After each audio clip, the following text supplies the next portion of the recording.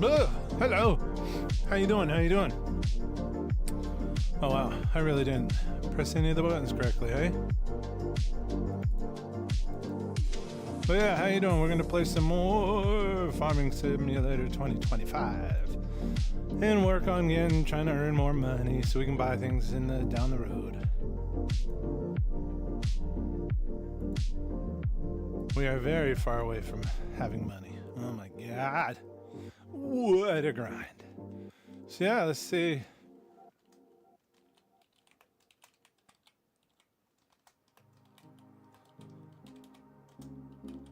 Mr. 67. Hey, never mind. I don't have to do my thing. 67. 67. Hey, Gary, am I alive yet? What up, Jonas? How you doing? How you doing? And then that button.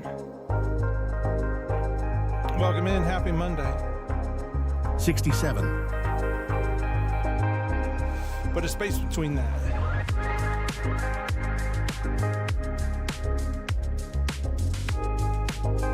Six. 7. She's the 7. 67. Stream Elements bot running. That's funny Learn how shit. to customize the bot here. https://docs.streamelements.com. 6. 7. There you go. 67. All right, let's put on the stories. Please do not be angry with me, Mr. Ace. Get out on the platform. I beg you, Mr. Ace. I'm harmless, impotent, incompetent. Incompetent. All right, who said you? 67. No one, Mr. Ace. 901 bun. Who said you? Please do not beat me again. Where are the other Oh, trees? I cannot bear it. I'm alone. We chopped some down the other day, or did we grab them all? We grabbed them all except for this. No one. Okay. Over you go. No. Put me down, please. Who said you? I swear it's no one. All right, so yeah, it's just these. Okay, Flat Tap. Relax. 6 We 7 still 7 need 7 some 6 more. 7 7 7 6 7 7 7 6 7 My 7 nose is 7 itchy. 6 7 7 7 6 7 7 7 6 6 6 6. Thank you very much. I left the little man shivering out on the platform and went back to my compartment. And just as I walked into the room, that's when I really got it. All right. I don't know how long I was out. When I opened my eyes, the small room looked as though it had been searched. It had. And the package was gone. Hey. Train was So we just might going have into to some start good water pushing stop. some of the I got off. trees And down the myself hill patched up here. by the local druggist and hired a hack to drive me back all the way to New York. 2 hours later, I got out in front of the Duran Stand Yeah. shop on Fifth Avenue. There was a small light burning inside. I opened the door and went in. There's no way to get a There was winch quite a crowd in Winch. there. All of them were cops. on anything but a Detective tractor, Lieutenant Walter so. Homicide came forward. He had been talking to the sultriest looking doll I had seen since Minsky closed his door. Well, hello, Ace. Going in for imported art now? I want to talk to Duran. Yeah, Cool. you can talk to Duran if you like, but he won't answer you. These are going to be a bitch to try and pick up with that. A hole in the head. 2 bullets went through it. Got a smear on it yet?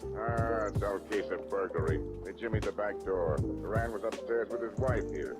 We They go heard the down noise there. and came That's down all to flat. We investigate. can start doing that. Bang, bang. A very dead Mr. Duran. Well, I'm sorry to hear that, Mrs. Duran. Thank you, Mr. Ace. Eddie Ace. You said you wanted Can you to tell see the my- game name? Nothing important, Mrs. Farm Duran. Sim I will 2025. bother you now. You suffered a bad shock. But we're focusing Very on understanding, Mr. I tried forestry. to stop my husband from going down. He wouldn't listen. But going from nothing to something, hopefully. is there something I can do for you, Mr. Ace? Well, not right now. I mean, Mr. Duran was just going to show me a Chinese ring. Oh yeah, I forgot I got to put all May the I songs come on. to see you in a few days, Mrs. Duran? Please do. Oh, by the way, have you heard from Colonel Amherst? Colonel Amherst. I don't know the gentleman. All right, watch it, Eddie. Mrs. Duran, I think you'd better go upstairs now. The boys are going to bring the sticks. We wasted a I whole mean, we bunch have of to money. We take- probably Yes, I lost like understand. Thank you for your help. 20 grand trying to Goodbye, Mr. Ace. overstep. Please call again. If I should hear from what we were doing. We bought like one of the big logging trucks, I'll tell it. sold that truck, and we had like, yeah, a bunch of money. But then I realized that this Bobcat couldn't lift the pieces of wood high enough. And so I realized that I'm going too fast. You got to be able to buy the big machine that picks up the trees before we can get the big But it wasn't the man who had come to my office that morning. truck. I guess I'll hit the road, Walt. Stick around. Take your hat off. Respect for the dead. Lord, that's heavy. See the rest of that is t-shirt, Pat. Don't be morbid. Yeah, maybe ask you a few questions. Like what you really came here for at this hour. Where you were an hour ago. Look, Walt, just between us. An hour ago, I cracked the back door of the shop and threw a couple of slugs into the ground. I'm thinking the right I side came back to see if I dropped any food that might lead to me. is the heavy side. Fine, yeah, So we're going to try and go around onto this side, push it down. Split up. 50. And one of the problems is like if you try and use this Bobcat to get those trees on the hill, you'll be sliding around so much. Well, the little man with the big gun. I thought I'd put that away. If you go slow, it works. I have many of them, Mr. Ray. First, I must ask you to forgive the liberty I took in entering your office to wait for you. Where else to find you, I did not know. Eventually, you must return here. All right, eventually I did. What's your problem? Mr. Ray, I have a grievance. On the train, you caused me a very humiliation. Yes, you did. You slapped my face. You did not even have the decency to punch me. Man-like. Next time I promise to punch you. Hard. There will be no next time, Mr. Ray. To you, I have the greatest resentment. Yes, I have. If you give me the slightest provocation, I promise to shoot you. Really, I will. All right, once you're cute, twice you're inducing. This is a weird You will episode. come with me, Mr. Ray. Where are we going? Waiting to speak to you. Who? Colonel Gregory Amherst.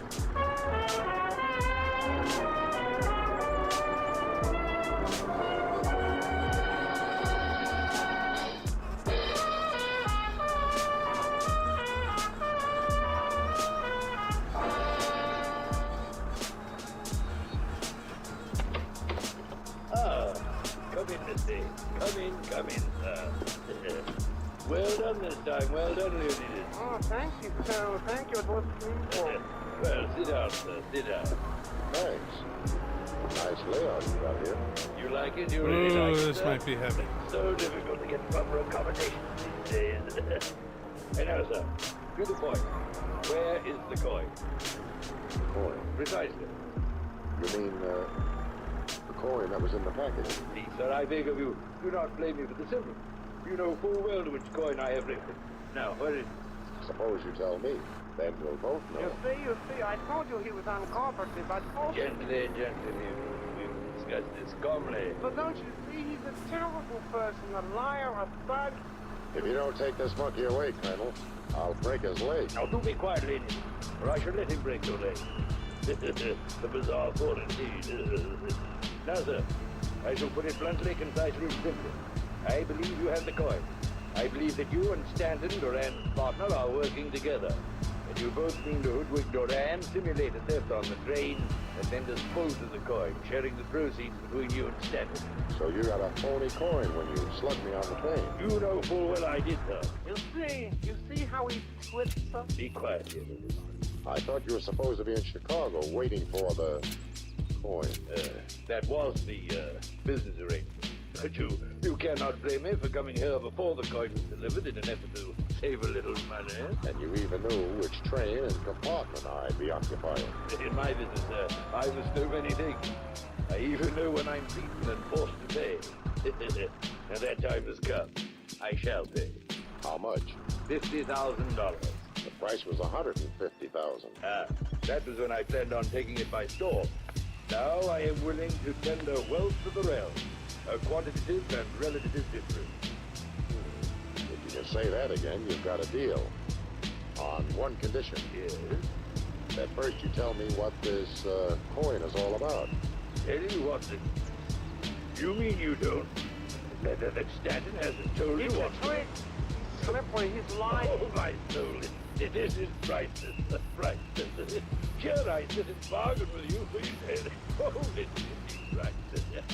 Go ahead, have your fun. You know what the coin is. I don't. But I know where it is. You don't. I'm still in the driver's seat. Indeed you are, sir. Forgive me. I must dry my eyes. Very well, sir. I shall show my good faith. Please, Colonel, I beg you, be careful what you say. He's a thug and liar, a scoundrel and everything. He struck me again. He struck me again. Yes, and it served you well. Now do be quiet. You were saying, Colonel? The coin. Yes, tell me, sir. What do you think it is? Come to the point. To the point. Tell me, sir. How much do you know of your Bible? I told you That's I'm going to be a pain in the ass to noble. drive back up that way. It is very much to the point. You know, of course, of one Judas Iscariot, the great betrayer? Yeah, yes. And for his betrayal, he received from the Roman authorities his promised wage, 30 pieces of silver. Now then, that was 2,000 years ago. Mark well what I am about to say, sir. There are in the collections of numismatists certain coins of antiquity, dating back to the days of the Pharaoh, 2,000 years before the days of the great come on. betrayal. Yeah, now, sir, you begin to comprehend. I'm still listening. Very well, to the point. Of all the 30 pieces of silver paid to Judas Iscariot, only one, I say, has been unearthed. The rest, for all we know, gone into the dust and the bones of the Judas. But that one coin, sir, with the imperial head and arms of Caesar stamped upon it, has been sought for, fought for, killed for, and died for through bloody century after century. Now, what do you say to that, sir? I say you're nuts. Ah, but my $50,000 says otherwise. And now, sir, the coin, if you please. I'll have to see Stanton first. You see, he cannot be trusted. Is Leonidas correct in his analysis of your character, sir? Sure, but I still have to see Stanton first. Very well. There's nothing for it, I suppose. As added inducement, sir, a bonus of $10,000 for yourself. Please advise Mr. Stanton. If you deliver the coin to me here before dawn. I sail with the tide for Montevideo. I'll try to earn the 10G.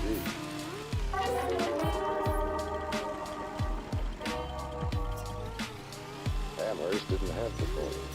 Stanton was on the loose. He might or might not have it, if it existed at all. There had to be something. I hustled on back to the shop of Duran and Stanton. I never got a good look at the little man who was tailing me. Every time I glanced back, he had his face draped in a foreign language newspaper. I made sure he was still pounding along behind me when I turned in at the door of Duran and Stanton. I didn't expect it to be open. I was wrong. I didn't expect to find anyone there. I was Weird. wrong Okay. again. I walked slowly to the kid at the far end of the shop. She was no more than 16 or 17. Her face was white. Her eyes loaded with fear. She stood in front of the safe under a small yellowish light. I looked carefully for her gun in her right hand. It's always these frightened white-faced kids who really let you have it. She was unarmed. I let my breath out and closed in on her. I'm calling the police. I'm the police. Who are you? What are you doing here? I know who you're at. You mean Mrs. Duran is your mother? Yep. I was at the school when I heard that my father had been. He came here at once. What were you looking for in the safe?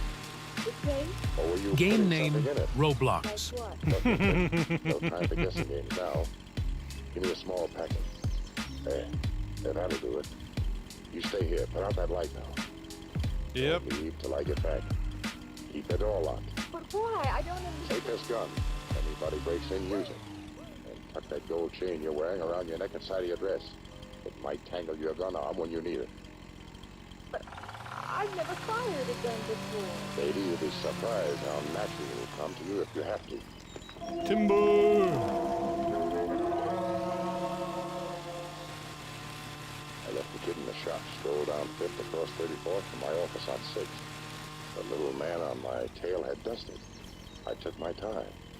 I figured there'd be somebody waiting for me at my office. There was. I figured he'd be holding a gun on the door. He was. I figured it would be the little man. It wasn't. All right, Trace. I'll take that package. What name are you wearing now, Stanton? Give me that package. You're sure you want it? Your life is a mighty high price to pay for it. You forget, I'm holding the gun. Okay, be headstrong. Here's the package. That's better. All right, let's drop this All the one time I was talking to Stanton, I watched the little man across the towards street. all of our Excuse yeah, towards all of our stuff. Left my office, I watched for him through the window. He came out of my building. I didn't hear the shot. And then we'll I saw chop the gun these. flashes of fire. Stanton slumped to the pavement. By the time I made it downstairs, the little man was far away, and so was Stanton. His body heavy was is this still one? lying where it had fallen. The street was 2.3 deserted. tons. His wallet had been frisked to make it look like a clumsy holdup. The package, of course, was gone. I picked up the wallet, cased the contents. Among the usual stuff, there was a small clipping on glossy paper. Go there. It was a crude picture of a Do-do-do. coin. The caption under it read, "Coin of Judas." I didn't have to rack my brain to figure out where I'd seen it before.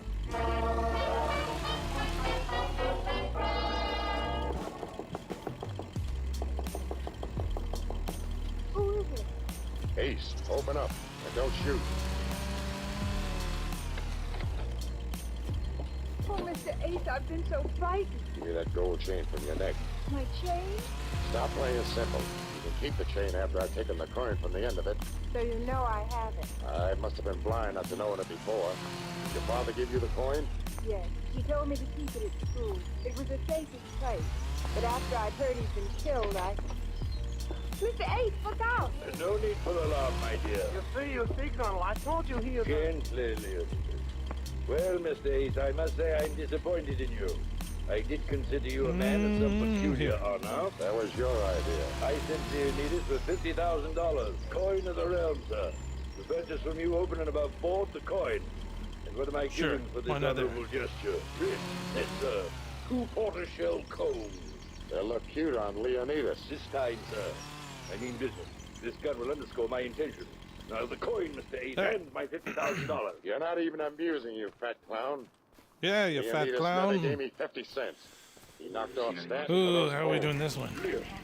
Why, that was most headstrong. He was headstrong.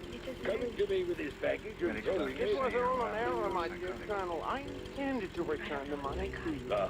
But in my distress over learning that I had failed in my mission, it just slipped my mind. Mine like a ski run. Well, then before it slips your mind again, my dear fellow, I Yes, suggest... yes, here it is, Colonel. I shall deal with you later, Leonidas. Well, Mr. Ace? Oh, I've where got was the it? coin, Excellent, excellent. but I can't sell it to you. You'll have to deal with Mrs. Duran and her stepdaughter. It belongs to them. Oh, my dear Ace, you are indeed the soul of honor. But the fact of the matter is that Marlene Duran called me after you talked with her, and... Oh, come in, Marlene. I was just telling... Which one of you killed that? Marlene, put that ridiculous pistol away. Which one of you? It was quite unintentional, Mrs. Doran. A regrettable and melancholy accident. I assure you I never meant to... Here now. I say, Marlene. And you sent him to do it. No, I... Yes, I'm going to kill you too. Hey, for heaven's sake, she's mad.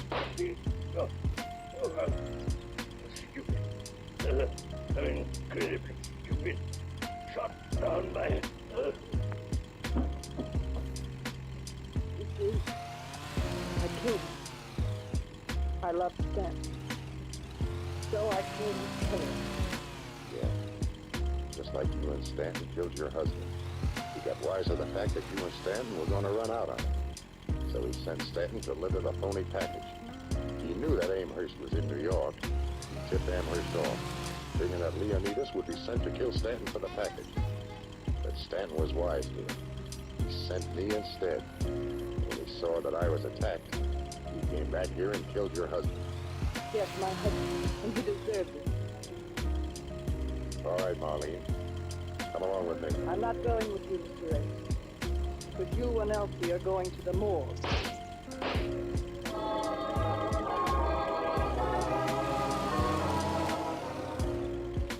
And so Elsie used my gun to send 2 bullets into Marlene. How do you like that? I'd forgotten the kid was holding it. But what about Elsie? She hasn't been trial? No, it's been settled down at headquarters. After all, Marlene did kill 2 men and then threaten Elsie and me with a gun. So we're gonna put some of these And what about the coin? Does weird shaped ones to the side. She's having it melted down. Because one of the, A small silver let's call it a strat for I see. making more money. I It's the like wood that. chip stuff. Good night, Mr. Like Ace. these little pieces night, and stuff instead of bringing Dr. them. Gill. Because you get more money for the wood chips than whatever piece this is.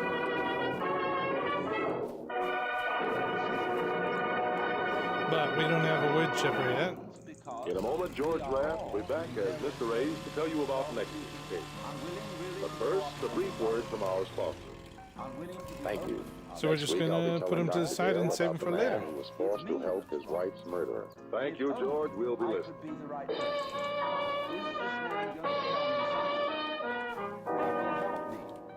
Tonight's supporting cast included Francis Heffman, Joseph Kern, Ted Von Eltz, Charlie Lung, Elliot Reed, Mary Jane Croft, and Lorraine Beaumont. The music was composed and conducted by Del Castillo. This is Carlton Cadell speaking and inviting you to listen again next week to George Raft in the cases of Mr. Ace.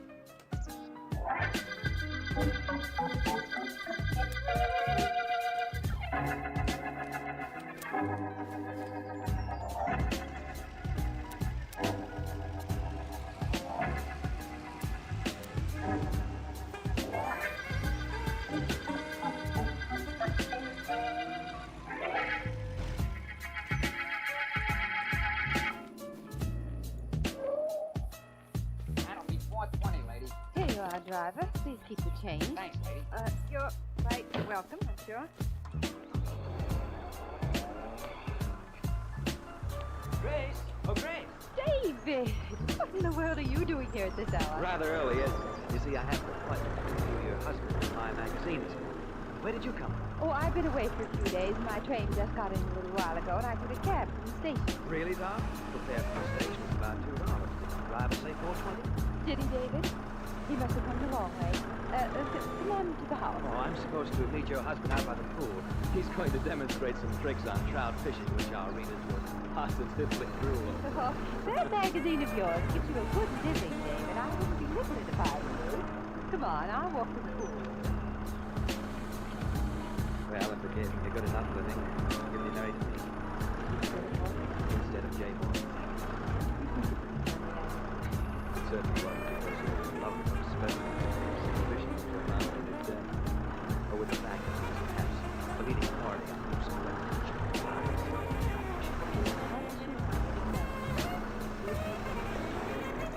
Well, Grace, I don't think I'm going to change much. God loves you from the first moment. Well, there's the pool. You know, it's a sort of symbol of this whole place, all white and large. David! I see it, Grace. Name games? There's a body floating in the middle of the pool. Come on. Farm Sim 2025. Look what's lying on the edge of the pool. But we're focusing on the And the hook is attached forestry. to David, We gotta go to the other side. I can't very well, Grace. There's nothing anybody can do for him now.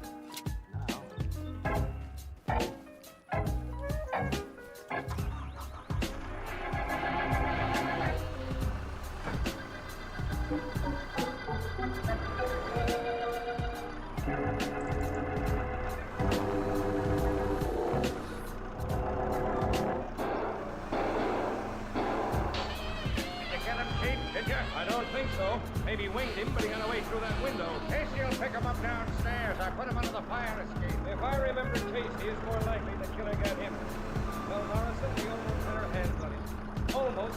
Item killer.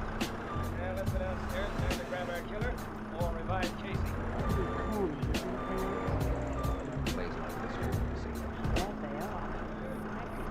I wonder if this one could fit in the back of the truck. Ooh, and it will. Game name Fortnite.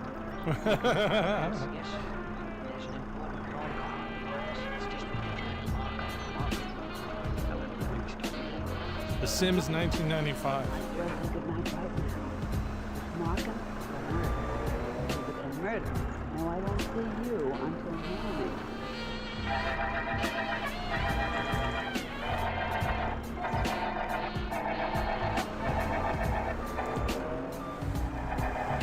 All right, let's go get this fat boy trunk. All right now. I want you men to go over every inch of the grounds. Somebody got in here early this morning and murdered Mr. Zachary and left some kind of a clue before he sprang. Okay, now go out and find something for him. Sourceful homicide Oh, detective shit. orders his men to bring him a clue. Oh, shit. What do you expect you'll find? Nothing, D.A. Absolutely nothing. But I can't have him hanging around here at the That's pool. too heavy. Attorney Markham and I just had a look at the late J. Morton Zachary. It's a pretty ugly knife he had in his chest. Any knife in any chest ain't pretty, Vance. Well, all I know so far is his wife and that magazine editor, David Douglas, found it. What about that fishing rod that was on the edge of the pool? Pushing the gas, buddy. Yes, Oh, yeah. easy. Something about that. Prominent fisherman found dead in the pool with rod and reel as accessories before the fact. Rod, reel, and intriguing. I don't know about it being intriguing. All I know is I'm working on my day off. Well, the hook was attached to him, all right, and the rod lying on the edge of the pool. Why, I don't know. Or who killed him, I don't know. Glad you came, Vance. Certainly, Markham. I admire mystery plays. Ellen and I were seeing one when you phoned me. But I'm more partial to unusual real-life murder cases. No, I gotta go to work. Hey, Morgan. These articles on the ground here, one's in the sergeant's handkerchief. I imagine they were found on the dead man. Wallet with nothing unusual in it. Oh, funny thing about this, Vance. Wonderful example of colonial architecture. The house, I mean, beautifully kept around. Vance, I was saying there's a funny thing about these keys. Yes, I know. One of them doesn't open any lock belonging to Zachary. You know there's a definite resemblance between the colonial. Now, wait a minute, Vance. How could you possibly know that about that key? True, isn't it? Yes, it is true. We've tried every one of them. Each one is for some different door, Zachary's office, or car. But that shiny one in the middle, that's the one that opens nothing. All right, do we have any shorter pieces that we can put on the back of the truck? Either it's a new key to an old lock, or it fits some door that was just constructed. Neither of which is very likely. Or it doesn't belong to any Zachary locks. Where is Mrs. Zachary? In the house, Sergeant Heath asked me to hold herself available for the question. He wasn't thinking of my question, I don't suppose, but I'm grateful he wasn't the same. If you don't mind, Markham, I think I'll join the lady.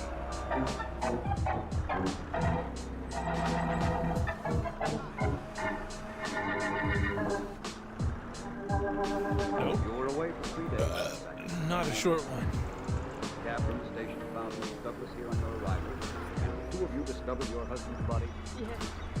Yes, Dad. How long had Mr. Douglas been here? I don't know. He said he just arrived. Then it's possible that he... All right, well, I chucked that way too far. No, not David. That one's long, Couldn't do anything long. It's David, is it? Know him pretty well, Mrs. Yes. Yes, I know him quite well. I was engaged to him once. Well, that's quite interesting. What time did you arrive here this morning? Yeah, About that one's 9 long as fuck too. 9:15, maybe. What time did your train get in? At 8:50. It's about a 20-minute cab run from the station. That would bring you here at about 9:15, as you said. Well, I guess we could put... Mrs. Zachary, you inherit all your Oh, this one will husband's fit. estate. Yes, I suppose so. It will be considerable, judging from this house. Was he retired? No. He was the head of a number of corporations, something to do with the manufacture of rayons. You can find out all about that at his office. I'm not particularly interested at the moment, Mrs. Zachary. Where can I find David Douglas? If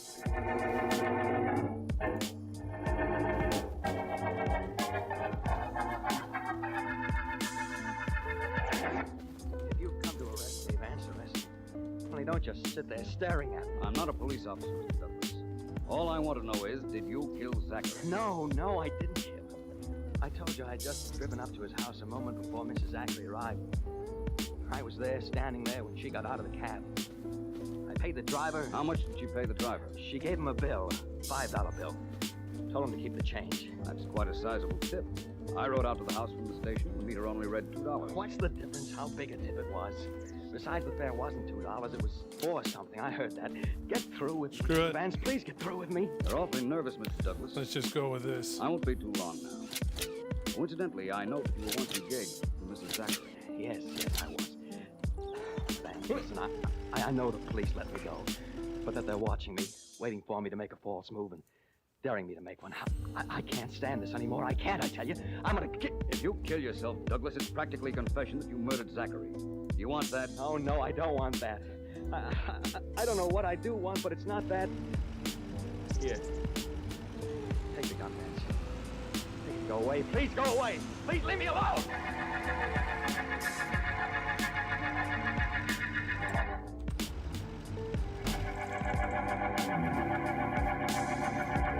Thank you very much, sir. Goodbye. Well, Ellen? Well, Vance, you were right. Let's see if this comes with us. The railroad information just told me that there is no 850 train that Zachary could have taken. There was a 750 though. So she arrived at her house an hour before she said she did. She gave the cab driver $5 for a $2 run. Let's see now. She could have arrived at her home about 8, killed her husband, had the cab driver wait, then drive her around a while, and back to the house in time to meet Douglas. Got yourself a prospect, Van? 3 prospects. Mrs. Zachary, David Douglas, and a certain Hastings. What may I ask are Hastings? They're people. This particular one is George Hastings, assistant to the late Mrs. Zachary. Have you seen him yet? No, I tried to. They sent out word he was busy. I think I have an idea how to talk to him. Seems important to find out just what Zachary's rayon did. Well, when you get that certain look on your face, you mean business yourself.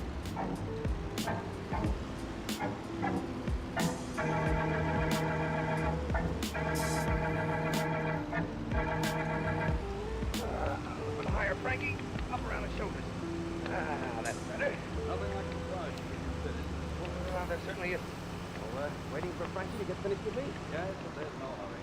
Always said I would know what I'd do if I couldn't run over to the gym a couple of times a week to get a workout and a rub down. I haven't seen you in here before. It's my first visit. Well, you'll like it here. Okay, Frank. Hold it up. I'll just lie here. Nice minute. You think better when you're brought in to talk to me. Oh, you sure can. And I've got the beautiful thing. Ain't fast. I'm in Rayon. Hastings today. How do you do, sir? I'm Robert Williams. Rayon? Right. Read about that fellow named Zachary who was murdered? Well, I was his assistant. I'm taking over the firm now. Oh, is that so? Oh, yes. That murder ruined the merger of an attempt. Secret merger. I say $9 grand. Wow. What that would have done to the industry. We'd have monopolized it. Had to keep it secret. 6. Didn't want anyone to know.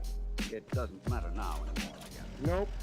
The deal was dead when Mr. Zachary got killed. Really? Mr. Hastings, I'm not Robert Williams, as I said. My name is Philo Vance. Oh, I tried to make an appointment with you, but you wouldn't see me. So I followed you here to the gymnasium. You did? What for? Find out what you might know about Mr. Zachary's death. It seems to me that you know a great deal about Mr. Zachary's business. Why shouldn't I know about it? Zachary never did anything without my help. No, Mr. Hastings. Not die.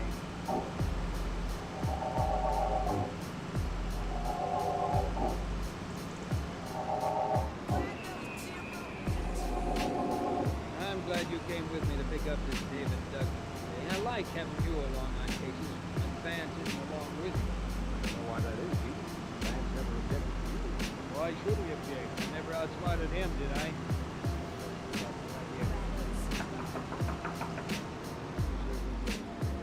Found out he was engaged to Mrs. Zachary before she married her husband. That lot of deal, but that'd be right up his alley. Come on, open up in there. Open up. It's not that way. Oh, that shot came from Douglas' apartment. Break down the door, Heath. Here, I'll help you. It just goes up to an end thing like right here. Once more, So technically there's only one way in. You're in the end.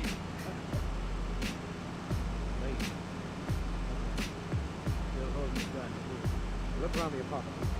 And while you're at it, you might look around for another suspect who had as good a motive and opportunity to kill Mr. Zachary as the late David Douglas.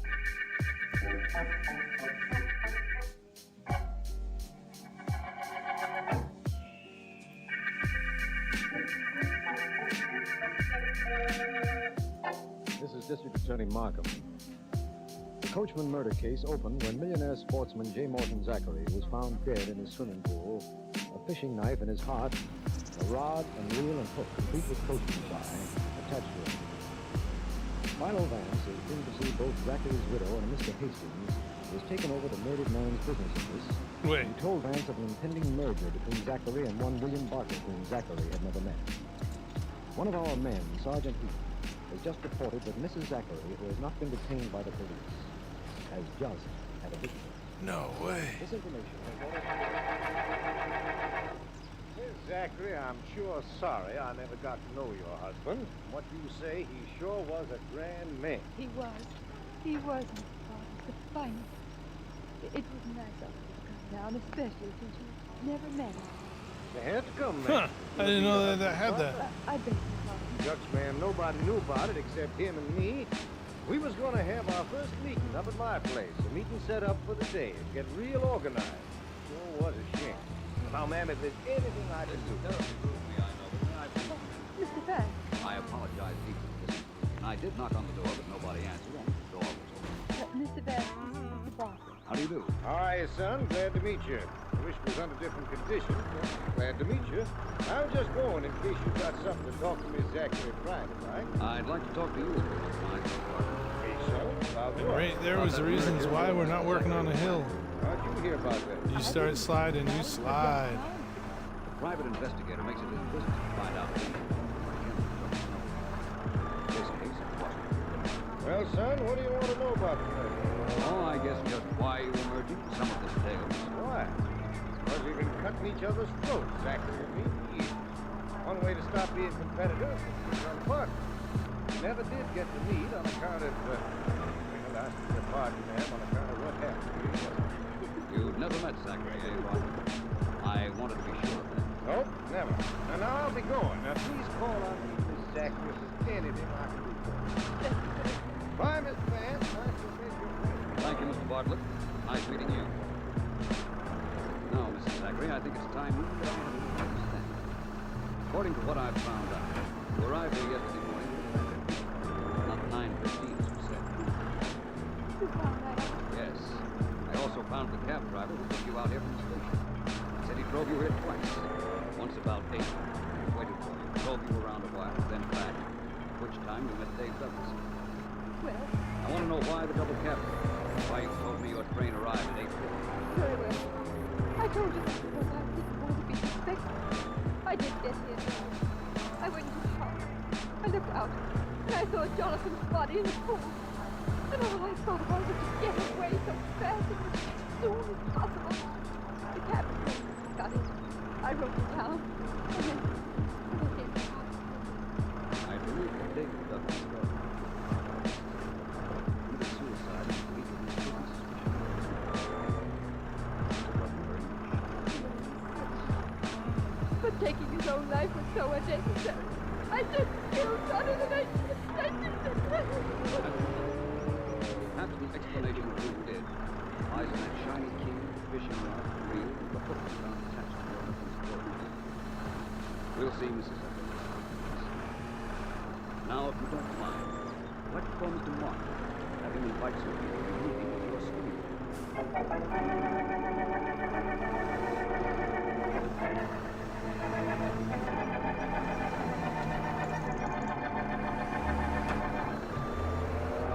Please, everyone, may I have your attention? Want me to keep it quiet, man? No, Sergeant.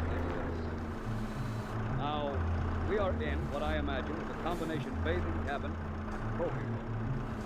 Is that what you choose for, Mrs. Zachary? All of you can see that there is fishing equipment, mounted fish, fishing knives in this room. One of the fishing knives is missing from the box on my right. That is the State's Exhibit A. The knife that killed Mr. Zachary. Man, what's going to all the terrible details? I'm sorry, Mr. Higgins. Now, you'll notice that there's a door leading from this cabin. Only a few short steps. Mr. Vance, I sort of wish you'd stop wasting time. I will, Mr. Bartlett. All in good time. Now, it is my theory that Mr. Zachary and his murderer met out here early on the morning of the murder. There was a quarrel. In the heat of anger, the murderer seized a knife from this box, stabbed Mr. Zachary. Stop! Mr. Vance, stop! Man, stop. Mrs. Zachary is fainting. Somebody run into the kitchen and get a glass of water for Miss Jack. There's a kitchen right there. I apologize. Sorry. Murderer stabbed Zachary. He staggered back, as I'm doing now, and through this door. Please follow me, all of you. That's fine. Thank you. Zachary staggered through this floor. Heated a moment, edge of the pool. Like Son of this. a bitch. Then fell in. Ben! Ben! Look at him! He's floating face down out to the center of the pool! Ben! I'm all right, Ellen. Don't worry. Oh, dear! Give me the hand. Right here, old boy. Thanks. Oh. What in the world did you do that for, Ben? Because I already know who killed Jonathan Zachary. Now, I know the reason for that fishing not real. You can go now, everybody. Thank you for coming here. Murderer, well, I want to thank him for giving himself away.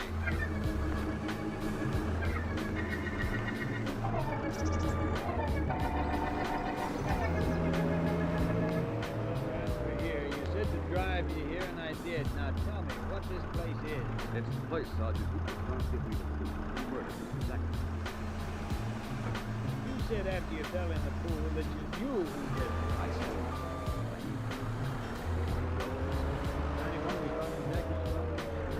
Only what makes you think it's going to open a door you never saw before? I'm positive. Come on, Mr. Bartlett. Come on, Abe, if you want to watch. I'm coming, Vance. Go ahead. 1, 2, 1 little rock. 1 little turtle. Double van? Doesn't seem to fit. I don't understand this. Wait a minute. It's like brand new. So maybe it's been changed since the murder. He drive me to the nearest town if I can find the nearest locksmith. He was putting in a little lock to make me so very wrong.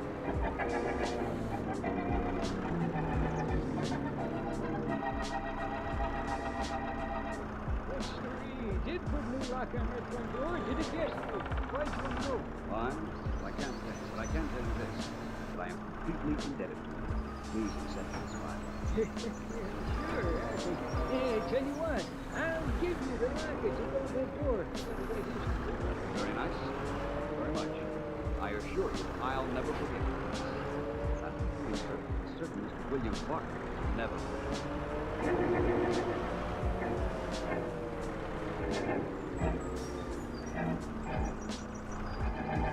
Now look, Bartlett, it's 4 hours since we got you here at headquarters. We've told you how we know you killed Zachary. Now you tell us why you did it. Don't see why the why is bothering me. It's bothering you. Of course it's bothering you. We know you got down to Zachary's early on the morning of the murder. Sure. And after you stabbed him and the body fell into the pool, you remembered that the key to your hunting rod was in Zachary's clothes. So you grabbed the rod and reel. It's a trout fishing rod, but you figured it'd be strong enough, and you threw the line out toward the body. Did I? Yeah, you did. The hook caught on Zachary's clothes. You started to reel in the line when you heard Mrs. Zachary arrive, so you dropped everything and ran. Why would I go through all that, Sergeant? Just to get back a key. Why shouldn't Zachary have a key to my house? Because according to your own story, you were never supposed to even have known her. That's why. And that key tied you up to the corpse. But good. That little description I gave you just now, that's the way it happened, wasn't it? Who saw me? I can't tell you that. Why did you kill him, partner? He tried to trick me with a frame cut. I wasn't to be a partner, just an employee. We fought about it, and that's how it happened. He had the key to my hunt lodge because we had to have a secret place to meet before anybody in the industry thought we even knew each other. I had to get it back just like you said. Shit, I even thought of that before I did that. I was like, it's gonna fall on my shit, isn't it? Tell you the truth, partner. Nobody saw. Nobody? But they must have. You knew the whole story. If nobody saw me, how'd you know? I didn't know. Philo Vance knew. But how he knew? You can trick me.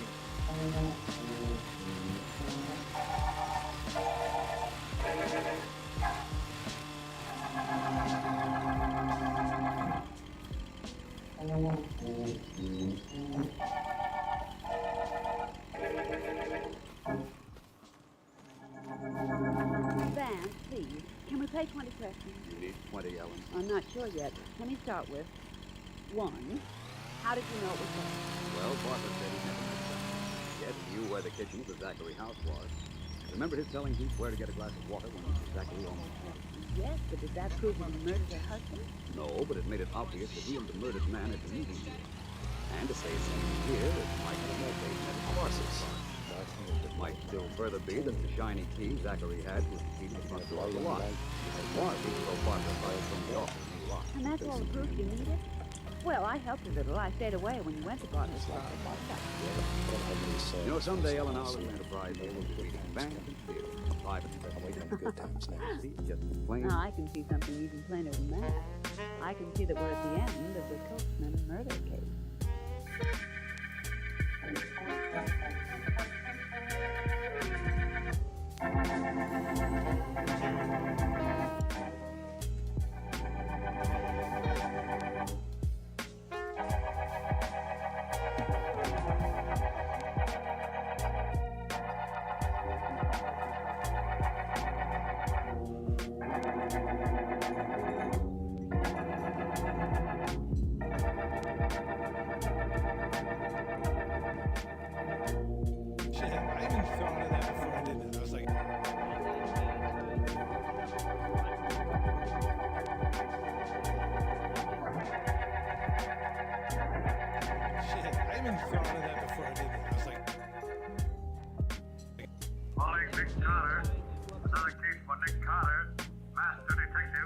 Yes, it's another case for that most famous of all manhunters, the detective whose ability at solving crime is unequaled in the history of detective fiction. Nick Carter, Master Detective. This week's curious adventure is Murder in the Crypt. Nick Carter and the Jackal God.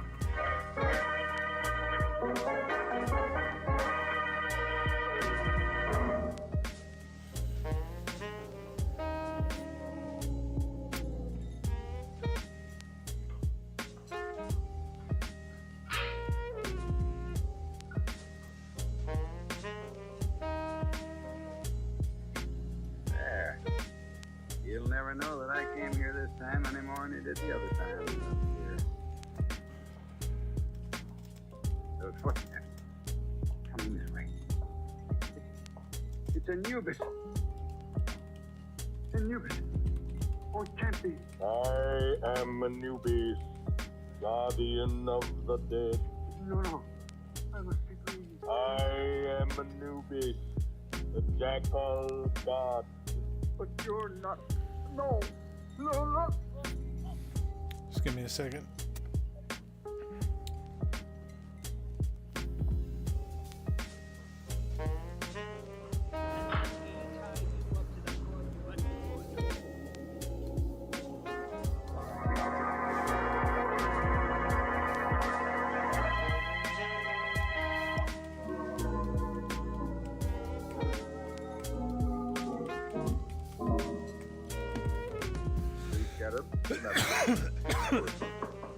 Come in. You Dr. Valdemar? I am. Bradley from headquarters. You called me about the museum guard who disappeared? Of course. About Shelby, the chief attendant here at the Egyptian Museum. Where and when did this Shelby disappear, Doctor? He failed to report to me as usual before leaving last night. Guards on the door, after he did not leave the building. We've hunted everywhere for him, but we haven't found him. Oh, you've hunted everywhere, have you? Yes, Lieutenant. Everywhere except in the crypt of Snefru. The what of who? The crypt of Snefru, the Egyptian king of the 4th dynasty. Where is this crypt? In the basement? No, it's on the 2nd floor, directly above this office. It was installed especially for Professor Glidden, the archaeologist. He alone has access to the crypt. There's a special lock on the door. Oh, you mean he has the only key, huh? Precisely. I called Professor Glidden's apartment a while ago, but he did not answer. I presume he is on his way down here now. I hope you can shed some light on this issue.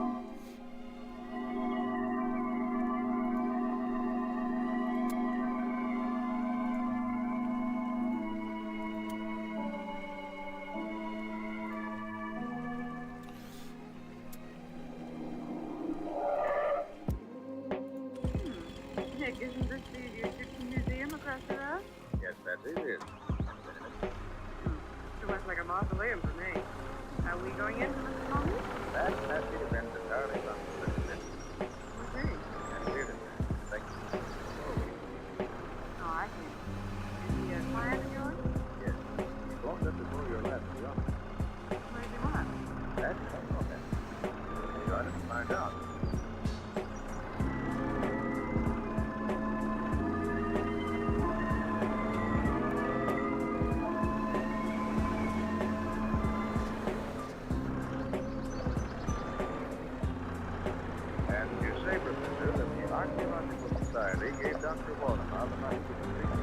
Yes, Miss Carter. Provided that he would install a special crypt where I can place the relics to for examination and classification. So the crypt is officially your property. For the present, yes. When my work is finished, it will be open to the public. That's where do I come in? I want you, Miss Carter, to be present when we search the crypt, so there will be no question Shelby is not there. Dr. Waterman, Good morning. This is Lieutenant Riley from headquarters. Oh, there, Lieutenant Riley. Carter and Patsy, too. We haven't seen each other in a long while. Now don't tell me that you're looking for this man Shelby, too, Nick. I am, Riley. The request of Professor Glidden. So since Dr. Waldemar has asked you to perform the same service, Riley, why don't we do it together? We're glad to, Nick. Fine. So you wouldn't object to Lieutenant Riley helping us at all? Well, Riley, can we adjourn to the crypt? Right, Nick. The crypt is on the 2nd floor, right over this office.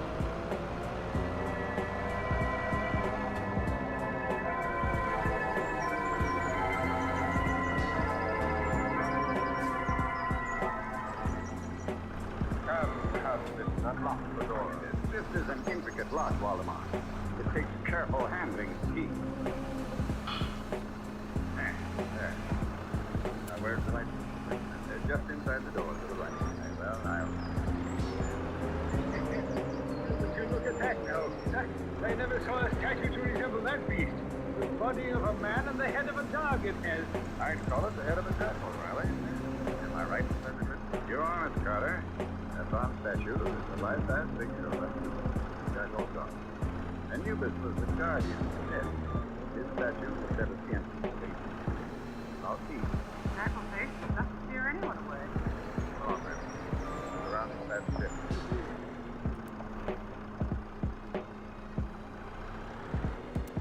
Well, here's the money. That's gold, stained gold, right, Mr. Carter. Yeah, now here's the old boy's phone. It looks like the original Morris chair. There's nobody hiding under the glass. Okay, Nick. Look over there. The alcove over behind the statue. What is it? An ancient Egyptian bathtub? That, Riley, is a sarcophagus. A stone coffin. One that once was in money. It's a big thing, now, eh?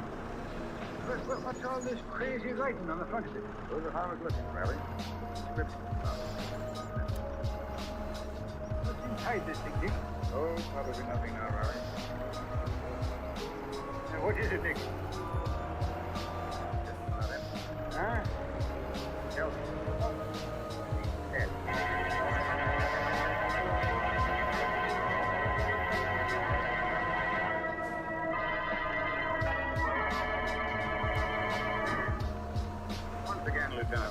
must reply that I know nothing of this matter. As I've told you, I scarcely knew. God, working on the hills is shit with this thing. You just can't brake on an angle. Nick, it's a disgrace to the memory of old Jim Carter, the way his one and only son tries to misinterpret the bald fact. The bald fact in this case is this, Riley. I have no proof that Professor Glidden even came to this museum last night. Look, all I want is one more bit of circumstance, Nick. Dr. Waldemar, can you think of anything else that might be interesting in this case? Let me see.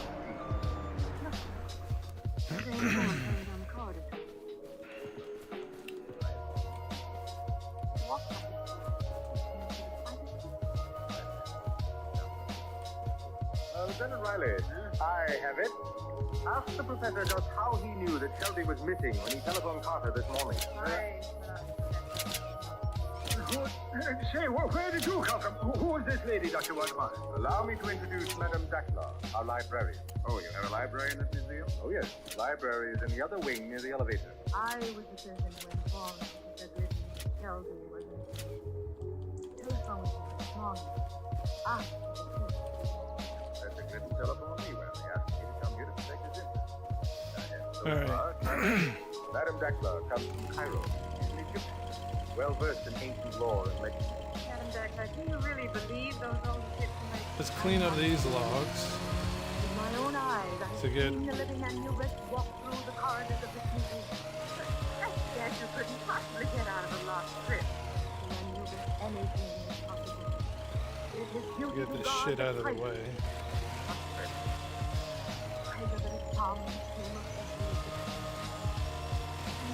The avenging jackal god knew that the museum god Shelby sought him. So Anubis sought Shelby and killed him and put his body in the crypt. Anubis is all powerful. Jackal god walking around this museum recently? Anubis, the guardian of the dead, leaves the crypt of King Snefru and prowls these corridors every night. That will be all, Madame Dackler. Thank you very much for coming. Nick, suppose we go through that crypt again and see what we can learn. An excellent suggestion, Valley. Suppose you go around and wait in the library with Madame Dackler. We'll join you there later.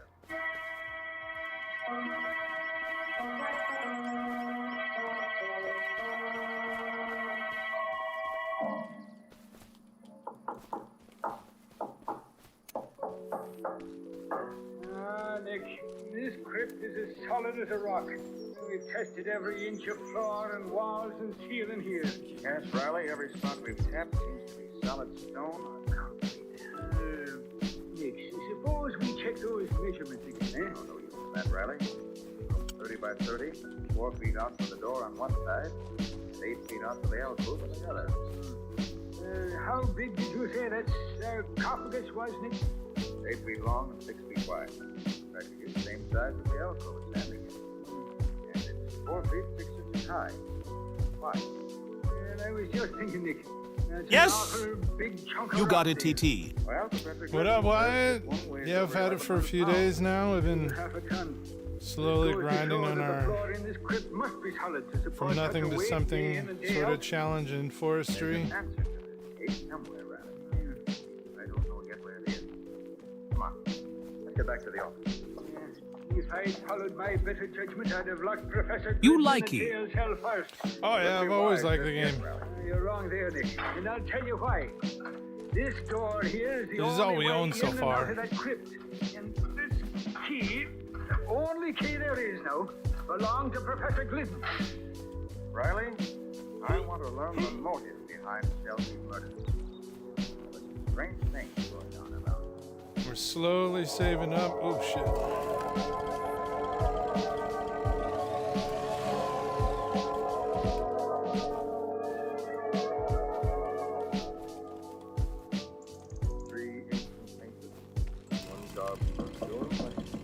You gotta get some DLC there.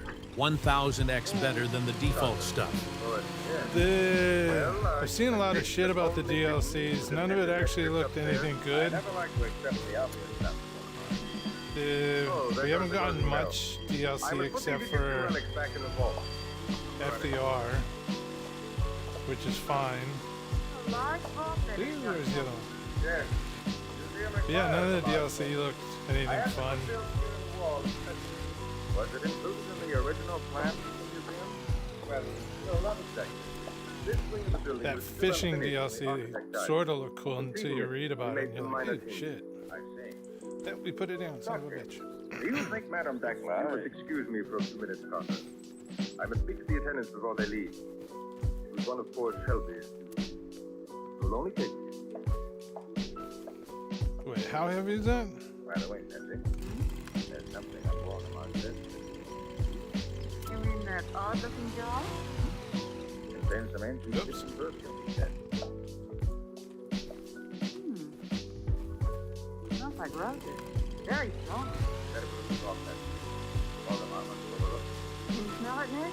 Powerful stuff. That's one of them. Put one of the shelves. Oh, Matter of fact, I just tripped on a small step at the front of the vault. you didn't spill any of that priceless perfume, did you? I'm afraid. Yes, I did spill a few drops. ETW, I know there's a free mod in farming. Sim, so you can get a shit ton of money for doing nothing, but I don't know about farming. Sim 25. Oh, would you please stand away from the Yeah. like the post door? I thought about finding something like that, but By the way, Doctor, was there any defeats a treasure little buried bit of the within purpose room? of our stupid challenge here. Was the custom. But it is also probable If that we want to call treasure this a challenge. stolen centuries ago. Well, isn't Lytton interested in the matter of treasure? But he's more interested in translating the hieroglyphics from the covenant. Oh, Betsy, I must be going. You must be going. You mean you're going to leave me here in the museum? Only for a little while. I want you to go back to the library and have a talk with Madame Dankler. Talk about what? I'll tell you that while we're walking to the other wing. Good night, Dr. Waterman. Good night, Mr. Thompson. But it will be nice once we get stuff.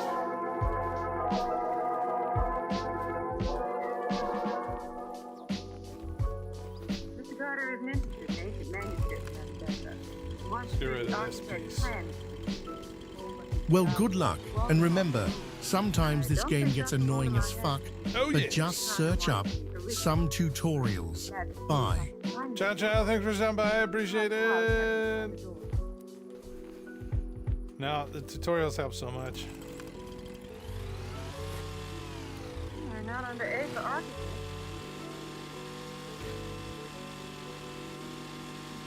Under B for building plans. Okay, fuck the little bushes. They get to live. Plans. What's that thumping sound out in the corridor? Yes, here they are. In this folder. Plans for Egyptian museum to be erected. Look! Coming through the door! Anubis. Welcome, Anubis. Anubis gives no greeting to those who defy him. I have never defied you, Anubis. You have sought the treasure that I got. Never. Never. I have always... Let go! Where do you run? Let go! Away, you rogue! Hey, now, what new mischief is going on here, Nick? O'Reilly, you're just in time. Huh? Patsy was just going to tell me. Who was it took Madame Dankler away? It was somebody... And that could be a reason why we want the mod of, not the mod, but the products of the wood posts. This time we're going to look in that crypt upstairs first. Come on! We have the wood posts, I just don't know where they are. All right, find that light switch now, Nick. Right, Riley. Yeah, there she is, laying right at the feet of that creature Anubis there. You mean the statue of Anubis, Riley? It may be a statue now, Nick, but I am Probably here have to to go believe buy that him the thing comes somewhere. alive when it chooses. Madame Dankler alive? She's still breathing, Patty. What do you make of it, Nick? She's a drug, Riley. Quick, get her over to the door when the air's pressure gets. Emoji angry. She's coming around now. Where am I? You're all right, Madame Dankler. But oh well. I am in the crypt now. And We'll the probably last get I that knew stuff later when we can get the I knew it. I knew the sealed machine doors are that'll, no what do you barrier call to it? Anubis. Get rid of fucking bushes, because the bushes are annoying. You lean on me, Mr. But I tell you, it is useless right. to lock that door. And you can Let's go pass take through this all stuff. barriers. Maybe so, but Professor Glidden can't. Come on, Madame Dacre, I'll take you back to the library. Then I'm going to put the professor in jail where I can keep my eye on him. From now on, there'll be no...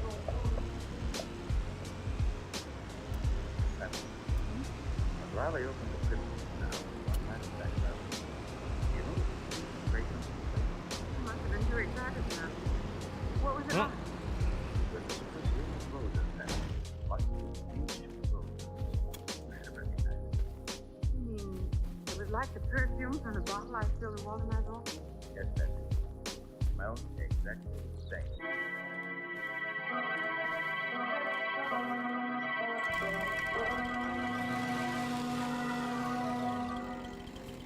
I admit nothing, Lieutenant Riley. I can't tell you how either Shelby or Madame Dacre got into the prison. It's like I've been trying to tell you, Glidden. It's very simple. You had 2 keys, but you only gave me 1. And as I've been telling you, Lieutenant Riley, there was no duplicate keys. Stay out, I'm busy here. I said stay. Hello, Riley. So it's you again, Mr. Nicholas Carter. Well, I don't care whether Professor Glidden is your client or not. We're not releasing him. I don't want him released, Riley. Just want to ask you a question. Tell me, Professor Glidden, when you sent those relics of King Snefshus to the Egyptian Museum, did Dr. Waldemar have any chance to examine them? Why, no. They were all heavily boxed and graded. That is, everything except the sculptures. That was handled separately. Waldemar installed the sculptures and crypt before I arrived. We might have to do some math to see how much the recall that Shelby helped me set it tractor up. with a winch should be. But I opened them alone and set And up then we'll everything save up myself. again maybe for the That's all I wanted to know. thing that gets rid of the bushes. Because I don't think we can afford it all in one swift go. All right, Sergeant. Take the professor to his cell. Yes, sir. Come along, Be cool if we could. Hey, Riley. I don't think so. Will you do something for me? Why should I? Why shouldn't you? You'll learn something yourself. And that's always a help in a murder case. All right, Nick. Who can I lose? Fine. Pick up Patsy. He has all my notes. I need them. And both of you go to the crypt. Where'll you be, Nick? I have to attend to another matter first. Now listen carefully, Riley. Here's what I want Let's to put do. all of us in here. Get to the... It's kind of heavy. Ooh, 11 grand. Oh, it's about 15 minutes, Patsy. You didn't have a luminous dial on your watch, I'd say it was hours. Why did Nick say that we should stay here in the dark? You'll have to ask Nick that when he gets here, Patsy. Where did Nick say he was going? No, it might be that he's calling on Madame Dacre. What? Oh, it's just a question, you understand? Oh, Riley, of all the ridiculous notions. Well, Dacre's boyfriend Anubis is right here beside us, Patsy. Do you see it? Yeah, the statue of Anubis must be solid bronze, Patsy. If nothing happens here, something will happen when I find Mr. Nick Carter.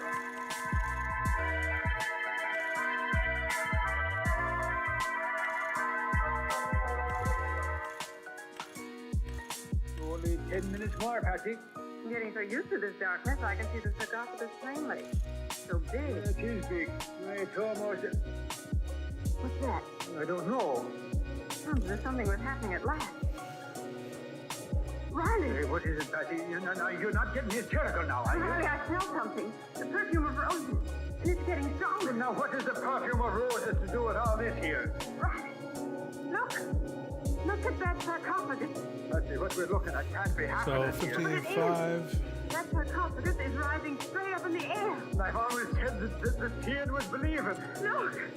I see what's doing it, Riley. You can't tell me that anything that will make a stone coffin weighing half a ton go floating up in the air 5 feet on the floor, Patsy. It's on top of an elevator, Riley. An elevator? Sure, that's what's lifting it. Well, glory be. You're right, Patsy. That's what that rumbling sound was. The man coming out of the elevator with a flashlight. I draw my gun, Patsy. I'll fix You're too late, Riley. $8,000. Dang. Dr. Waldemar. Why, Riley, that elevator is the vault from Waldemar's office. Quite right, Miss Stone. I have you both covered. Don't try anything, either of you. Well, what would you be trying, Waldemar? There will be 2 new victims. Oh, then in this that other vault, thing Lieutenant I'm Riley. guessing 2 fools who, like Shelby, found out. is $12,000. I'm sorry, it isn't free. Nick Carter would be a welcome addition. You really mean that, Waldemar? Nick, where are you? Carter, how did you get here? I've been waiting for you in King Snefru's sarcophagus. Yeah, 12. Now, I'll kill you first, Carter. I doubt that. So, Look out, Patsy! He's if knocking we over that statue! It's falling over! grind a bit more, wow, that's 2 more loads. We could get both then.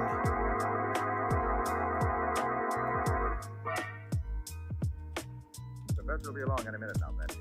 He called me at the hospital and they asked me to meet him here outside. Yeah, so we have to still do one more load to be able to get the elevator and the other portion. Was Waldemar dead, Nick? No, Patsy. I only wounded him. He knocked himself out when he staggered against the statue of Anubis.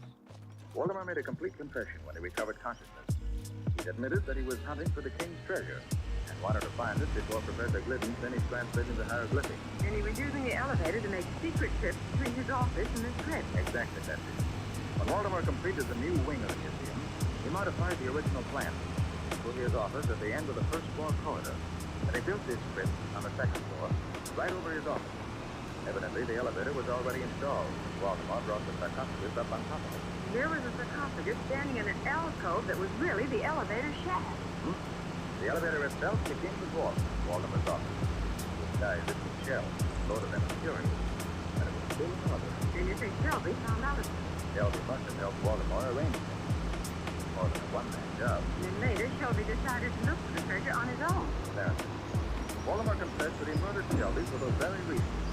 Left the body in the crypt to blame the crime on Professor Glidden.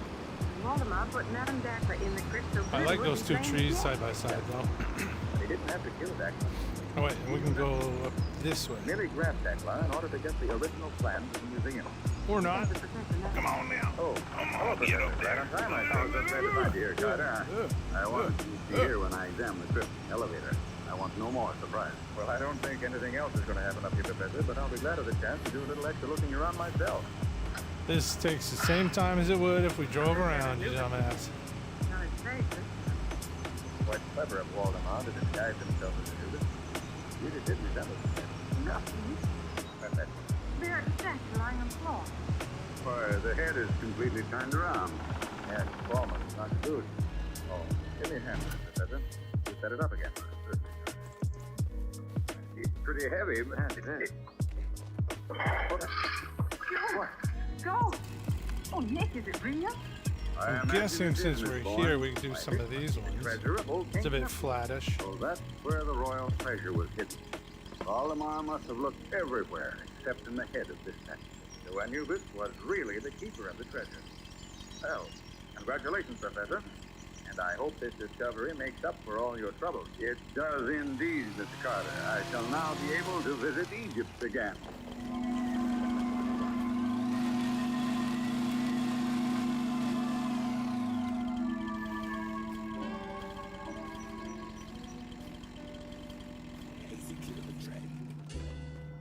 Well, Nick, there's just one problem that still bothers me.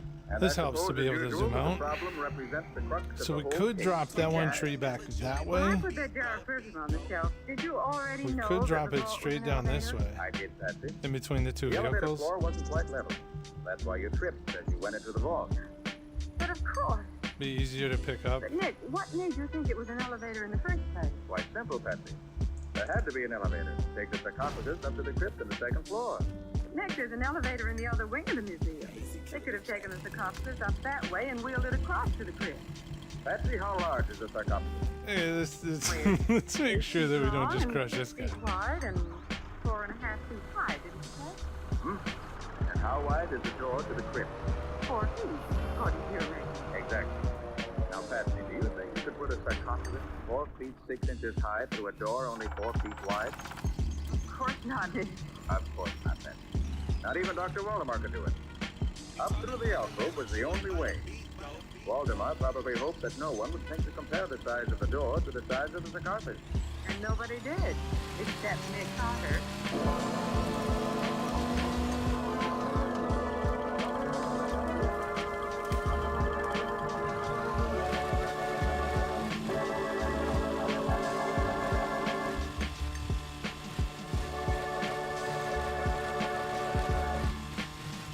This was was another strange experience of Nick Carter, master detective, called Murder in the Crypt, or Nick Carter and the Jackal God.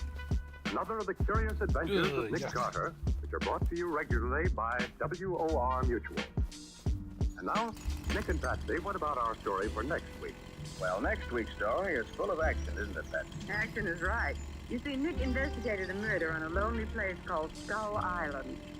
Yes, and there were only 4 people on the island who could have committed the crime.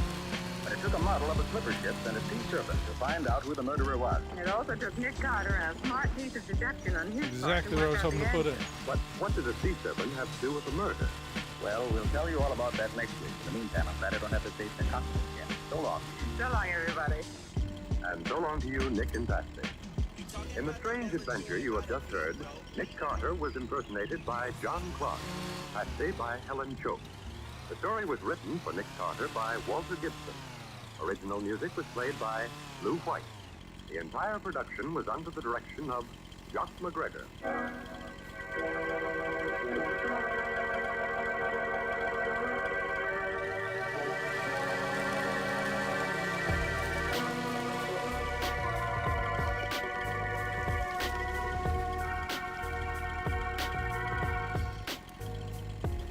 Next week at the same time, listen to another curious experience of Nick Carter entitled Murder on Skull Island.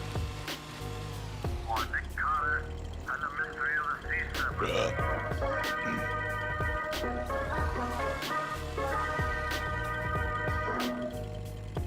This story is a copyrighted feature of Street and Smith Publications Incorporated.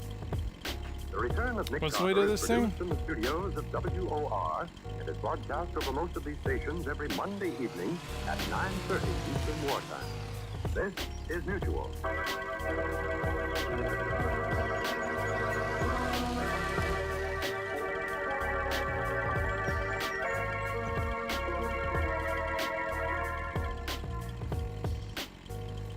Woodbury Facial Soap, the beauty soap for the skin you love to touch.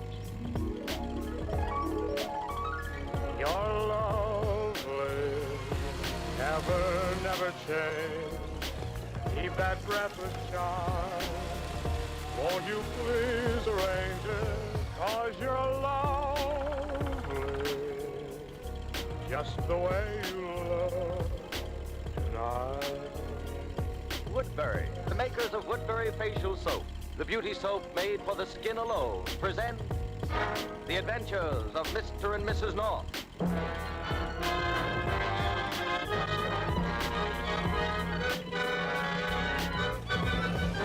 The Norths woke up one morning and discovered it was February. Pam said, "Jerry, let's go to the dogs." "By all means," Jerry replied. "Where's the champagne?" But that wasn't what Pam meant. She meant the dog show at the Uptown Garden. And after Jerry had said something about in leap year, woman proposes while man opposes, after Pam had thrown a pillow at him, they got dressed and went to the dogs. Dogs. Aren't they adorable? Uh-huh. I feel unnatural on 2 legs. We're outnumbered. I guess this isn't a good hour for visiting. Oh, the dogs don't mind. Oh, Jerry, what breed is that? Schnauzer. God bless you. What breed? Schnauzer. God bless you. Jerry, you're catching cold. I'm not sneezing. That dog is a Schnauzer. Oh, cute. Oh, look, Jerry, a Great Dane. Isn't he beautiful? Let's move on, dear. Why? I think he thinks I'm a bull. Oh, you're not afraid, are you, darling? No, I just don't want to confuse him, make him neurotic. All right, scaredy cat. Oh, Jerry, look. That's a Yorkshire Terrier. I don't care. That dog's been to the movies. Saw Veronica Lake and copied her hairdo, huh? I'm positive. The only thing is, this dog's overdoing it. It's got a peekaboo contraption in front of both eyes. Darling, the Yorkshire Terrier's long, silky hair was developed along the upland moors. Protected from the rain and wind. Don't show off, dear. You've read a book. Oh, this one's cute. That French poodle, he looks as if a landscape gardener worked him over. Sorry to stop this stuff. See, he understands. I've seen long better clips than that. The tag here says he is Champion Peter Cavalier. I knew it. Did you also know he belonged to, let's see, La Comtesse de la Porte? Oh, I can just see myself now walking down Madison Avenue with Peter And I would bow to you and kiss your hand. Jerry, you silly. And I would say, Countess, you have the most beautiful dog I have ever seen.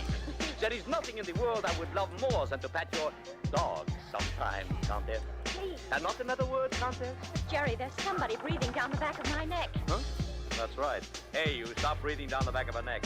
I'm doing it only in the line of duty, pal. Jerry, there's somebody right behind you.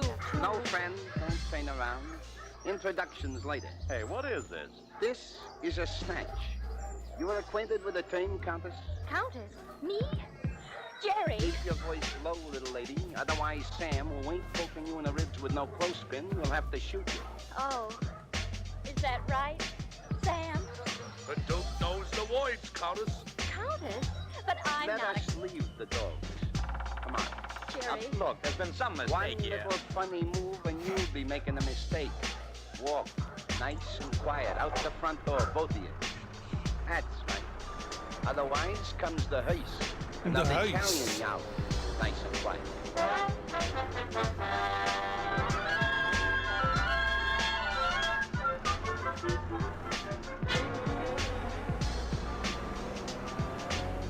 Anyway, it's a nice car. Thank you, Countess. But I am not a countess. Did we or did we not hear that gent sitting next to you call you Countess? Yeah, but Jerry was only joking. Some joke. She's my wife. You the Count? Of course not. Then the little lady ain't your wife. Oh, wait a minute. Duke, if you... Yeah? Are you really a Duke? Huh. Sort of a nickname. All right. That's the way it is with Pam. Sure. Only she's got a couple of million Iron Men in the bank. I ain't. My estate was impoverished. The Duke knows the words. I'm supposed to be French if I'm the countess, but I'm not. How do we know? Well, you can hear me talk, can't you? I speak English, don't I? Just like you. You speak like us? Duke, she sounds like a foreigner to me, she does. If she's the Countess, what am I supposed to be? There is a word for it. The Duke knows. Quiet, Sam. The word is gigolo. Gigolo. Why, you These relax guys are there, stupid. Officer, I'll give you a revolver full. Jerry, please. Now, we are all men of the world, ain't we? Excepting, of course, the Countess. Thanks. Come here. As I was saying, the Countess is young. She is beautiful. I do. She is a babe with plenty of bread pudding. The Count, on the other hand, is broke. He is on the shabby side of gentility. So he collects stamps, while the Countess collects... Gigolos. You are one of them. A very fine specimen. My congratulations, Countess. I am not a gigolo. Listen, mister, don't get so excited. It's good work if you can get it. Hey, boss, we're leaving town. We gotta decide. Yeah, thanks for reminding me. Yeah. What do you have to decide? Well, you see, Countess Original, we didn't figure on snatching more than one. You.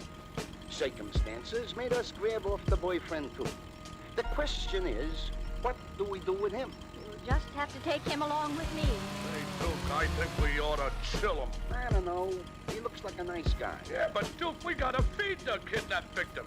We just ain't got enough of brown stamps for two of them. You got something here. All right. We chill him. Oh, but you don't have to do that.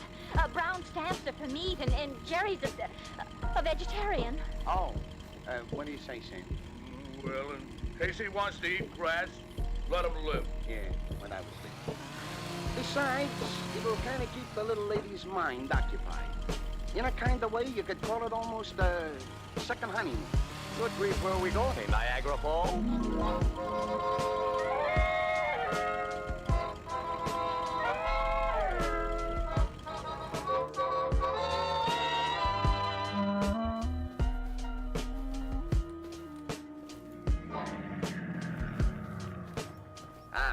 The old homestead.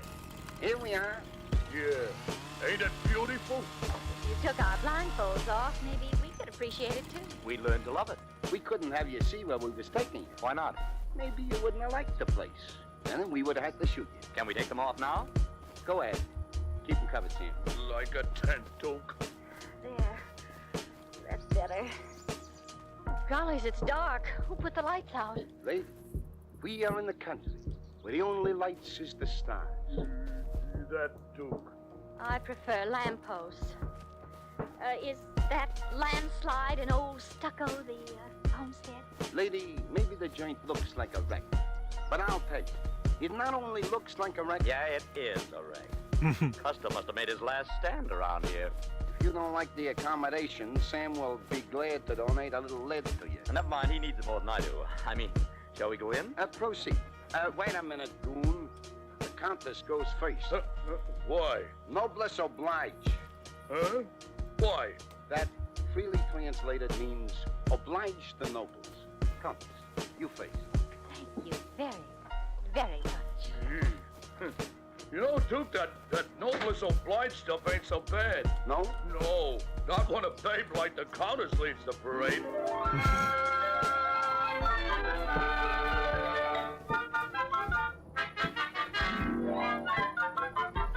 Yeah, okay, I think that's all that we can pick up by hand. That was a nice dinner. Yeah, sure. No, you don't, Gigolo. Oh, don't you hit Jerry's wrist with that gun. Well, I warned him not to reach for no meat. Sorry, I forgot myself. Yeah. Hey, I thought you was a vegetarian. I am. No. Well, no meat. Okay. Pass me another head of lettuce. Thanks. Now, Countess, the time has come when business has got to be discussed. We got to get sorted. You can do that with practically no effort. Thank you, Countess. Now, we know the Count ain't got no dough. You got it. So we brought along a check. You sign the check, we force the Count to cash it, and then he bails you out. What could be simpler? You could just let us go. Countess, the time for idle banter is past. But she isn't the Countess. Duke, I told you we should have chilled him even if he ain't no meat eater. Jerry's right. I can't sign that check. Maybe your hand is numb? Well, no. You sign this check for 50 grand, or you and the boyfriend will both get numb all over and permanent. Well, Jerry, you think he means it? He means it. All right. Give it to me. I'll sign it. Oh, I see you've got a whole checkbook. Yeah, we're careful. We don't want no typographical errors. Sign it, baby. Countess, please. Pen. Take mine. It's got a lifetime guarantee. Thank you. There. Let me see. But Countess, you signed this Pamela North. That ain't gonna get us 50 grand. It's my name. It'll be a name on a tombstone first thing you know. Sign that check, Isabel de la Porte, or the lifetime guarantee on you runs out. You insist? I insist. I thought you would. I hope you like my handwriting. Let me see. Countess, I got $50,000 worth of liking for it. Sam, take him upstairs and lock him up. I'm going back to contact the Count, inform him about the snatch, and tomorrow morning we begin to live on our income. Good night, Countess. Noblesse oblige. Noblesse oblige to you too, Duke. That's right, Countess. Noblesse oblige. So please go upstairs peaceful and oblige, or no more noblesse.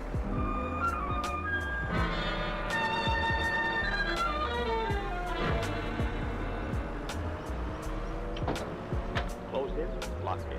The window, Jerry? Not a chance. One of Duke's ancestors must have been a little peculiar. What do you mean? Oh, iron bars on the window. And dear Sam on the door. I think we'll stay. Darling, we are in a jam, aren't we?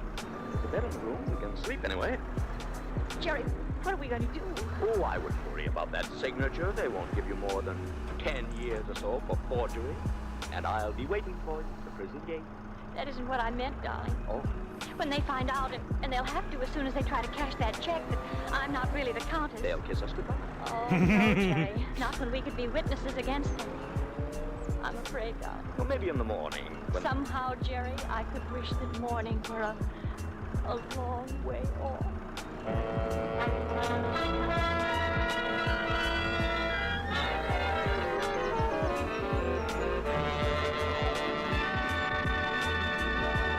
We'll be back with Woodbury's Mr. and Mrs. North in just a moment. Now, this is Ben Grauer changing the subject to Woodbury facial soap and romance, to wedding bells, white satin and lace, and to another Woodbury Deb who's just said, I do. She's lovely Martha Janie Baker of Toledo, and the lucky man is Private Charles L. Willoughby of Flint, Michigan. Janie writes, Woodbury facial soap is practically a tradition with the women in our family. so naturally, when Chuck saw Janie, it was a case of love at first sight. For nothing attracts a man's attention faster and holds it longer than a flawlessly lovely complexion. And now that Janie is Mrs. Charles L. Willoughby, a charming Air Force bride, she writes, Woodbury soap really does things for a girl's skin. Romantic things. let it do the same for you. Give your skin the gentle care of the beauty soap that's made for the skin and skin alone. The soap that contains only the finest, purest beauty oils and a special costly ingredient for extra mildness. Yes, Woodbury facial soap is safe even for over-dry skin. Use Woodbury facial soap tonight, and then see even in the morning if your skin isn't brighter, smoother, softer to touch. See if he doesn't soon tell you so. Ask for Woodbury facial soap and follow the marrying Woodbury Debs to romance. Now back to the Woodbury facial soap program, The Adventures of Mr. and Mrs. North.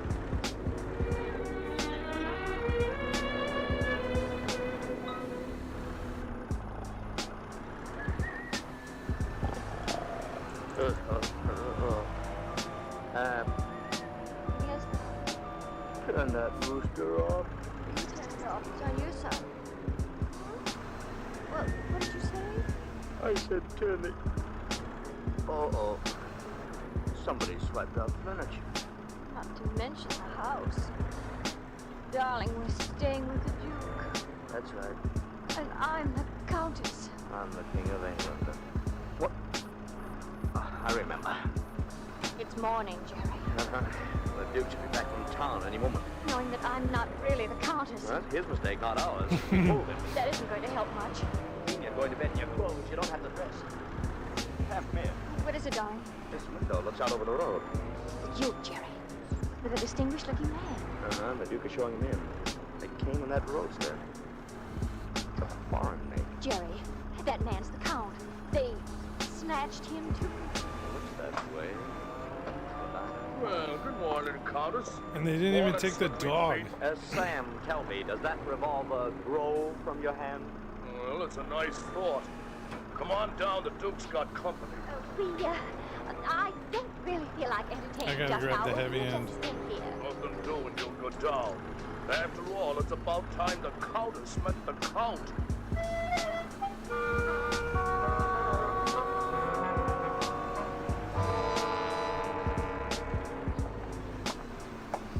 All right, through that door, that's a good girl. Come on, you two smooth pair. We'll find our way. Sam, somebody maybe followed me out here. Go on outside and keep a lookout. Okay. Now, Count, is that the Countess or ain't it? My dear lady, may I apologize for this poor stupidity. May I also assure you that, one, for the fact that already I am married, nothing would delight me more than to make you my Countess. Very sweet of you. Then but she ain't the Countess. When this ruffian here held me up and asked me to cash this check, I knew at once a mistake had been made. The signature is obviously not my wife's. All right, tear it up. With pleasure, sir. There. Take it easy, Count. I wouldn't like you to die too quick. You two North, sit down. So we made a mistake. The lady resembles my wife somewhat, but that's all. I was never married to her, so I can't tell. Sam! Well, now that everything's been cleared up, we can all go home. I ain't so sure. We're liable for the rap even if we snatched the wrong thing. Well, what's up, Duke? She ain't the Countess. Huh? Are you sure the guy with the mustache is the Count? Yeah, him I seen before. Sleepy fingered him for me. Oh, so we got 3 points, huh? And none of them can sing. You might say 3 little bonds and no dividends. Yeah, but what do we do now? Close the books? Now look here. Sit down, rosin souls, or I'll do it now. Jerry. I suggest we talk this over calmly. After all, why kill us? No talk, no rap. On the other hand, come over here, Sam. Huh? Now you 3 are covered, so behave. Okay, Duke, What do you think they're going to do? But I do not think they will kill us. You see, in a way, I am a goose. I beg your pardon. Oh, well, I mean, if they kill me, they can never try to kidnap my wife again. I think they like the golden eggs, so they will do nothing. I hope you're right about their bird-loving habits. Gents and the lady, me and Sam have just been encountered. Speech! Order in the court! What am I saying? Shut up, punk! Permit me to continue. We loused up this snatch good. Whose fault it was, we ain't for the moment interested in. But the snatch was loused up. That was a big haul. Look at So this. on account of we invested And our it's nicely time and done at ability, least, too. while you guys been inconvenienced a little, I figure we're even. Bravo. Thanks. Anyways, we're gonna let you go.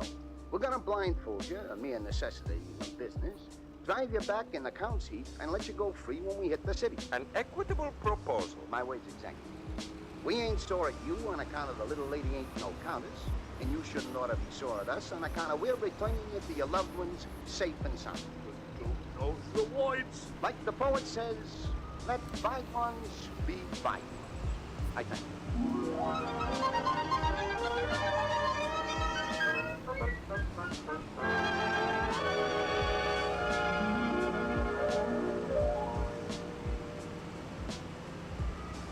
It's pleasant to get these blindfolds off. Uh-huh. I dare say that's the last we'll ever see of Sam and the Duke, fading down that suburban road in their own car. I'm just as pleased.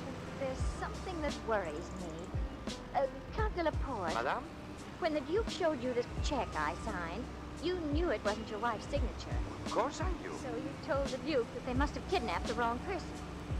But there should have been another reason why you knew that. I do not understand. The Countess. The Countess? Pam means since the Countess wasn't kidnapped, she should have been home with you last night. Oh, that. Well, you don't know the Countess, my lovely wife, Mr. and Mrs. North. She's never home. Sometimes weeks pass and I don't hear of her. Still, the kidnappers knew that she was to be at the dog show. That means she is in town. That is a subject I do not care to discuss.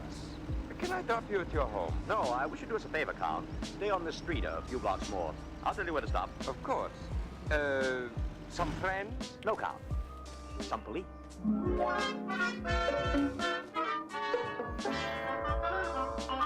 This just got interesting.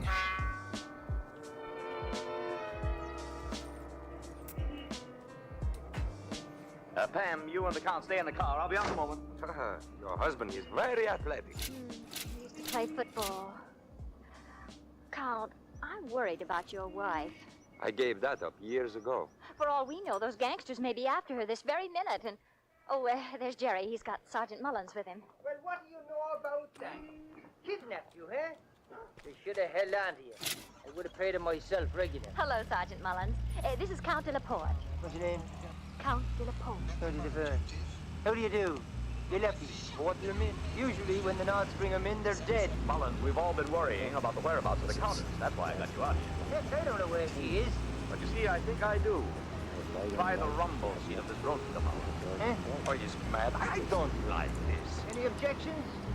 If there ain't nothing there, You may do so. Oh, thank you. Just take a minute. Okay, Mr. North, I look. And of course you found nothing. Not exactly, Count. Matter of fact, your wife is in that rumble seat. And she's dead.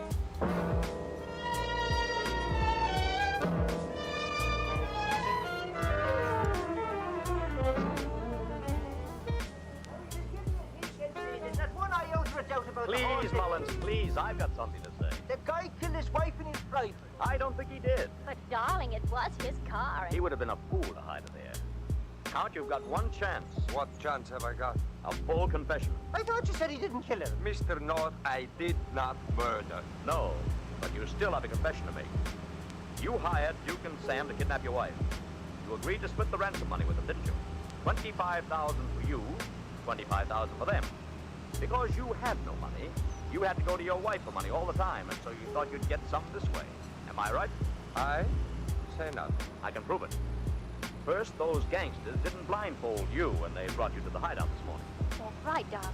We saw him from the window. Which proved you were in on the kidnap plot. Secondly, and more important, those gangsters didn't try to cash the check Pam signed on your own unsupported word. Why should they believe you? When you said Pam was not the Countess, they believed you again. Why? I deny everything. We gotta clean up this area. Otherwise, you'll go to the chair for murder. send him to jail for fraud. You've one chance. You gotta take it. All right, I confess to the plot, but I did not kill her. Of course not. I want you got to help. Oh. There's only one way we can get proof against the murderer. We've got to release the count. We've got to announce that he's been cleared of a murder, and, Mullins, we mustn't say a single solitary word about his complicity in the kidnapping plot. We mustn't. Why? Because if we do, our trap won't catch a killer.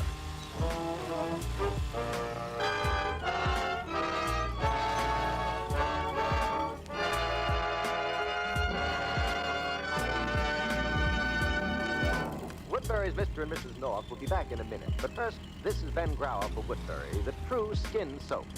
Have you noticed how many lovely Woodbury chefs are middle-isling it these days? One of the loveliest is Martha Janie Baker of Toledo. Janie became Mrs. Charles L. Willoughby at a fashionable wedding at the Lombardy in New York.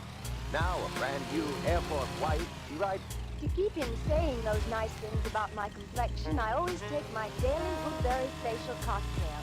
How I look forward to it at the end of each busy day. It gives me a new lease on love. You can care for your complexion exactly the way glamorous Janie does, like this. First, she pins up her brown curls safely out of the way. Then she works up a thick, creamy lather of Woodbury soap on her face cloth. Now she buries her face in its warm fragrance. Massaging gently, she works it well up to her hairline, down over her throat, and around to the back of her neck. Next, she rinses thoroughly with clear, warm water. Then, with fresh, cold water, she gives a final bracing rinse. As she says, it gives her a new lease on love. Try it. Ask for Woodbury, Woodbury, Woodbury, the beauty soap for the skin you love to touch.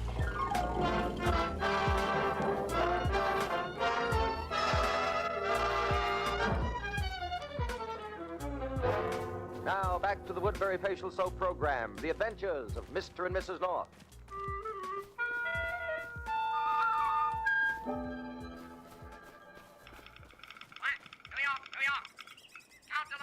According to the New York police, has been fully cleared of guilt in connection with the murder of his wife, the Countess Isabella de la Pont. Turn that guy off, Sam. He knows too much. Okay, wife of the very famous New York... That is very good news, Sam.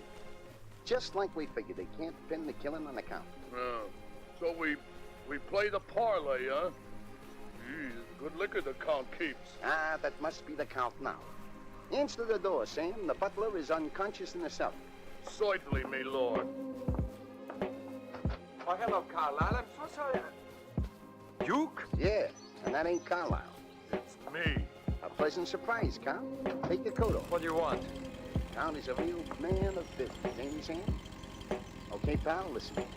Now the Countess is dead, you inherit her dough, right? I suppose so. We pay cash, or maybe first. You're crazy. Otherwise, we go tell the cops all about how you hired us to kidnap your wife. Then, they will reconsider your being innocent about knocking her off. Because on account of if you're such a low character you would kidnap her, you must have killed her. But I did not. It would be a cinch to convince a jury. Then you kill her yourself. Sure.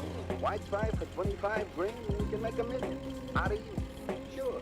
Sam dumped the body into the rumble seat when we was discussing life with the North. But if you had really kidnapped the Countess, why did you also kidnap the North? Or witnesses tying you to the kidnap plot. Otherwise, who would believe us poor bums against your word? This way, you're tied to us. So you better prepare to share the wealth.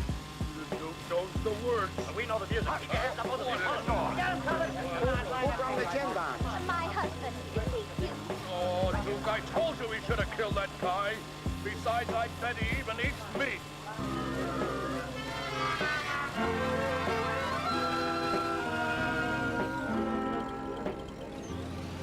Oh, to get home. A little while, darling. Oh, the poor Countess. Poor Count. He's going to spend a long time in jail. It was very clever of you to figure out the double cross that Duke and Sam were playing. Well, no gangster would ever make a mistake in identification, as Duke and Sam pretended they had. Not when it was a $50,000 snatch they were planning. Well, they certainly swiped the wrong witnesses. Oh, you're so smart, darling. You. I wonder just how good a gigolo you would make if I were really a countess. Well, you know what they get paid for, don't you? Dancing. Maybe, but I'll bet that isn't the word the Duke would have had for it.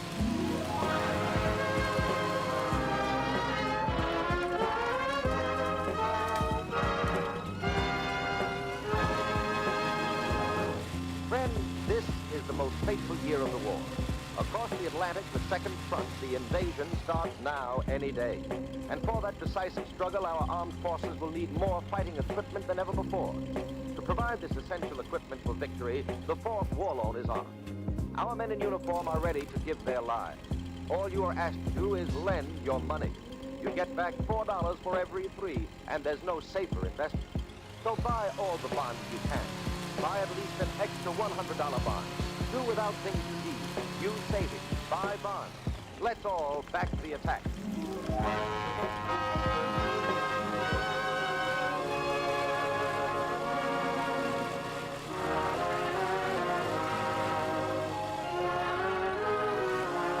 Tune in again next week at this same time for another adventure of Mr. and Mrs. North, starring Alice Frost and Joseph Curtis.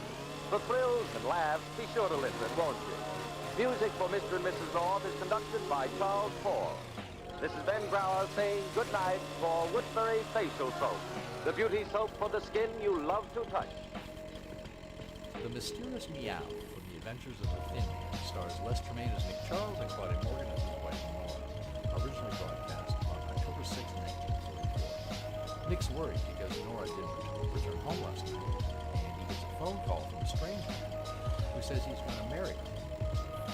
Nora arrives home, and she's deliriously happy, and she can't remember anything about the night before.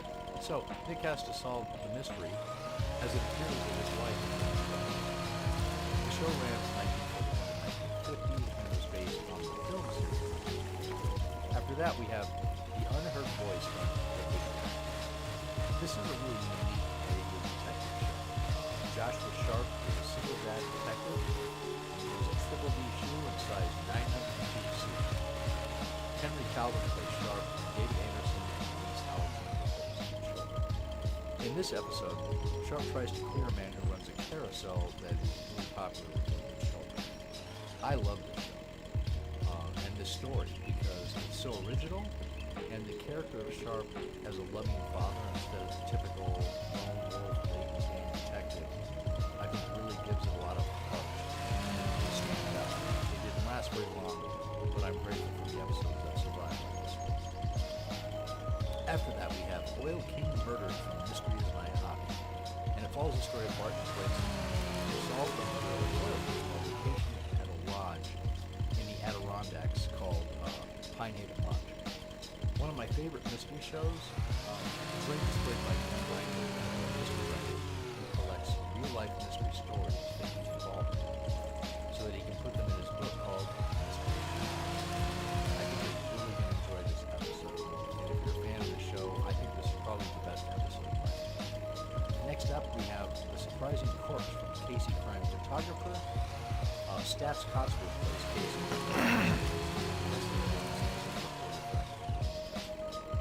This is a really captivating story with a very cool twist in it. And it aired on April 16th. Alright, I'm going to shut up now and let you enjoy these episodes, and I will be back in a little bit.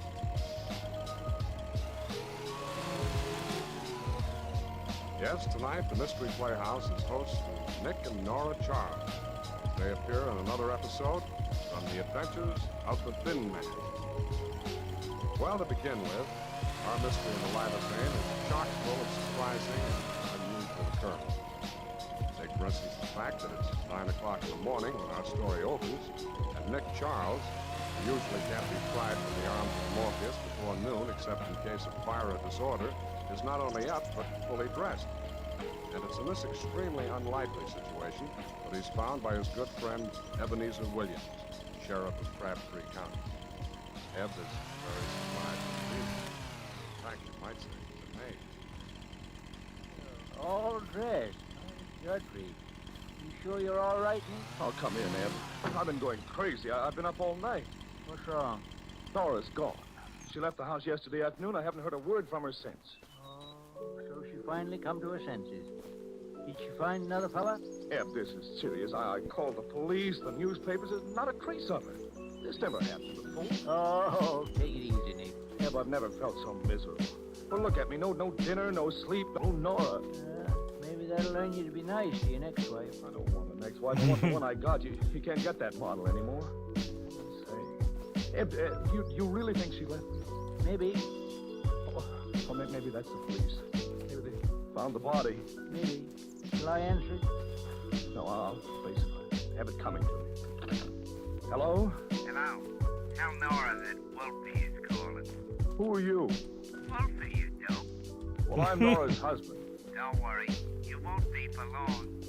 Oh, how do you know? Because I'm the guy she's gonna marry. Who says so? She does. She proposed to me last night.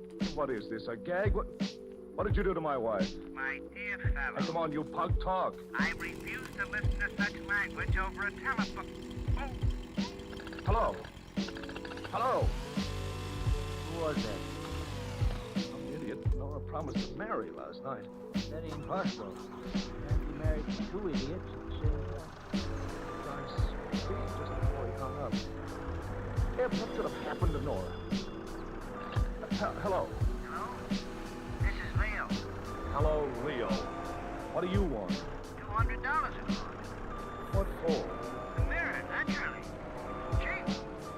But that's Leo for you. Always a sucker for a beautiful dame. Listen, I don't know anything about this. But didn't your wife tell you about me? No. That's deceptive. Where'd you last see my wife? Leo. The gathering place of convivial spirits. She left after she broke the mirror behind my bar. Why?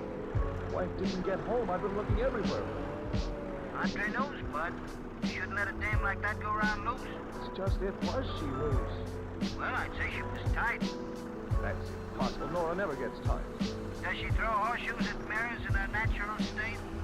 Where did she get a horseshoe? From a horse, naturally. Who's my wife with? One was a female lady of interesting design. The other was a male gentleman of designing interest. What are you talking about? The guy I know. His name is Bill Martin, and no good. The dame I didn't know. No. I'll be down to your place. Where is it? On 6th Avenue, the village. You know what I do if I had a win like this? Oh, what? I'd lock her and me in a whole cage and throw away the key. Bye. Bye. What the hell are these phone calls? Nora.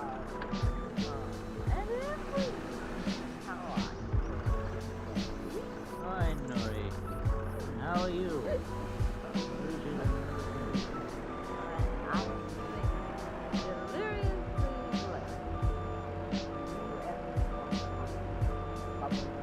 No. And it's hot to your belt. Nora, what have you been drinking? I didn't touch the drop. Tea. Where were you last night? There. Now, where were you last night? Well, darling, I had tea with Joe Lawrence, then... Well, that's odd, isn't it? Don't you remember anything? Of course.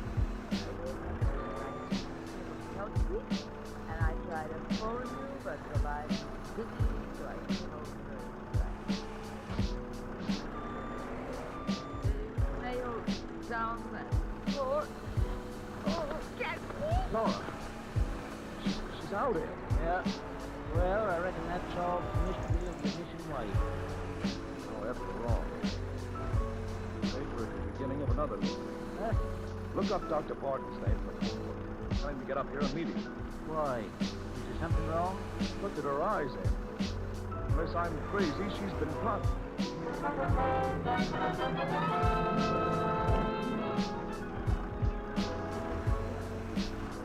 My son? No, dear. The doctor said you'll be okay. Doctor? Yes, Sir Nori. You've been drugged. Why should anyone want to do things like that? That's what I want to find out. What happened after you had tea with Joan Lawrence? I don't know. In your bag, we found a key to a suite in the Wilson Hotel. You remember registering there? I woke up there. Where'd you go between the time you had tea with Joan and the time you woke up? I have no idea. Do you remember going to a joint called Leo's? Gathering place of convivial spirits? Sounds delightful. Was I there? I reckon so. He broke the mirror behind his bar with a horseshoe. Now, what made you do a thing like that? Can't imagine. But I do remember one thing. There was a night man. Wolfie? No, I don't remember. You should, dear. I'll ask him to marry you. You know, I think they had a wonderful time. Tell me more. You know a fellow named Bill Martin? That's him.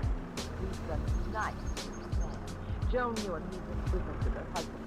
Darling, Yes, baby. No one answers to her phone. that's funny. Nick, do you think something happened to Joan? I don't know, darling. But I don't think you were drugged by accident. We're going to the Wilson Hotel and check that key.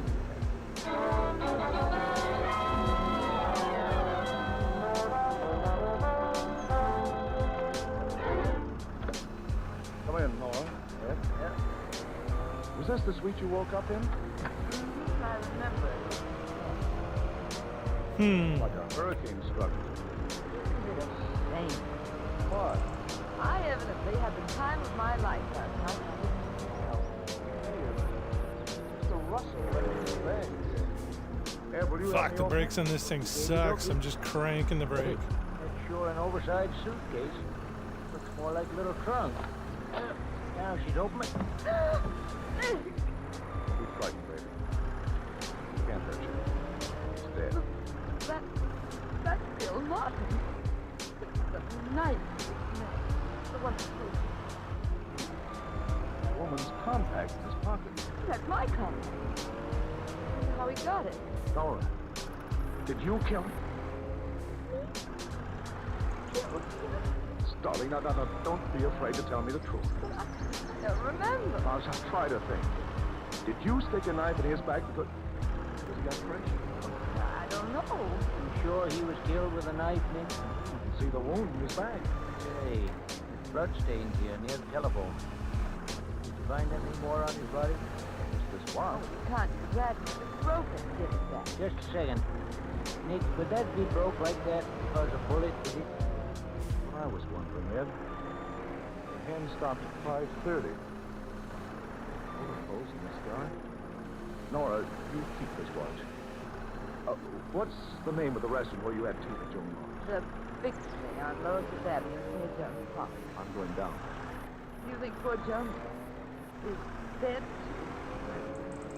I want you and Ed to take a careful look around here and then go to Jones' apartment. Ed, use this collection of skeleton keys to get in. So long, darling. Take good care of her, Ed. All right. Yeah. You don't. I don't know, Norrie. Say, will you take a look in them closets? I'm going over that other... All right, Ed. Ooh, what a lovely flight. Ooh, oh, my neck. Let go. Let go. Find anything in that closet, Norrie? Norrie? You hear me? Norrie, I just look. Norrie.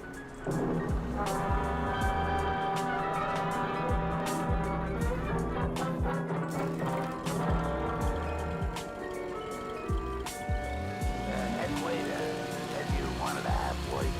Yeah, that's right. You on duty in this restaurant about 5 o'clock yesterday afternoon? Yeah. Hey, ain't you Nick Child? That's right. Don't you remember me? Tracy, the rat. Of course, I sent you up, didn't I? Yeah. I could have got 50 years, but you only let me get 10.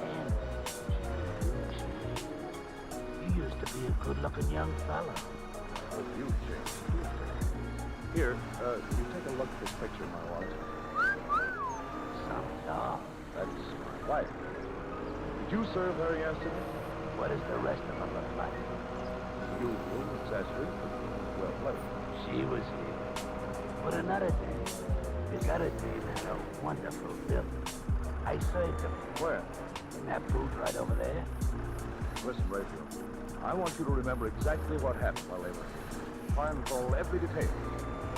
Help you remember, you act it out. Okay. If you don't remember, you can act it out. You be your wife.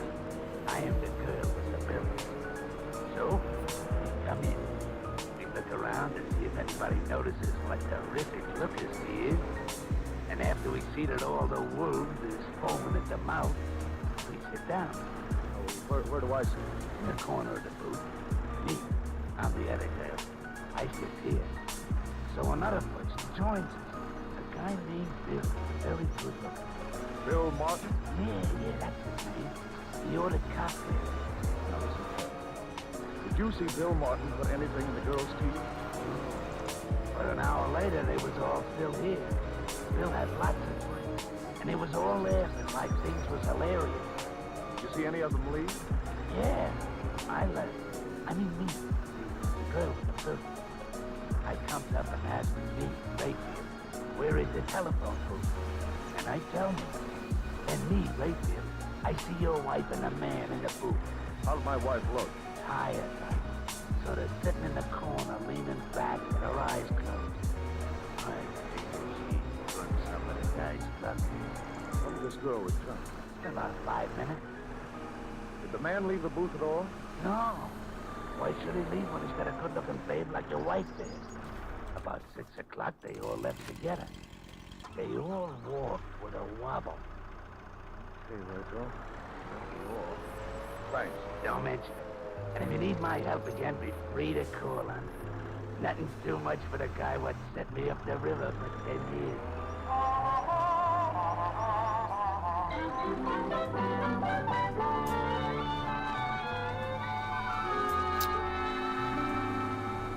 Of course I will accept your check for $200, Mr. Charles. That's Leo for you.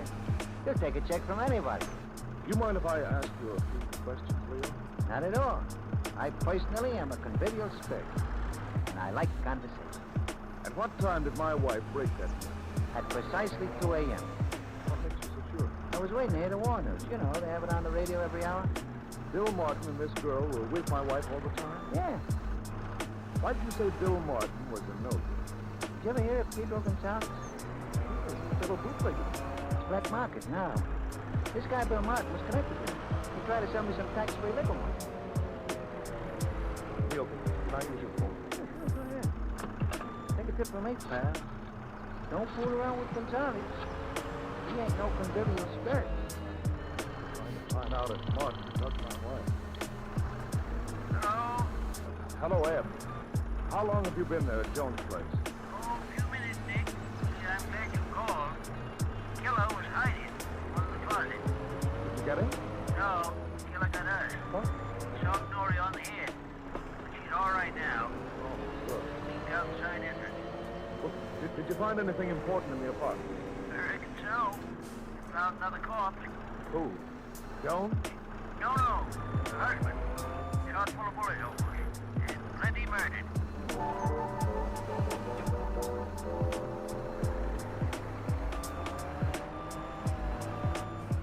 Yeah. All right, I got you, Nick. All right, Nick, I'll do like you say. All right. Did Nick find the killer? No, but he was telling me about the information he dug up. What are you doing there, Ed? Just looking at this corpse's pocket, Norrie. There's a bullet hole into it. I didn't notice that before. Is it important? Maybe. Now, that's the vest pocket, where a fellow usually carries a watch. You know, I think this fellow was not only killed, he was robbed by Godfrey. Ev, did you notice that banjo crossing the wall? What about it? It stopped, too. And the reason it stopped is because there are a couple of bullet holes in it. Look. Oh, Joan, darling. Awful headache.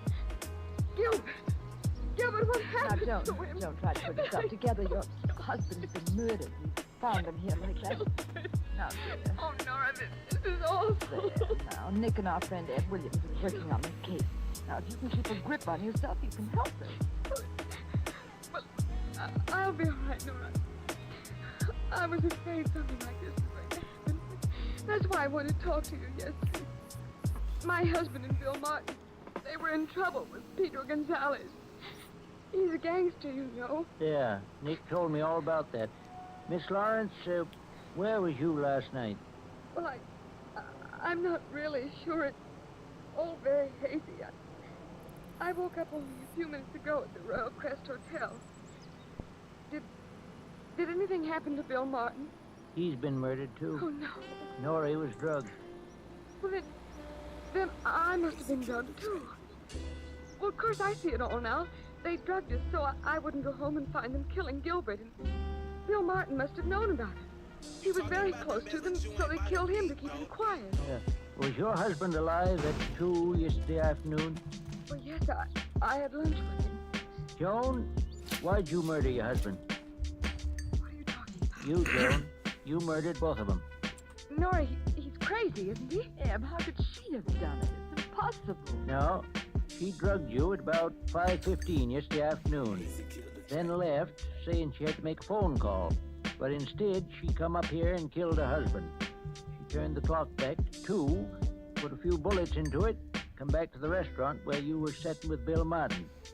Wow. Your condition, Norrie, you I don't know what's the she's been best. gone. I don't remember everything, but I do know Joan was with me last night. Sure. She was using you as an alibi. At 2 a.m., the time she wanted the police to believe the murder was committed, she and Bill Martin put you up to throwing that horseshoe into the mirror in back of Leo's bar. But why'd she want me to do a thing like that? To strengthen the alibi. Ain't that right, Joan? He's out of his head. Am I? You give Norrie an extra dose of the drug. Put her to bed at the Wilson Hotel. Now, up to this point, Bill Martin was helping you. Your problem now was to get rid of Martin. I suppose I killed him, too. You told him to call Nick's place, act like a goon, and use the name Wolfie. The object was to see if Norrie was home yet. Well, as soon as he finished phoning, you drove a knife into his bag. Nick even heard his scream. Listen, if I'm such a clever killer, why'd they ever pick on Nora to have tea with me? Because you knew after your husband was found dead that Norrie would get Nick interested in the case.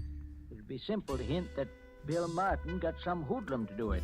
Martin would appear especially guilty since he was dead also. All right. Get him up, both of you. I'm getting out of here. If any of you try to follow me, you'll be killed. Goodbye. Hello. Nicky! Oh, I just clipped her lightly on the chin, darling. Guess what? Eb solved the whole thing. She's the killer. Of course, baby. I knew it all along. Now, how did you figure it out? Darling, you know I never discuss such things outside our bedroom. Oh, really? A Why tractor can't can you also ever tell attach me a how front brilliant you are loader. in broad daylight.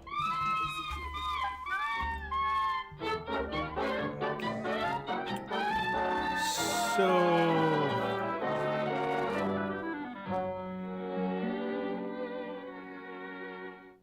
All right, dear. I'm ready and waiting for your story. It was simplicity itself, baby. I knew that whoever drugged you probably committed the murder. There were only 2 suspects, Martin and Joe. And since Martin was dead, it had to be Joe. Yeah, but again, I was afraid for a while that there's Joan no was fucking dead. wood things. I'd have to investigate Gonzalez. But Joan confessed that she did it for her husband's insurance. Knew her. Martin was in love with her. Oh, log fork. Willing accomplice. Did you miss me last night? No. You big liar. Eb told me what you said. I ought to stay away more often. It'll make you appreciate me. Better not try it, or I'll stay away. I wonder nights, which too. one fits on What about the front of the tractor. The way you say good night. Oh. Well then. Good night.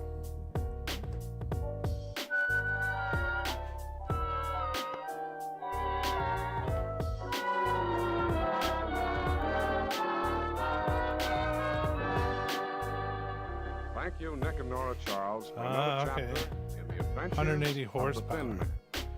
Tonight's presentation in the Mystery Playhouse. Before taking our usual trip to the green room, let's discuss 3 ways we can all help lengthen the war. Here they are. First, 160. throw away all your extra equipment. Second, don't take care of the equipment and ordnance you have left. Third, waste your field rations. Only eat the parts you like. Well, that's only 3 ways. But if each and every man and woman in the service indulged in just those 3 consistently, V-Day would be a far cry indeed.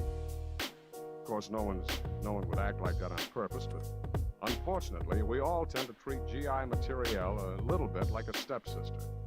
And when you multiply your carelessness and wastage 1 million or more times, it's no longer funny. So let's not help lengthen the war. let's shorten it. Now I'm all scared Like serving everything of spending we the have. money.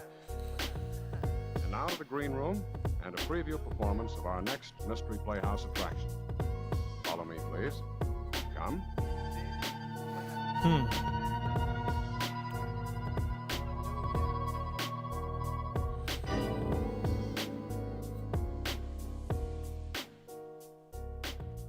Mr. Finney, why did Mr. Clabber have us all come here for a conference? I don't know, Miss Warner. It's about the theft of those rare books, I guess. You've been with the A.H. Stock Company for a long time, Mr. Finney. Tell me, is the bookstore in a really bad way? Well, it's pretty bad, Miss Warner. Careful, people. Here comes old Crank Clever. Oh, here he is. Philip Dark, you coming in here with me, or aren't you? I'm coming, Mr. Clabber, I'm coming. Now, silence, please. All right, just a moment, people. Mr. Clabber has something to say. As you all know, for the past few months, the A.H. Star Company's been losing rare items out of our private stock of first edition. I'm convinced those thefts are an inside job. One of you employees is the thief. Now, wait, please. I want you all to know that Mr. Clabber and I are in total disagreement on this. Personally, I trust every one of you. Well, I don't. This stealing keeps up, the company will go bankrupt. So I've decided on a drastic step. As of closing time today, the entire staff of this store, every last one of you, is fired. Mr. Clabber, I've been with the A.H. Stock Company as bookkeeper for 58 years. Mr. Doc, Mr. Phil. I'm sorry, Mr. Finney, but I'm helpless. Mr. Clabber now owns 51% of the stock. It gives him full power to dictate store policy. But even if one of us is a thief, why make the rest of us suffer? I know, Miss Warner, but my hands are tied. Mr. Clabber's arranging to have new clerks report tomorrow and a new secretary stenographer. I may as well tell you that Mr. Dark talked me into promising that if and when the thief is caught, all you people will be rehired. Now that's all. Back to your counter. Dark, where are you running to off such a hurry? Boston, Clabber, and I wish to heaven it was the North Pole.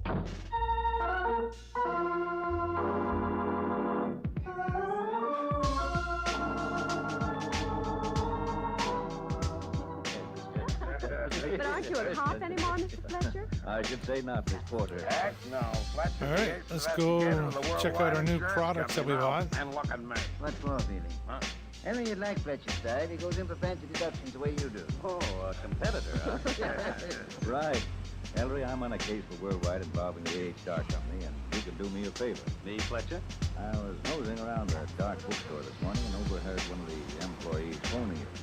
Due here any minute. Yes, the clerk there named Miss Warner. But how can Ellery do you a favor, Mr. Fletcher? No one down at Dark's knows who I am, and it's better if they don't find out I'm an insurance company detective. How about introducing me to this Warner woman as your associate? Let me sit in. Miss Warner now. Queen, what do you say? Well, of course, I'd be glad to. Feely, let's you and me duck into the other room. Too many of us might scare the woman out. You can scare a top son. Ellery, this is Miss Warner of the A.H. Stock Company. How do you do? How do you do? And I brought along Mr. Finney, the bookkeeper. Sit down, please. Meet Mr. Fletcher, my assistant. How do you do? What can I do for you? You start, Mr. Finney. Well, Mr. Queen, young Mr. Philip Dodd doesn't know much about the rare book business, and, well, the firm's in pretty bad shape. So some time ago, Mr. Dock was forced to take in a partner, Mr. Clabber, who knew rare books and had capital, too. Adolph Clabber... Adolph Clabber's one of the leading rare book experts in America, Queen. I've heard of him, Fletcher. Well, sir, Mr. Clabber started printing special editions of classics limited to one copy for wealthy collectors. Editions of one copy? That's really limited. Yes, Mr. Clabber does all the work by hand himself. His private press and binder in his Long Island home. Finney, the point is business didn't improve much. And then valuable old first began to disappear from the store. The insurance company hasn't found the thief yet. And now Mr. Clabber's gone and fired everyone in the store. What? That's terrible, Miss Warner. 58 years. Mr. Clabber will take us all back when the thief is caught. So, Mr. Green, will you find the thief? Get our job. That's an appeal I can't resist. Yes, I will. Thank you, Mr. Green. Now, do you know anything about the theft? I don't, but Mr. Finney here does. That's one reason I brought Mr. Finney along. You know something, Vinny? What? Can't tell you, Miss Warner. I told you. Well, I can't understand understand you, Mr. Finney. You must tell about your discovery. You've made a discovery, Mr. Finney? Yes, it's a secret, a terrible secret. So terrible I can't disclose it to anyone. Well, can't you even give us a hint, Mr. Finney? You and Doc, maybe the whole rare book. That's all I can say. Please, If we discover the thief, will you tell us? maybe so. Maybe. Does either Clapper or Dark know you two have come to Mr. Keene for help? Oh, Mr. Fletcher. Old Clapper is not a man to ask anyone for help. I was hoping they would go, oh, let's try it now, though, just in case. Full of fun, loves parties, and he's practicing magic tricks like a stage magician. I don't think it No is. sense of responsibility at all. Well, we'll look into it. Nicky, will you see Miss Warner and Mr. Finney out? Yes. You'll hear from us. Fletcher, do you know the secret old Finney's so upset about? No, I don't. And I overheard the whole thing. Secrets. Hey, Maestro, you mean to say you're going to take a case Fletcher's already investigating? If Fletcher doesn't mind. Why should I mind, Quick? Go do it. Well, thanks a lot. I've got to run. Bye, you two mugs. So long. Bye. I'll forget a head start in Ellery. You better get busy, Maestro. Fletcher's tough competition and rare books are his rank. Wonderful. He's fine. He's in a contest. Nicky, come on. You and I are going to investigate this case from the inside. We're going to become bookstore clerks.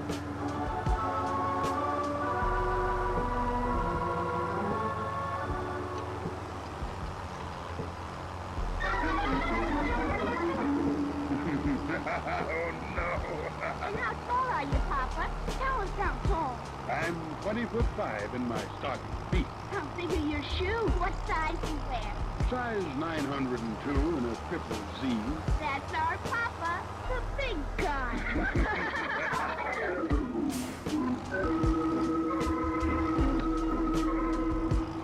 NBC presents The Big Guy, the first in a new series of adventures of a very unusual detective, Joshua Sharp. Joshua Sharp works for his clients on a strictly cash basis to provide for the needs of his nearest and dearest. His nearest and dearest are two in number, Josh Jr. and his daughter Debbie. To these two, Sharp is both father and mother. To his clients, he is a good detective. To Josh and Debbie, he's the friendly magician, the fabulous hero, the giant among giants, the big guy. Tonight's adventure with the big guy, the unheard voice.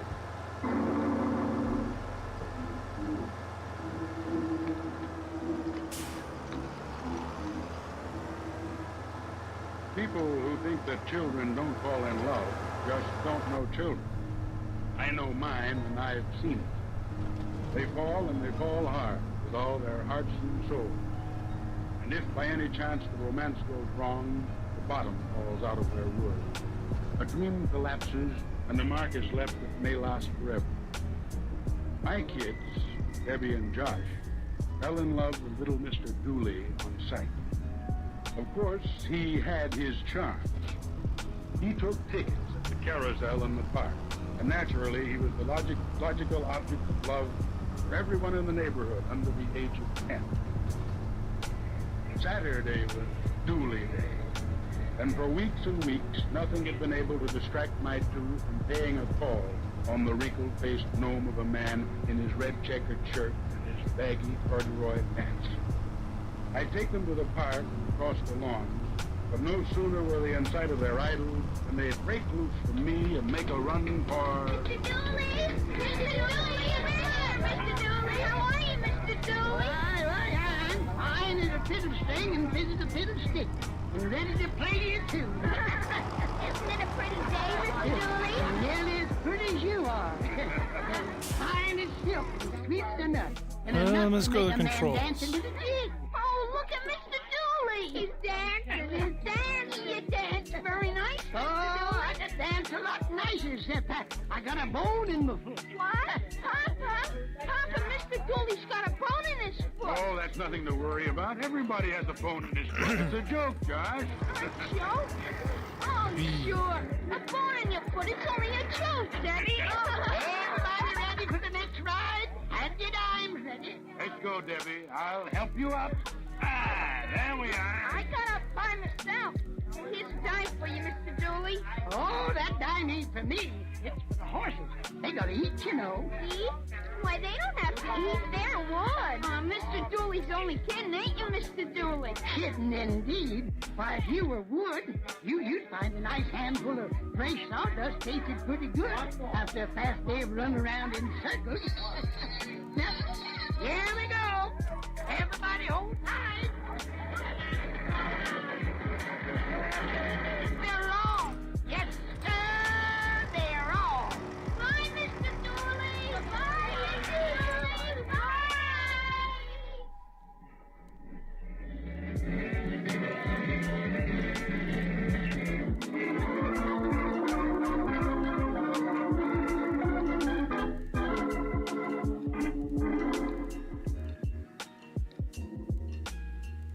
And then, one Saturday morning, tragedy struck.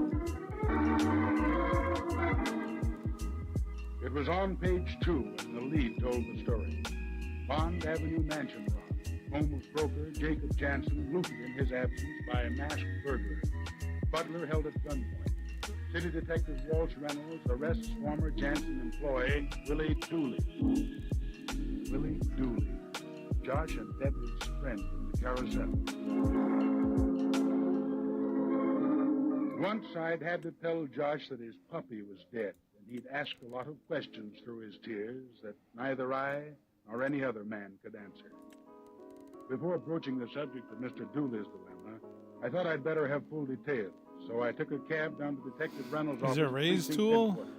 I'd known him casually for years, and he told me what he knew. Well, the call came in last night at a little after 11. Shop. From whom? The Jansen butler.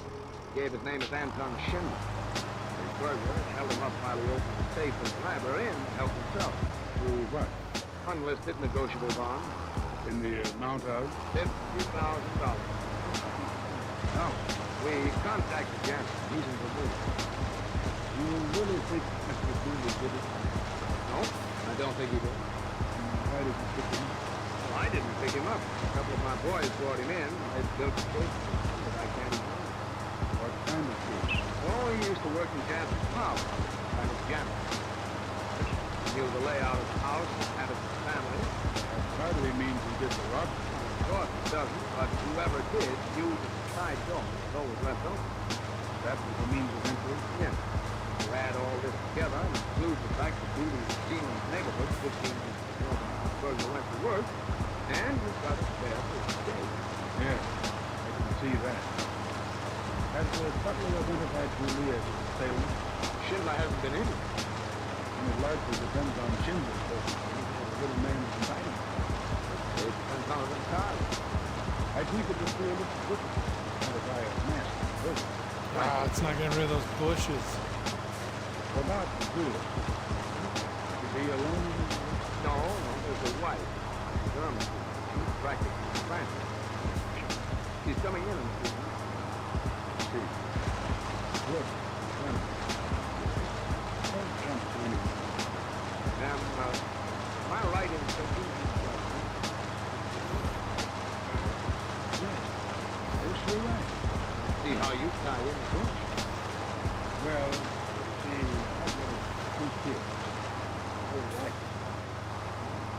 I guess you think I'm No, nuts. you happy with this? No. I've got kids. Oh, Reynolds speaking. Sorry to butt in, Mrs. Dooley. Okay, thanks. Then I'll Sharp. Yes? Don't worry too much about Dooley. I'll do all I can. That's a bummer. We can't get rid of those. I crossed Irma Dooley's path in the waiting room, and Reynolds gave us a quick introduction, explaining that I was interested in Hugz's case. She threw me a bright smile of gratitude. I remember thinking that she was surprisingly pretty and young.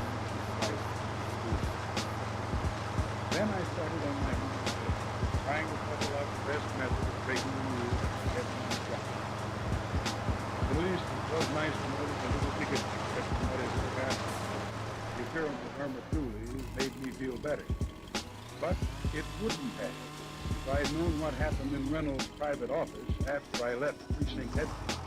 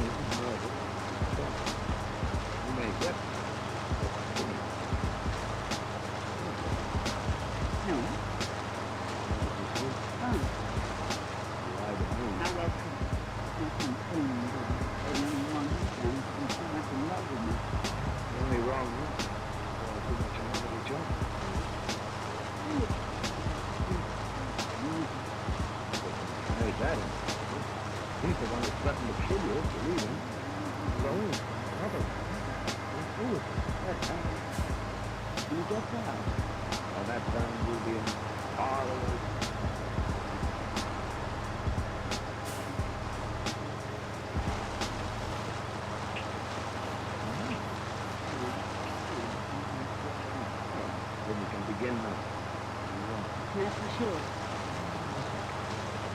You may not convict him. What's that?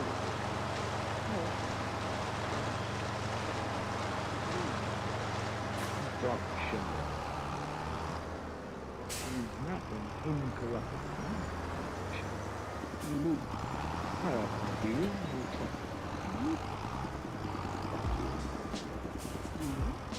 Then wait till the PA.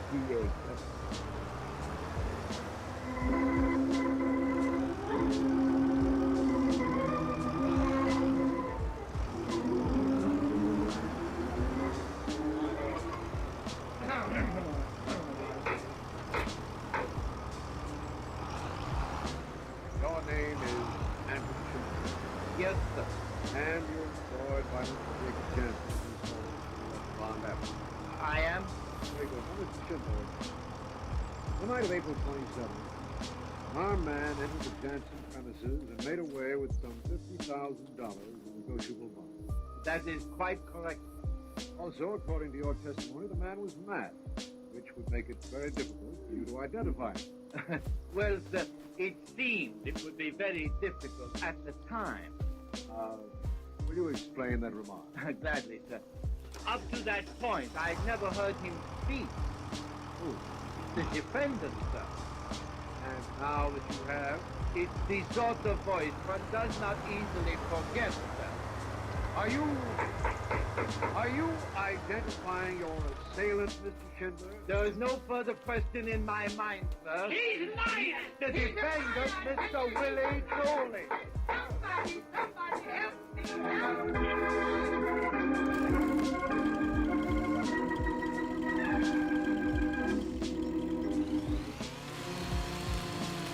But nobody helped Mr. Cooley.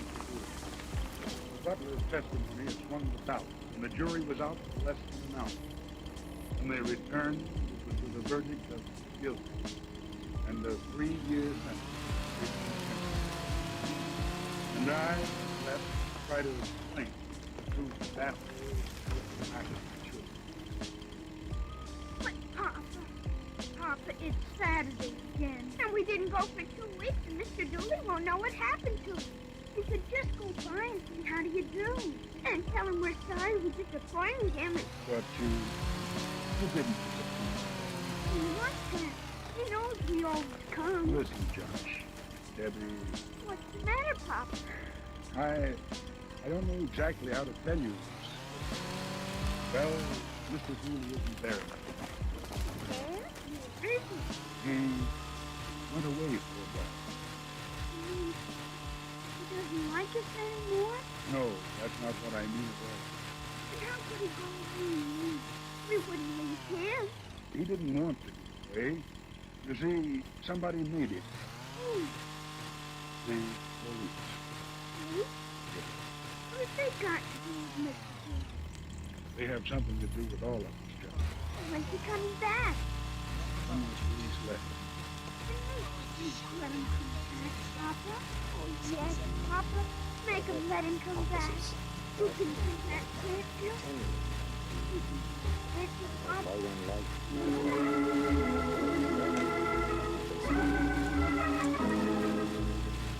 I tried. Try to have a little sadness once in a I while. talked to Mrs. Dooley, the lawyer who defended him. But there are things that even the biggest big guys just can't. And 6 months. And now there were 6 months more. Then, one night in 6 minutes, I was in a taxi homeward bound. And suddenly, from the radio, the state and city police ask your cooperation in a manhunt that has been in progress since 6:15 this evening, by which time a convict effected his escape from the state penitentiary and is now under at large in this vicinity. He is 5'2", weighs 110 pounds, has blue eyes, thinning dark hair, and answers to the name of Willie Dooley.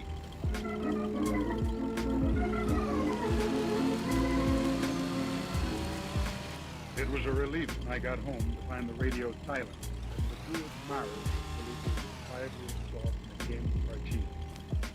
All was quiet under our roof. The announcement had not been heard. But it had been heard under another room, and there all was not so quiet. A woman was pacing the floor of a tower apartment in the Greystone Arms. Her name was Irma Dooley, and she stopped in her tracks when...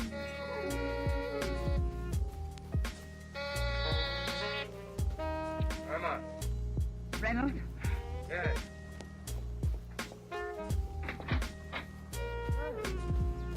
Well, I haven't seen you in quite a while, lover. It takes an emergency to bring you here. Let's not waste precious time, Irma. Just one thing. Tell me, will you, mister? Tell me what happened to that big love of ours, that romantic flight to faraway places. Could we skip the argument, please? You lose interest in a girl awful fast, don't you, Detective Reynolds? I've come to help you if you'll give me the chance. Yeah. Yes. Here's cash. I thought you needed $500. Oh. All for me. All for you, and it closes our account. What's that supposed to mean? Don't nag me, Irma. This is a big bad night. Buy yourself a ticket on an airplane and go as far as the money will carry you. And what about you? Count me out. What? Everything. Including my life? I said everything. Just a minute. You can leave me, Reynolds. You're not going far, darling. No, because the minute you walk out, I'm going to phone Sharp and tell him about that frame you worked with Schindler. He'll help me. He was pretty interested in Dooley's case. Oh, you're joking. Joking? You think I'd take this fall alone? Go flying off by myself until I wind up stranded and Dooley comes back and kills me? Really call Sharp? So help me. You do, and you know what? What? I'll kill you. Darling. Let's sell this. It's useless.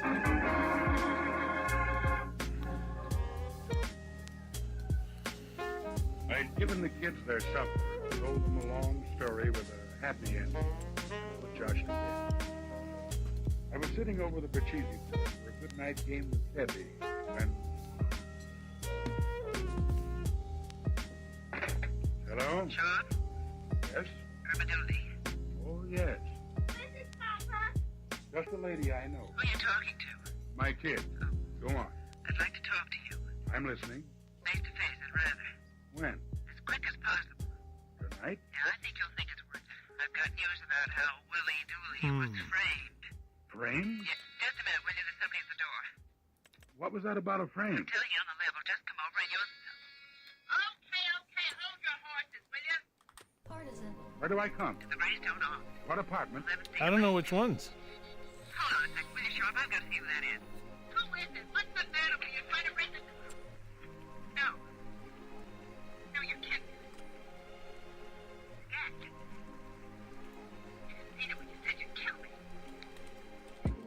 You really mean it.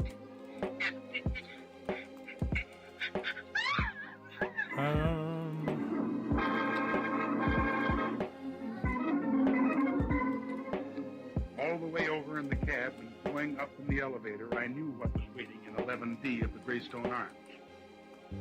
Still, it was a shock when I walked in and saw her lying, sprawled out on the floor. Her negligee and the carpet around her dyed scarlet with fresh life. I took a look around the apartment for some clue to tie in with our phone conversation a few minutes before. All I could find of any interest was a wad of 10s and 20s clutched tightly in the corpse's hand. I pried it loose. I had riffled through it and discovered that it amounted to exactly $500 when, from the open door behind me, I heard... So yeah, these ones would be able to possibly do it because they have some power. We don't have any of that up front. Huh? Oh, I know you. You're a guy what used to bring a couple of kids to the carriage. Is it tractor time? That's right. Not yet. We gotta. What you doing here, mister? We're still saving up for some stuff. We did buy a tractor though for a winch, but I still want to get something that can lift the logs Wasn't more. more than 15 minutes ago. What is she now? She's lying almost at your feet. Irma. Try and take it easy, too. Oh, my pretty. My pretty. They took her away from me. They took her away. Get hold of it. Okay. L180. God, that's a lot of money. So none of these She was can killed fit trying to tell me that you've been the framed. log stuff. Yes. Now the cops are looking for you. I know how you feel, but you can't afford it right now. If they catch you, you're going back for a longer stretch. Yeah, and I don't want to waste our money because we lose a little bit of money trying to test things. What did she mean? You've been framed. I don't know who framed me. I don't know who framed me, but I know who lied. Who? That Schindler, that butler, said he recognized my voice. And he couldn't have? How could he have? I wasn't there. Then we're going for a taxi ride. To the Jansen house on Bond Avenue. Yes. Yeah. To have a little talk with Mr. Schindler. Make him tell us exactly what went on. Let's go. Yes?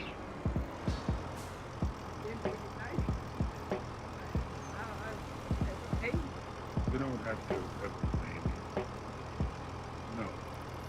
Just give Josh and Debbie a couple of rides for free.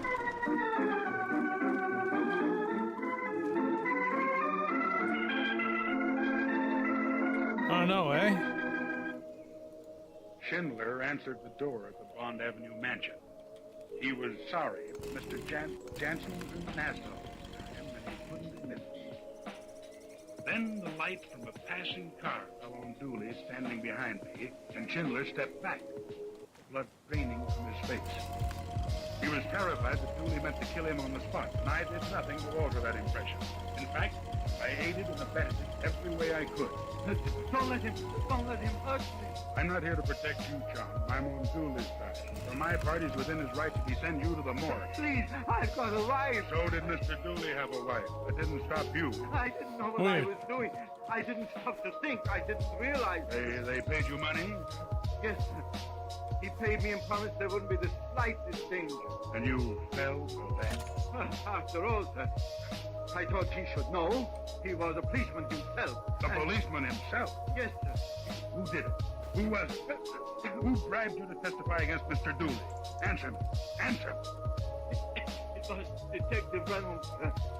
Detective Walsh Reynolds.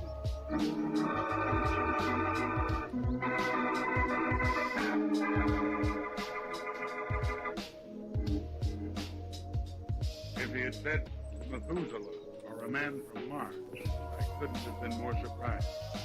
Then I went into action. To Dooley, I gave my gun and told him to lie low in the mansion and keep Schindler crispy. Then I went out and found the phone. The desk sergeant on night duty told me I could probably find Reynolds in his room, 60 Dawson Street. And, as a matter of fact, I did. The door was open, and I walked in. He was sitting at a desk in the glare of the reading lamp. I want to talk a few things over with you, Reynolds. Remember the morning after Willie Dooley was arrested? Don't sit there looking at me like that. Answer my question. Reynolds.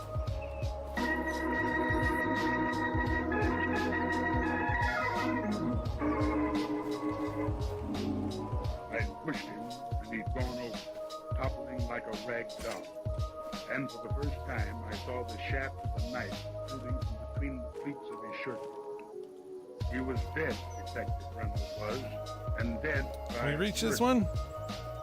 I phoned headquarters then and took a look around. The look netted me two observations. One, the room was topsy-turvy, and I had the feeling that somebody had given it a going over in the last few hours. Two, in the desk drawer, I found a stack of canceled checks in the amount of... Is it going to hit that tree? No. Oh, nice. Then it's bringing the other one, too. Then I added it to the $500 I'd found in Irma Dooley's hand, got a quick total of $50,000, and the light broke over. Grabbing a cigar box off the desktop, I took a cab to the Jansen place. Dooley was just as I'd left him, holding a gun on the pale and shaken butler, Anton Schindler. You found Reynolds? What kind of a question is that, Schindler? He's a shrewd one, sir. You know I found him, and you know how I found him. What do you mean, sir? Okay, I'll make a formal announcement. Detective Reynolds is dead. Dead? Of what? Of a knife in his chest. You can save the act, Jeeves. I know the whole truth now. It was you who murdered Irma Dooley earlier in the evening. You must be mad. Not very. For once it turns out to be the truth. The butler did it. Why on earth should I have killed Mrs. Dooley? Why? About the frame, and you were afraid she'd reveal all to her husband here. No, believe me, you're wrong. And you made your way to Reynolds' home and did him in. Mr. Shasta. If you want a reason for that, have it too. You knew where the $50,000 was that was stolen from Jansen's safe. It was in Reynolds' possession, and you needed money to leave town. But no, sir. But yes, you searched it for it like a file. The place was a shambles.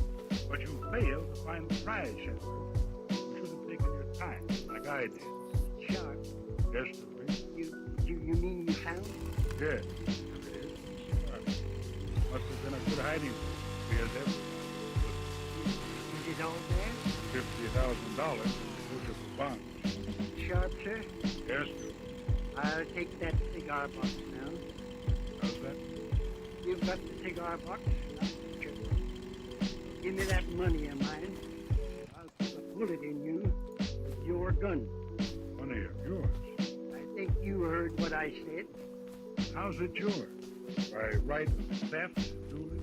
I don't go for big words. I kill people. Yes, so I've noticed. You killed Irma, you see. But then you don't think that I know you didn't kill her, Schindler. It turns out that Mr. Dooley here was the burglar after all. He entrusted the bonds to his wife to hold for him, but she wasn't to be trusted. And she double-crossed him with the aid of a swine named Reynolds. I said I'd take that cigar box. He came out of prison tonight, and because he'd gotten wind of her affair with the cop, he killed her. Then he went to the cop's house, killed him, and looked for the bonds. But he found nothing. Nothing but trouble. Not too much. Give me that. Here. You're welcome, Mr. Dooley. It's all yours. It's all I want. Got the money, you get through life. No money, you wind up in Paris. Listen, you have a bunch of kids out of your mind. What about kids? For 8 months. Job. Rats in my hair and rats on the foot. How I thought you liked kids. That I believe the least. Kids. Well, I hate it. Every one of them. Every single soul. Rats and rotten. That's why I stole this. To get away from that job. To get far away. You won't get far. Open it. You liar. You dirty liar. It's empty. It's empty. That was a trick. Call it a trick. I knew you'd come out in the open if you thought I had the 50 grand. Where is it? Where's all that my money? And go home. I don't like this man. And you ain't safe. You think you might be. So now. I got a gun to you. Look out! Stand still! Little Mr. Dooley. And then little Mr. Dooley aims the gun and pulls the trigger. And little Mr. Dooley's bigger than all of them. You can hand it over now, Dooley. I wouldn't give an escaping convict a loaded gun. figured an empty one would serve to keep Mr. Schindler in his place. Come on now. The game's over. Let's go.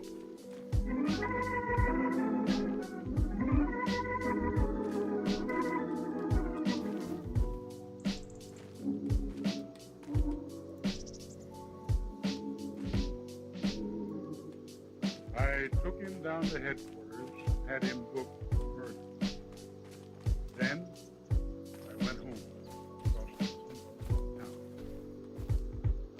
I thought about Debbie and Josh.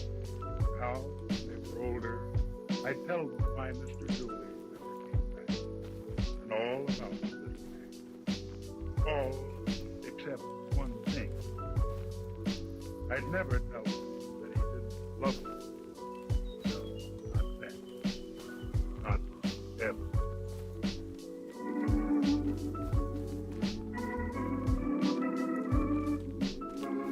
Alright, let's see if we can grapple from that far, man.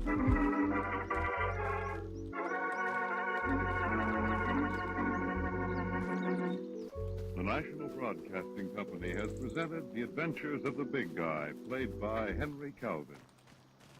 Joshua Sharp, detective, works for his clients on a strictly cash basis to provide for the needs of his nearest and dearest, Josh Jr. and Debbie. To them, he's the friendly magician, the fabulous hero, the giant among giants, the big guy.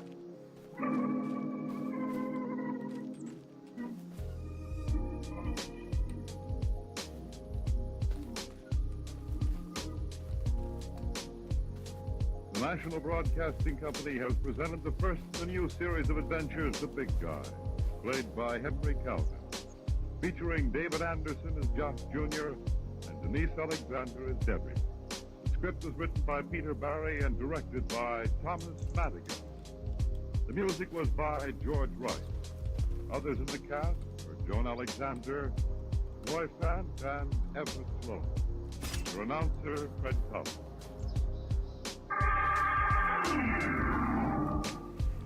Mystery is my hobby.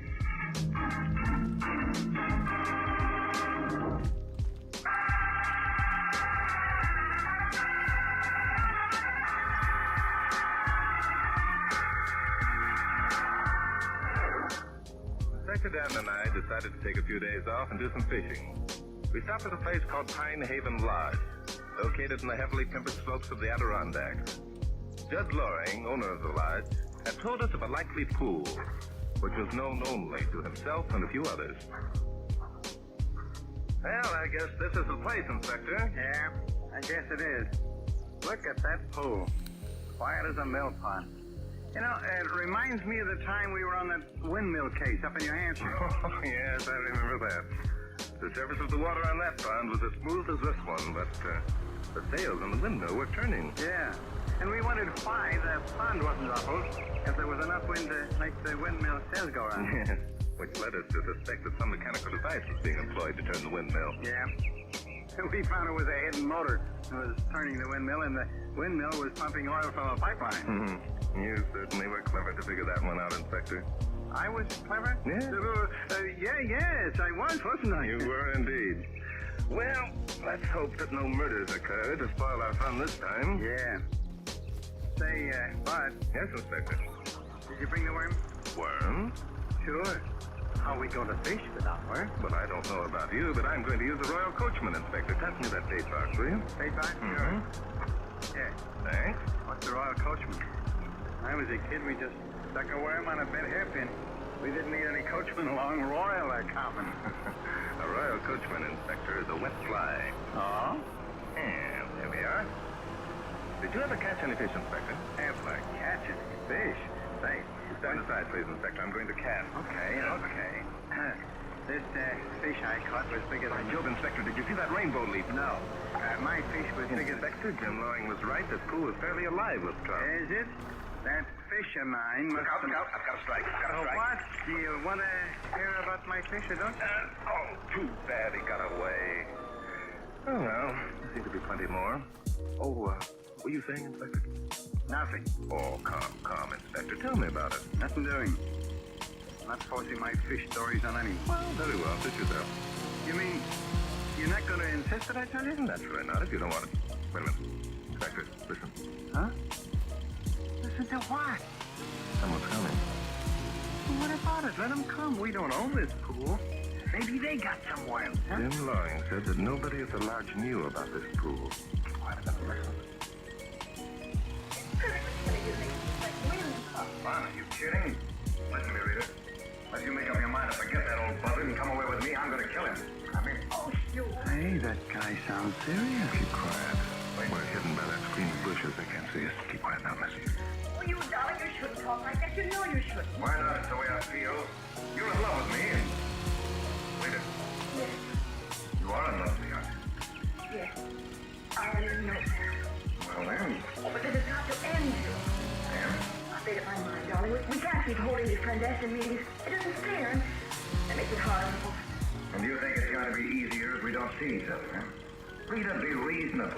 You know what will happen if we call it quits. I know it'll be best for both of us. It won't. We'll stay apart for just so long, and then we'll be back together again. It's happened before. I know. Rita, listen to me. We were made for each other. No two people were ever more suited, and you know it. Oh, I don't know what to say, do I? I'm so unhappy. Now, don't worry about it, darling.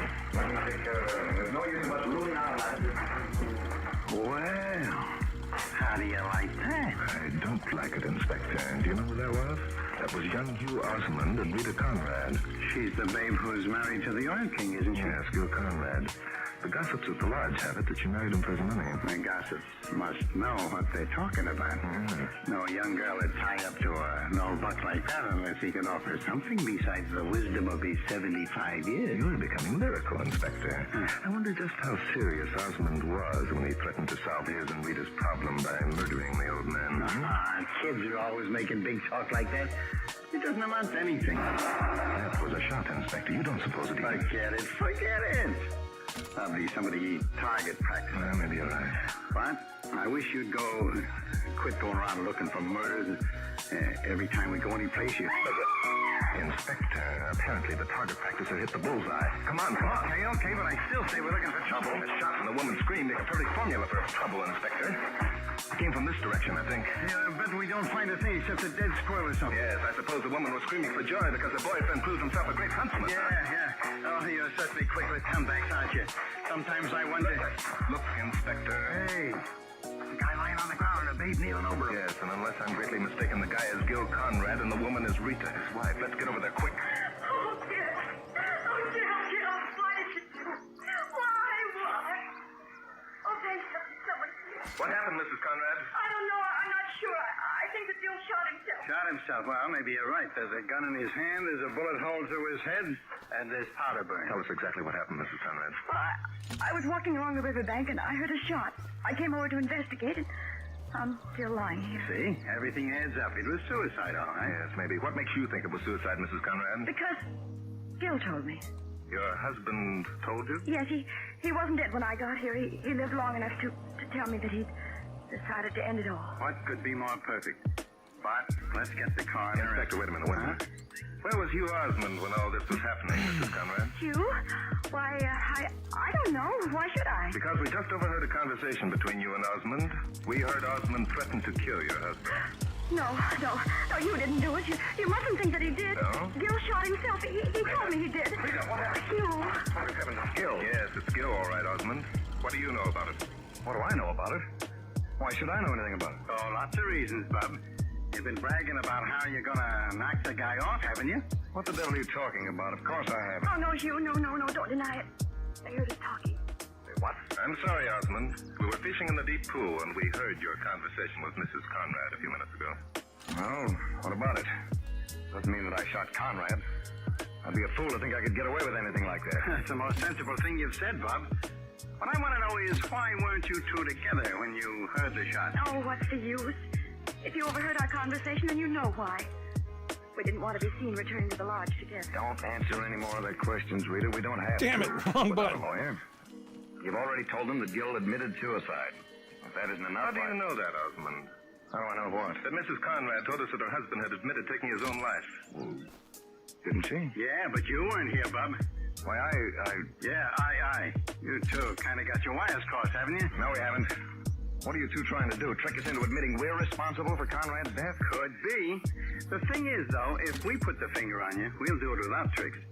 But I take it all back. There's dirty work afoot. I quite agree with you, Inspector. Sorry, Osmond. You get your lawyer, we'll get the coroner. Then we'll take on from there, eh?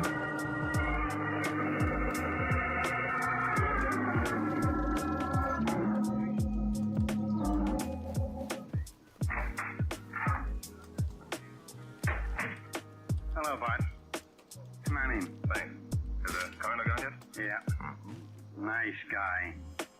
Left the whole deal in my lap. Where have you been? I've been having some further conversation with Hugh Osmond. I'm afraid he succeeded in selling me a bill of goods. What kind of goods? Osmond claims that when he heard the shot, he came running back. Just before he reached the clearing where Conrad lay, he heard Rita scream. So then, what did he do? He stopped behind some bushes and listened. He overheard Conrad tell his wife that he had shot himself. So that's how he knew Conrad had admitted suicide, eh? Apparently, yes. Do you believe him? I believe part of what he said. He showed me the spot where he'd been standing. It was close enough to the clearing so that his story could be true. Well, why did he keep hiding them after we arrived? Well, according to him, to see which way the wind blew. It was only when he believed that we were going to accuse Rita of murder that he decided to show himself. And that's the part of his story you don't believe, eh? I don't know, Inspector. I'm not sure yet. By the way, Inspector, what have you been doing? Oh, I've been getting along. Come over here. Well, discovered something, huh? I modestly admit that I've discovered quite something. Well? Yeah. That's Conrad's body lying there on the couch, isn't it? It certainly is, Inspector. Note the bullet hole through his head. Yes. It's a clean hole all the way through. Yeah. Now, there are powder burns on the right side of his head, aren't there? That's correct, Inspector. Sure. And since we found Conrad holding the gun in his right hand, the setup would indicate that the guy is right-handed, wouldn't it? Quite true, Inspector. Well, the guy is left-handed. What? Now, why, when he decided to shoot himself, would he do it with his right hand? A good question, Inspector. How do you know that Conrad was left-handed? That's my discovery. Look, I've been fishing through his pocket. I found his keys and his loose change in his left-hand pants pocket. By Jove, Inspector. Yeah. A guy who carries his dough and his keys in his left-hand pants pocket only does so because he's left-handed. So the way I figure it is, Mr. Gil Conrad was murdered, and someone tried to make it look like suicide. Amazing. Do you mind if I look through his pockets too, Inspector? Go ahead. Who cares? If you don't want to take my word for it. Come. You know your word is as good as gold, as far as I'm concerned. As far as you're concerned, so everyone else thinks I'm a liar. Well, now who's that? Why don't you open the door and see? Possibly the murderer has come to confess his crime. Very funny. Huh, it's a babe. You, looking for someone, miss? Yes. I'm looking for Inspector Danton. Are you Inspector Danton? Yeah, I'm Danton. Come on in. I'm Laura Bailey. Mrs. Conrad's my sister. I just heard about the terrible thing that happened to Gil. Oh, you did? Know anything about it, do you? I think I might be able to tell you something that will help explain why Gil took his own life. Oh, I thought you were alone, Inspector Danton. No. That guy standing up over there is Barton Drake. The horizontal gent is your brother-in-law. Barton Drake? Oh, I'm so glad you happened to be here, Mr. Drake. I've heard so much of you. My name is Laura Bailey. Sure, everybody's heard of Drake. How do you do, Miss Bailey? I hear you say you're Mrs. Conrad's sister. Yes. We were all staying here at the lodge together. Oh, I would have come sooner, only I couldn't believe that Gil was serious when I talked to him this morning. When you talked to him? When was that, Miss Bailey? Shortly after breakfast. He asked me to come to his cabin. Now, don't tell us that he threatened to commit suicide. That's exactly what he did, Inspector Danton. You see, Gil had found out about Rita and Hugh. I see.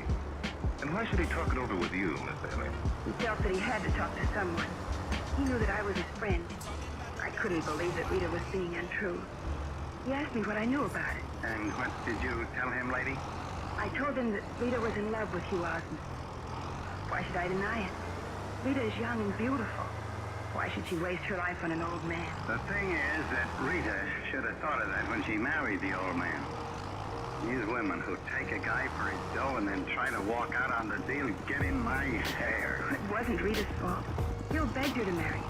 But she hadn't met Hugh then. Oh, nuts. So Conrad told you he was going out and commit suicide. Is that right, Miss Bailey? Yes. I didn't believe him, of course. He wanted me to talk to Rita, persuade her to forget Hugh. When I refused, He tried to work on my sympathy by threatening suicide. That is probably because he figured you were his best friend. Now, look, lady, we happen to know that... Huh? Miss Bailey, was your brother-in-law right-handed or left-handed? What a strange question. Why, he was right-handed. Uh-huh. You are sure of that, Miss Bailey? Of course I'm sure. I've known Gil for years. I most certainly have noticed any strange traits of character that he had. Now, just a minute. Just 1 minute. Lady, I'm too polite to call a female a liar, but I just got through proving Careful, Inspector, careful now. Huh? There's no doubt in my mind that Miss Bailey's telling the truth. Oh, what was that, Bart? Of course I'm telling the truth. Gil was as right-handed as I am. Everybody knows that. That's just the point, Inspector. Everybody probably does know it. It's a fact that can be easily checked. Because of that, I hardly think Miss Bailey would run the risk of lying. But doggone it, Bart, that means the guy probably did commit suicide. And you said yourself he was murdered. Murdered? Yeah. Oh, that's ridiculous.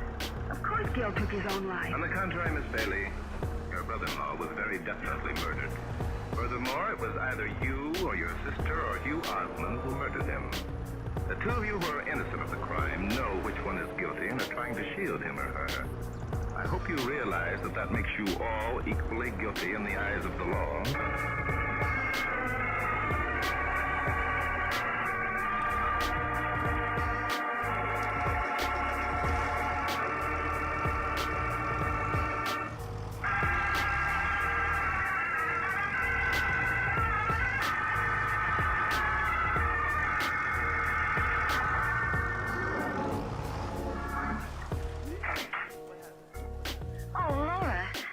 Dear. Did you see Inspector Danton? Yes, I saw him. Did you tell him that Gil had told you he was going to commit suicide? Yes. Hugh, how did Gil know that you and Rita were in love? The last I knew, you were taking every precaution to keep that knowledge from him. I told him myself. Hugh. Sorry, darling. I should have told you. I couldn't see the point in keeping him in the dark any longer. I went to him this morning and asked him to give you up. Oh, darling, you shouldn't have. And of course, Gil refused. Not only refused, he wouldn't believe me. I guess that's why he sent for you, Laura. Undoubtedly. And you knew nothing of this, Rita? Oh, no. Gil acted strangely this morning, but I didn't guess what was behind it. Oh, Hugh, why didn't you tell me? Well, why should I? It would only have made you more unhappy. I hope that I can make you see things my way. Oh, I wish I had. I wish I'd seen things your way a long time ago.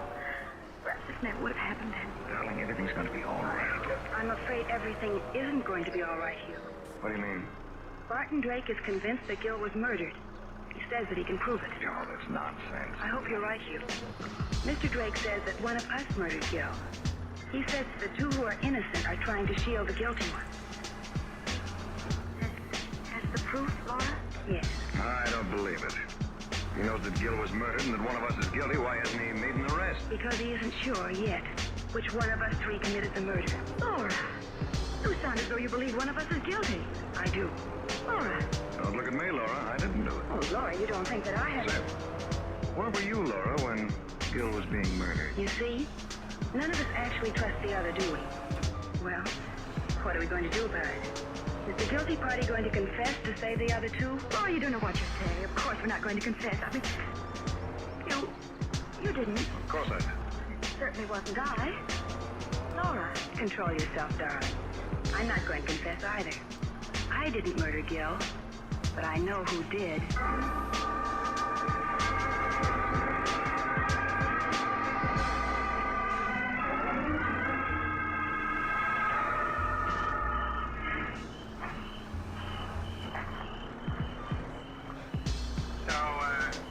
We're working out another of your little deals, eh, Bart? That's right, Inspector.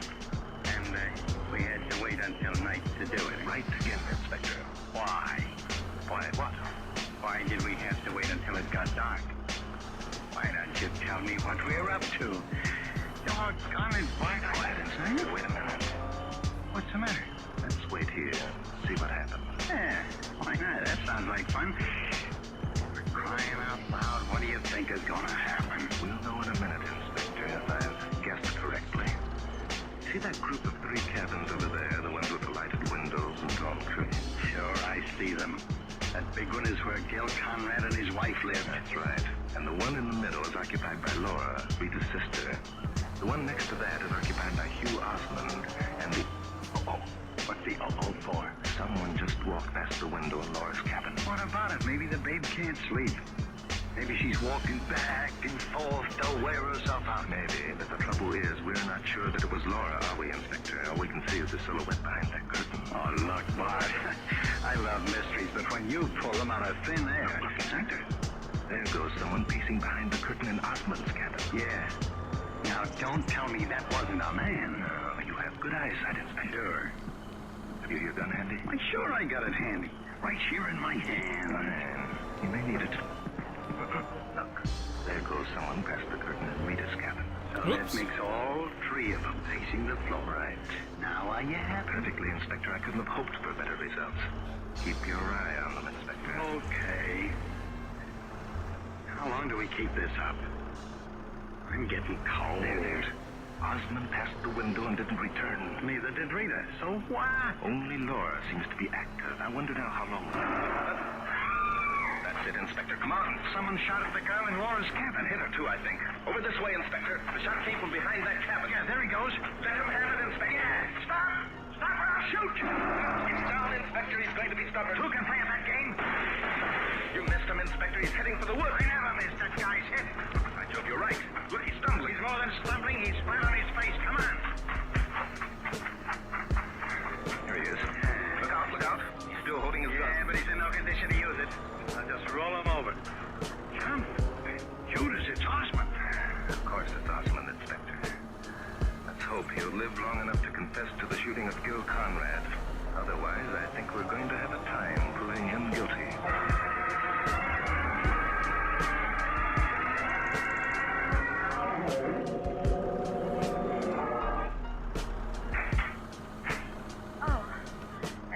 It's Mr. Drake. Yes, yes, it is. Is your sister seriously hurt, Mrs. Conrad? No, the bullet just grazed her neck. Oh, I'm glad. I sent for a doctor. He should be here any minute. Doctor won't be necessary. I've taken care of Laura. We have. Mr. Drake? Yes. Was Hugh? Yes. Yes, I'm sorry, Mrs. Conrad. You must have loved you very much. Dead? Well, Oh, Inspector. Is he dead? Yeah, he's dead. Lived long enough to tell us it was him who shot your husband, lady. You know, that's something I can't figure out. He didn't have to confess. Why did he? Well, the answer to that's pretty obvious, Inspector. You knew he was going to die. He didn't want anyone else to be blamed for a crime he had committed. Yeah, I guess that must be it. Even when he passed out, he didn't know we had him paid for the crime.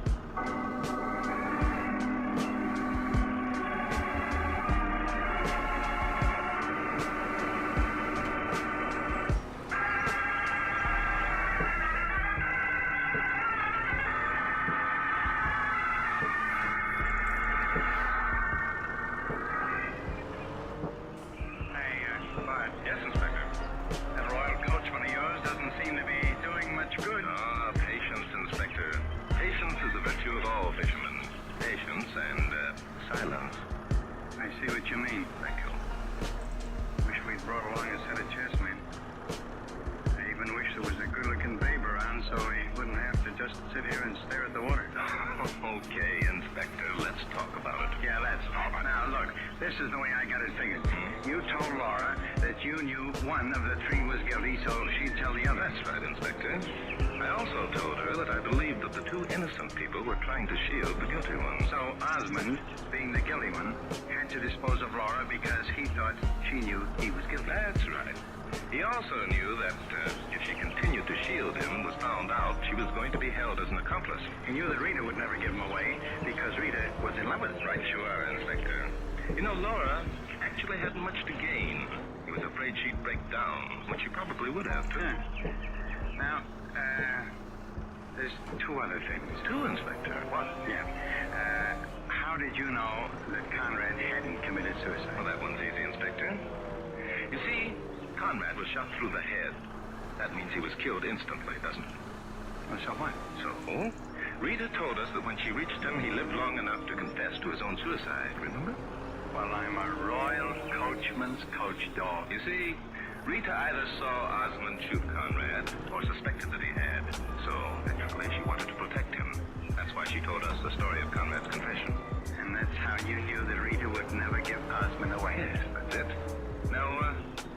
the other thing you wanted to know, Inspector? Oh, yes, yeah. Now, look, Bart, I proved by a bit of ingenious deduction that Conrad was left-handed, and then you come along and call me a liar. Oh, no. You There's did. the thought, Inspector. You did. Never would I call you a liar, never. Well, it amounted to that. No. I don't like it. You gotta back up that crack you made with some proof of your own. All right, Inspector, I'll do my best. You believe that Conrad was left-handed because he carried his money and keys in the left-hand pocket of his trousers, is that right? Yeah, that's right. Mm-hmm. That was a clever piece of work on your part, Inspector. The trouble is, you didn't go far enough. What do you mean I didn't go far enough? You didn't look in his other pockets. You see, in the right-hand pocket of Conrad's trousers, there was a hole. By Jove, Inspector, look out, I've got a strike. All right. So he carried his stuff in his left-hand pocket because he had a hole in his right-hand pocket. All right. Right, Inspector. Oh, boy, what a beauty. Look out, Inspector, he's heading for that wall. Who cares? Doggone it. Oh, the devil, he got away. Inspector, I give up. I thought it might be fishing. But what might be fishing? My hobby, Inspector. I'm afraid I'll have to continue to admit that mystery is my hobby.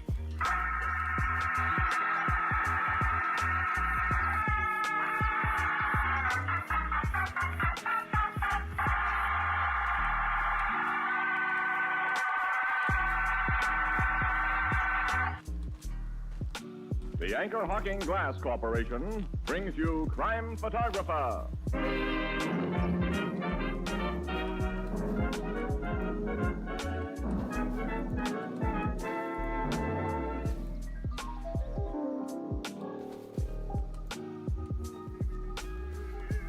Oh, hello, Casey. I'm sure glad to see you. Yeah, hi, Ethelbert. Say, what's with Marvin and this me stuff? Huh? Maybe you can find out. He won't talk. Huh? Hey, Tony, what goes with you and Herman Chittison and that me noise? Me. Hey, Herman, will you give me an A now? Me. First it's me, and then it's give me an A. What's this A business, anyhow? Why, Casey, A is for Anchor Hocking, the world's largest makers of household glass.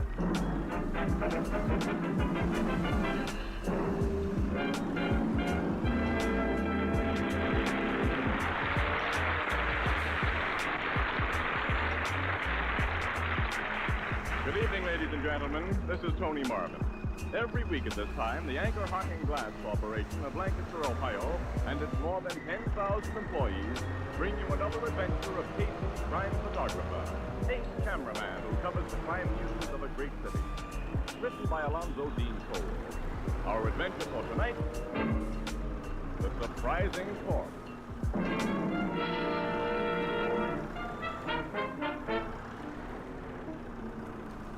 2 o'clock in the afternoon, the living room of a beautifully furnished penthouse apartment. Yes, ma'am. Complication. Sure thing.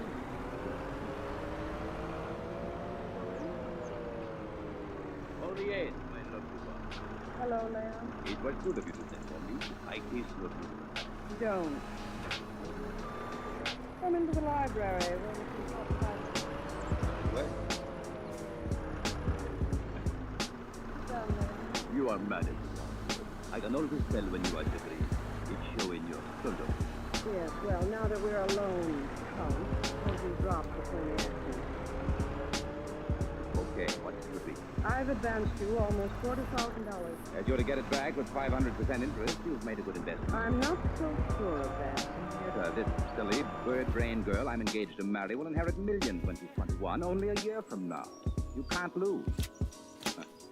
We even took out insurance on my life. Yes, but only for enough to protect my actual loan to you. You see, Leon, I expect a profit as well, and I won't get that unless you marry Paula Durfee and get your hands on her inheritance. Don't worry, she's mad about me. Her uncle, who controls her estate until she's 21, her brother Arthur, are mad at you. Paula pays no attention to that. When you drink, you talk too much. What do you mean? Several nights ago at the bar of the Yorkshire Club, you told everybody what you really think of Paula Durfee. Who told you that? I swear. I have reliable informants in many places, Leon. I watch over my investments, and you're one of them. I've not had a loss so far, and I don't intend to have one in you. I'm sorry. I drink too much, no more. I don't trust you. Henrietta. And because I don't trust you, I want to liquidate your debt. liquidation. Oh, it'll be to your advantage as well as mine. Uh-oh. Would you like to make $100,000 right away? 25% of it goes to me, of course. My plan may strike you as fantastic, Leon, but this Paula Durfee is a little fool. You weren't going to be enough of you and jealous of you. You're most flattering, Mrs. Davis. You've an appointment with Paula today, of course? At 5 o'clock for cocktail. Well, don't drink too much before you meet her. And don't tell her this scheme was the idea of anyone but yourself. You must take all the credit. Go on. Tell me how to get this $100,000. This is the way, Leon. When you meet Paula, you tell her.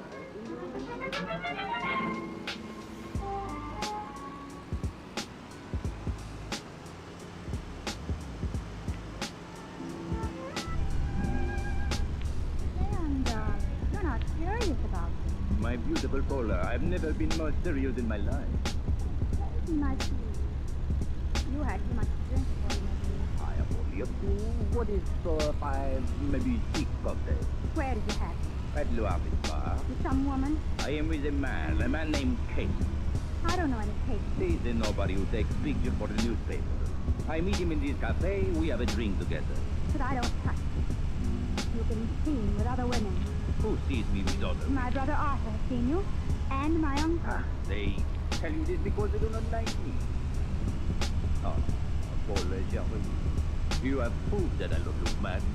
That I desire to marry you right away. What I tell you a moment ago is true. That crazy fool you said.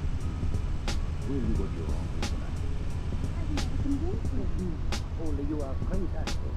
What drew me to you in first meeting is your army. I say to myself, yes, fire, emotion, Bernard, upon my local fighting. Will you go to your uncle in 2 hours from now and tell him? Good night. It is perfect plan. You thought it? Oh, that's our biggest payday yet. That was 17 grand. Holy shit. Uncle Clement could give me enough for us to get married on, even if we have to trick him into it. Tell me the plan again, Leon. All of it, so when I go to Uncle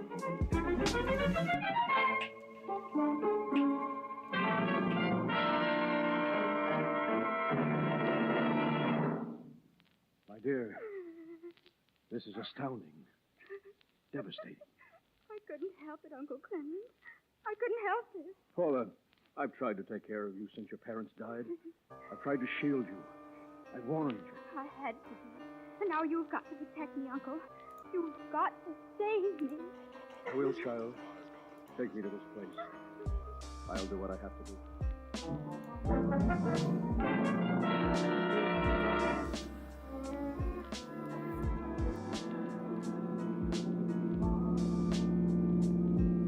Why are we turning here, Casey? Annie, won't you ever learn this town? This is a shortcut back to the office. Oh, you and your shortcut. Hey, that car that just passed us, Annie. What car? Look at the license number.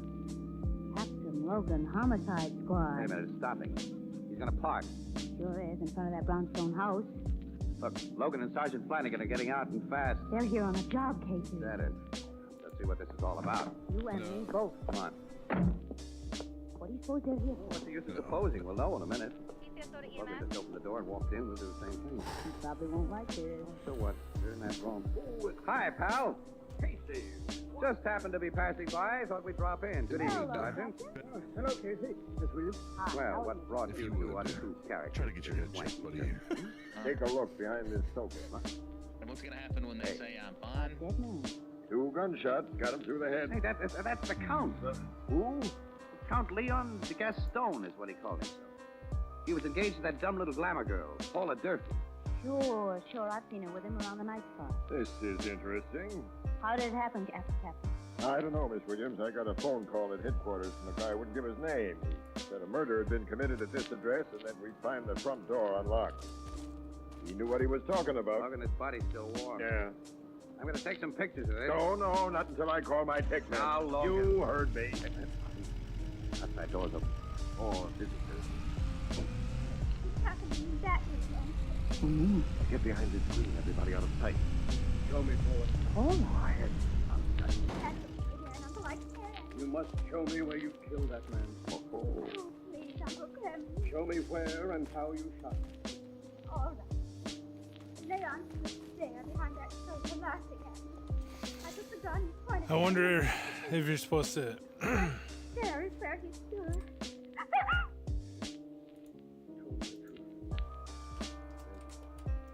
No. Oh, no! We've heard enough. You're under arrest, miss. I didn't do it. I didn't kill him. That's not what you said a minute ago. But I was lying. Leon can't be dead. He just can't be. Oh, my child. I think introductions are in order, mister. I'm Captain Logan, Homicide Bureau. I'm Clement Durfee. This is my niece, Paula. Oh, Leon can't be dead. He can't be. It's no use trying to change your story, Miss Durfee. But what I said was all a lie. I didn't. Please. I didn't. I couldn't. I loved him. The things you heard me say, the story I told my uncle, was Leon's idea. What did she tell you, Mr. Durfee? I'd rather not say. Look, a murder has been committed. You gotta. I'll tell you what I told my uncle, but it wasn't true. Drive the train to the edge I of the said that I map was to jealous trigger of the Leon, and I unload came here command. tonight and shot him, but it was all a lie. You were jealous of Count de Gaston, weren't you? He told me you were when I was with him this afternoon. You were with this guy today, Casey? Mm-hmm. For about an hour. Luardi's bar, and he was getting quite a load up. Maybe he told you about the plan. He didn't say anything about a plan. Go on, Miss Durfee. All I told my uncle was part of Leon's plan. He said that if Uncle Clement was convinced I committed a murder, he'd pay $100,000. Hello? Hello. How was he to pay? How goes you? Oops. To give it to Batson, Leon's salary. Leon said he'd arranged everything with Batson. And why was he to give it to this Batson? Well, because Batson would say he'd been a witness to the murder, and that he'd gotten rid of the body. And when Uncle came here, he was to see nothing but some stains on the floor that would look like blood. How are you Leon doing? Said he'd put them here before he We went are away. doing good, Emma And Clark. I was to get the money from Uncle and We're pretend to working pay on Batson for his help. trying to And earn more money. Yet And then I was to everything join costs Leon so in much fighting money. Jason. It was going to be messy.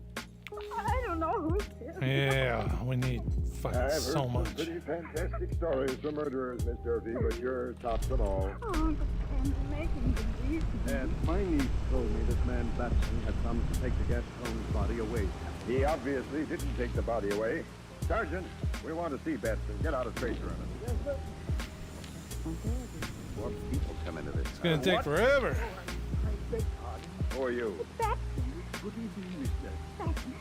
Tell them what the cops Gaston told you to do tonight. Tell them. How could you do He did. He must have. He was going to give you instructions. I had seen the count since early afternoon. You're lying. How was your weekend? Really? I said, what's going on here? Step back of this sofa, Batson. Take a look.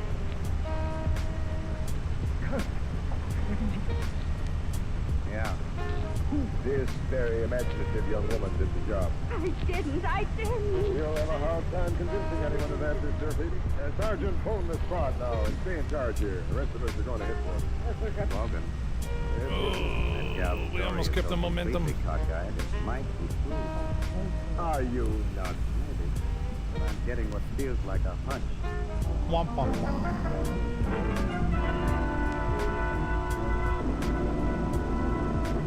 Bummer that Only a bush few trimmer years didn't work. ago, Oven glass which could be used for oven baking, was considered an expensive luxury.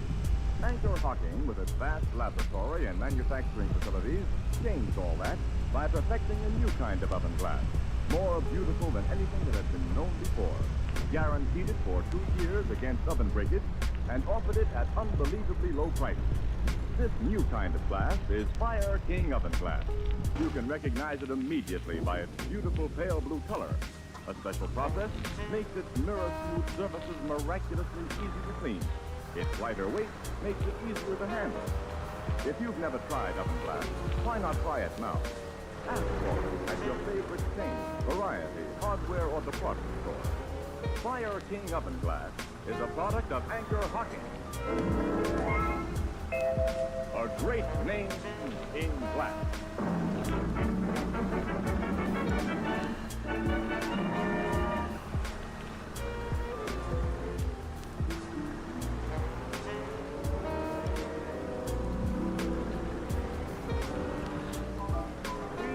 How in the world? Now, great, look. After all, no, not now. Oh, dear, these women. Now, Casey, as I was saying, how in the world can you think that Durfee gal didn't commit the murder? That's what I'd like to know, whoever does. Look, I tell both of you, I've got a hunch. It's the kind of hunch I'd hate to bet on. Well, who's asking you to bet on? I've noticed that when Casey gets a hunch that a gal's being unjustly treated at she's usually a very good-looking gal. Paula Durfee hasn't got a brain in her head, but she has got looks. Oh, don't talk nonsense. All right, Hey, that's good. Walter! Bring up some more lemons. Yeah. Huh? Annie, listen, I'm telling you, it's because that kid is so brainless. I think that she may have fallen for that crazy plan she says the Gastoni proposed. And then somebody who knew about the plan bumped the guy off, knowing that she'd take the rap Oh, for it. Casey, you haven't got the slightest basis for that. Oh, yes, I have. Yes, I have. That phone call that brought Logan to the Gaston's place. They ain't been able to trace it. No? Well, a neighbor might have made it, or somebody passing on the street who heard the shots and didn't want to become involved. Oh, that's possible. Now, the case with the Gaston told you himself that he was madly jealous of him. But tonight, he just got too jealous and went bang, bang. Gaston told me something else this afternoon. As a matter of fact, I'd forgotten it up to now. He'd just come from Mrs. Daybell's place. Mrs. Daybell? You make that name up. No. Henrietta Daybell, that's it. Who's she? The hard-boiled dame I know. I wonder. You wonder what? Mrs. Daybell always has a few of those fortune-hunting guys around her. Guys like the Gaston. I've heard she bankrolls them while they're on the make for gals with shows. So what? A hard-boiled dame. What a choice of words. That I neglected to check before.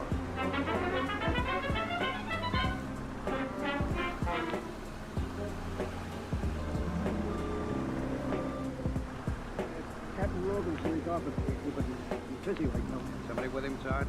Yeah, the brother of that girl who knocked off the gas stove. Oswald Durfee. Just two of them, huh? Arthur's about 5 years older than she is. He's another case of too much go. He got his share of the Durfee million. I think he's 21. He's leaving the office now. Yeah.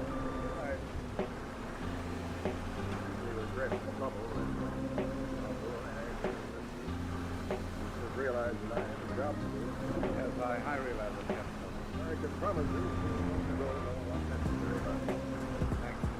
Right. Good night, Captain. Tough luck, fella. Oh. I'm just a newspaper guy and wants you to know that I'm off the system. Oh. Thank you. Thank you very much. You want to see me, Casey?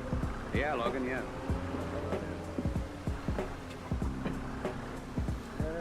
Toughest thing a cop ever has to do is talk to relatives of the prisoner who's shot above the chair. I can imagine.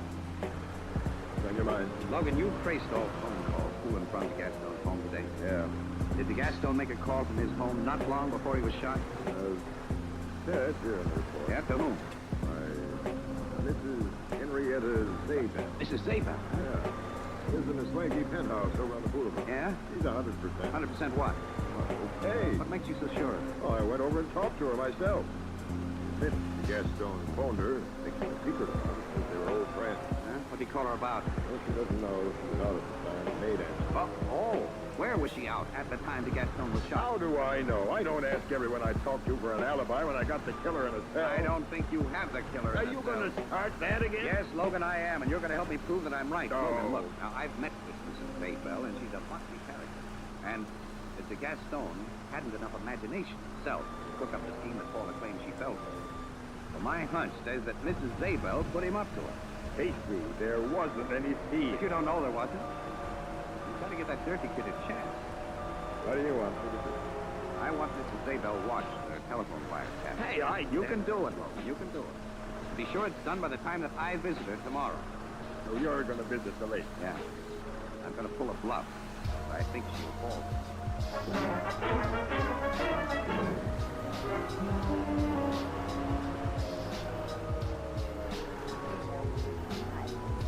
Thank you.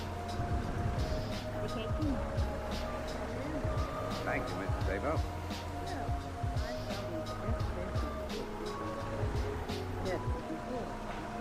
Yes, taken pictures of you several times for the cafe society.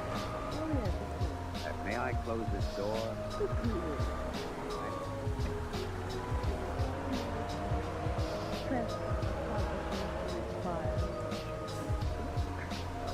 job here is to press the top. I really want to talk to you about Leon de Gaston. I spent over an hour with him yesterday at the Waters Cafe, drinking coffee. Really? Yeah. He told me about the idea you'd given him.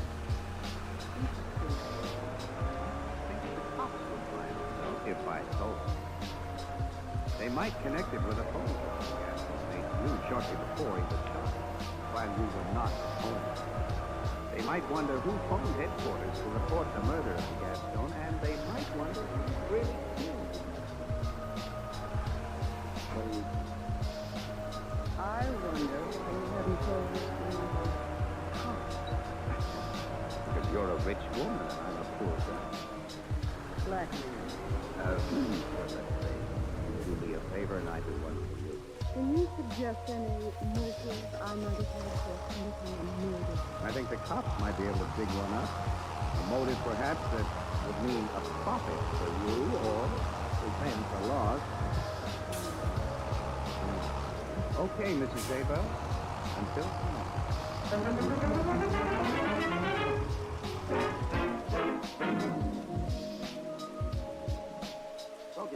You say she made a phone call right after I left? Huh? Yeah, but not from her own phone that I had a tap on. She went out to a public booth, so my guys don't know what she talked about. Now, we traced the call she made to Clement Durfee's home. Paula Duncan. So he's her partner in this scheme. Now, wait a minute. Look. If you'd just been threatened by a blackmailer who accuses conniving in the murder that you had connived in, wouldn't your first act be to contact the other party to your killing? I guess so, but... Well, Mrs. Zabel fell for my bluff, though, because she framed the scheme that de Gaston and his gal friend fell for, and she framed it with Clement Durfee. But why Durfee? Remember, he handled Paula's estate loan. In a year, he'd have to turn it over to her, but with her out of the way... But why should Mrs. Zabel... Well, she'll do anything for dough, won't she? She's paying plenty for what she did. We'll get them both loaded, and with the goods. I hooked her today. Tomorrow, when she tries to pay me blackmail, you'll be there to pull her in. She's a swell-looking woman with a head full of brains, all right. That little Paula's a beautiful thing, too. Excuse me. Homicide Bureau, Captain Logan. This is Mrs. Zabel, Captain. How do you do? I'd like to see you as soon as possible if I may. Okay. What do you want to see me about, Mrs. Zabel? Well, I'd like to report Fred, the blackmailer, the photographer. Very interesting, Mrs. Zabel. I'm anxious to hear about it. Will you come to my home as soon as possible, alone? Yeah, I'll be there in half an hour. Then I'll expect you. Goodbye. You heard that, Casey? I heard. You put something over on that wise guy.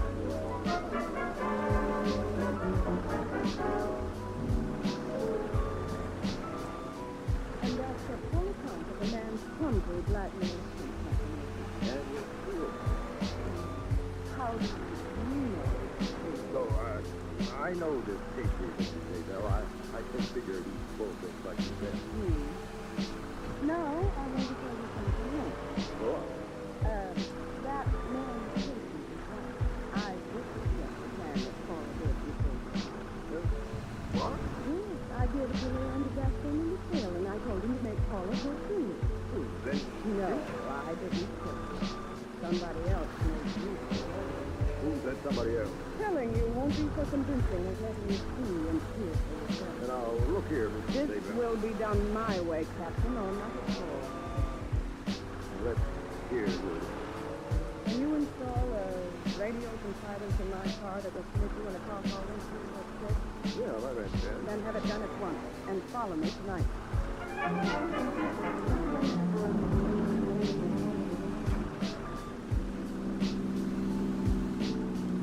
Where's she going in that car of hers, Logan? I told you she wouldn't tell me a thing, Casey, except to follow her, and we're doing that. Might give us a word occasionally through that radio gadget you have installed in the car. She's gonna play this the way she wants it. You know, she is a well-looking woman, Casey. Yeah. Not so young as Durfee. Oh, no, not really. But well-looking. Well, All right. We both agreed that they're both beautiful Hey, gentlemen. she's slowing down, Logan. She's gonna stop. I'll slow down, too. Hey, a man's getting into the car. Couldn't see his face. Neither could I. He's starting up again. Ah, thanks for picking me up, Henrietta. Hey, your jacket makes pretty good. Quiet. I didn't want to come to my house. Yes, car here. I'm sure no one can hear us. Who's the man? Can't get his We voice. should do this little pack of trees next. So, Henrietta, you think we are under suspicion of murder? Yes, and I have no intention of facing a murder charge I don't know. You suggested that you planned to get Plan was it? But now, since we're quite alone, it was mine. But you didn't tell me you really planned to murder Leon. I thought you were only helping me recover my money. So, my real motive? Yes. You wanted a murder conviction and death for no reason. Arthur Dirk. You see, I've spent my share of the estate, but with Paula out of the way, I'd get her share too. I couldn't allow a little fool like Paula to get that money when I needed it, could I? You think you can persuade me? You'll never tell anyone. What? You think I'd have said what I have if you were going to live? Step on it, Logan. I'm stepping. Look at that car behind us. What? Cut the ignition. And threw the key out the window. What a gal. Oh, those are puddles? Their car stopping. Come out of that car, Mr. Arthur. Are the Dirty, with your graphics hands in going? the air. Shit. The meaning of this. We're finishing your How come we don't perfect see plan, it? fella. For keeps. And Mrs. Zabel, Why, Mr. Casey. I'm going to ask a favor of you. May I kiss you? Hey. Excuse me, Annie. Thanks, Mrs. Zabel. Thank you, Mr. Well, I like that. I was just apologizing, Annie, and congratulating Henrietta. We'll discuss your methods later, Mr. Casey.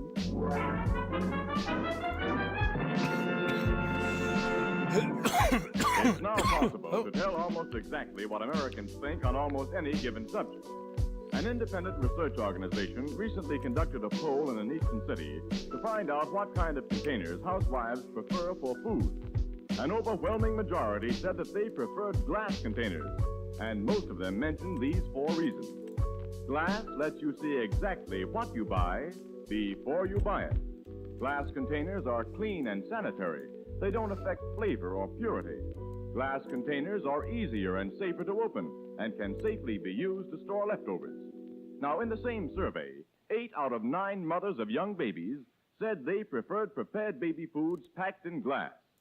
Most of your favorite food products and all of the better brands of prepared baby foods are now available in Anchor glass containers, protected by tamper-proof Anchor vacuum caps.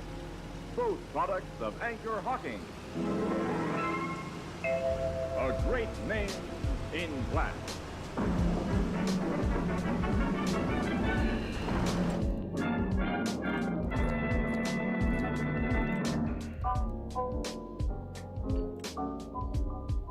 So Arthur Durfee's in the clink, Casey, and his sister's free, huh? Yep, Ethelbert, yep.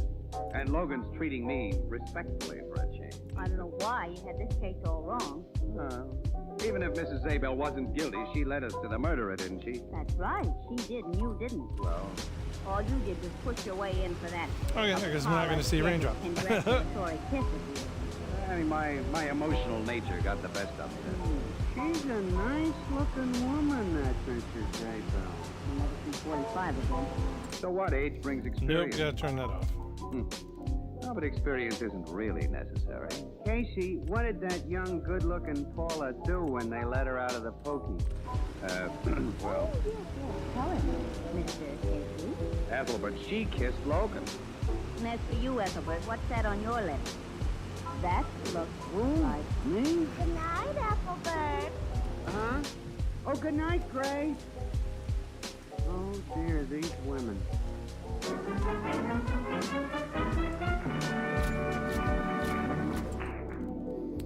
$9,000. Crime Photographer, starring Stotts Cotsworth as Casey, is brought to you each Thursday by the Anchor Hocking Glass Corporation, makers of Fire King oven glass, Anchor glass containers, Anchor caps and closures. All products of the Anchor Hocking Glass Corporation, a great name in glass.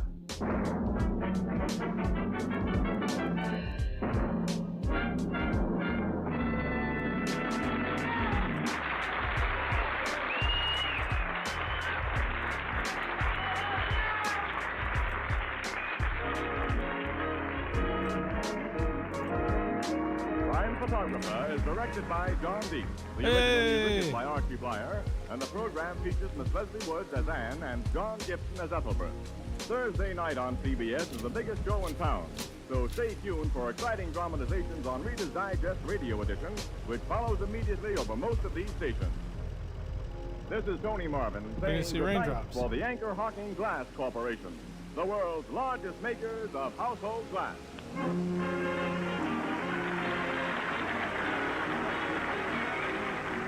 This is CBS, the Columbia Broadcasting System.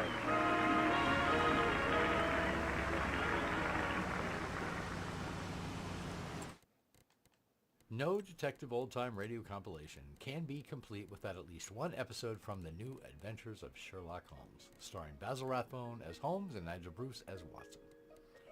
This great series ran from 1939 to 1950, and it's still extremely popular today among OTR fans. In this episode, The Strange Case of the Iron Box, an 84-year-old Scottish lord who has had to wait 63 years for the inheritance that he should have received when he was 21 gets pushed out of a window, and it's up to Holmes and Watson to solve his murder. Next up is Price of Sugar from the Adventures of Christopher London, a lesser-known detective show, but one that I really like. Glenn Ford plays London, and in this episode, he's hired by a sugar magnate to find out how his competitors massively undersell it. It starts out as what appears to be a rather boring business case, and it turns out to be way more dangerous and brilliant than you think based on the start of it. This aired originally on September 8, 1950. After that, we have Fighter's Contract from The Saint, starring Vincent Price, aired originally on July 23, 1950. The show had two iterations, running from January to March 1945. Alright, oh wait, shit. Which nobody's heard of and nobody knows about, basically. But the second main iteration, which is known today and starred Price, ran from 1945 to 1950. After that, we have The Bill Kirby Murder Case, Richard Diamond, private detective, starring Dick Powell. OTR fans are pretty polarized about this show. Some love it, and some hate it, and it always seems to be revolving around his singing in each episode. I myself like the show, although for copyright reasons, I usually have to cut out most of the songs that Powell sings, although not always. In this episode, Mrs. Lenore Kirby asks to find a compilation on the list. Simply, at the end of this compilation. Good evening, Doctor.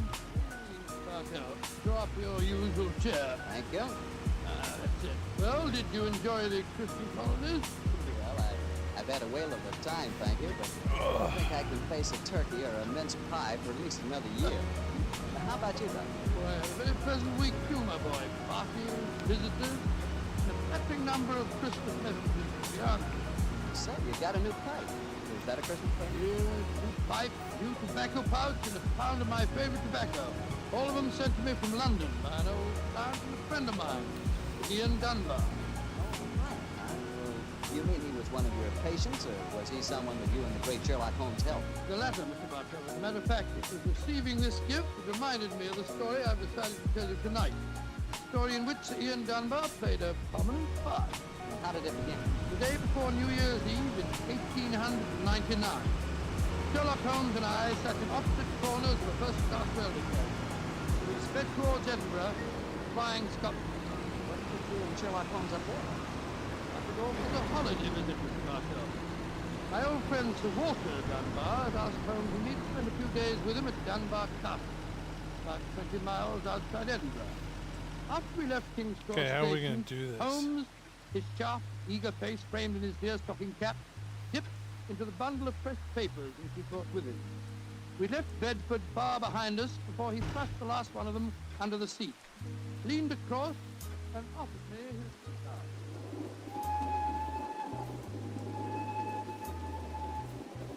Careful, cigar, Watson. No, thank you. Well, I'll stick to the pipe. Let's move this stuff. Living up to its name. They're going splendidly.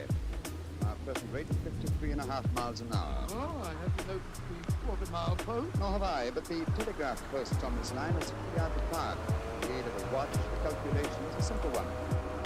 Watson, my dear fellow, we have several hours ahead of us. Tell me more about Walter Dunbar. Feeling that he's in some kind of trouble. You haven't wanted to talk about it. Objective trouble, Holmes. It was a strange problem to confront the Dunbar. The problem that will be settled at midnight tomorrow. Night of New Year's Eve, eh? Yes, exactly, but to really appreciate the story, I have to begin by telling you of the death of old Sir Thomas Dunbar. The father of the present baronet, I suppose. Yes, he was severely wounded at Waterloo, though he managed to last out long enough to get back to Dunbar Castle. The story goes that as he lay there on his deathbed, he told his wife of his plan. Dinner very nice. I've got the baronet here on Waterloo. Oh, hush, lass. I'm not afraid to die. All that niggles me is that I shall never see the child you bear. They say, what will Scott now coming yet? Jenny, he was at the deathbed of his old friend. Oh, who's there? I bet you, Sandy Murdoch. All right, let's move. I'm leaving an unborn son behind me when I die. I don't trust women or children or banks for that matter. The best part and the wealth and gold and the big iron box you'll find under the bed. The money's there. And something else for a rainy day. If you keep that box in trust for me, Sandy, you can turn it over to my boy on the New Year's Eve before his 21st birthday. He will be a man and wise enough to know how to use it. But supposing your baron's a girl. Girl? I tell you, it'll be a boy. Well, if the Baron's a girl, it's a Baroness. Oh, Scott.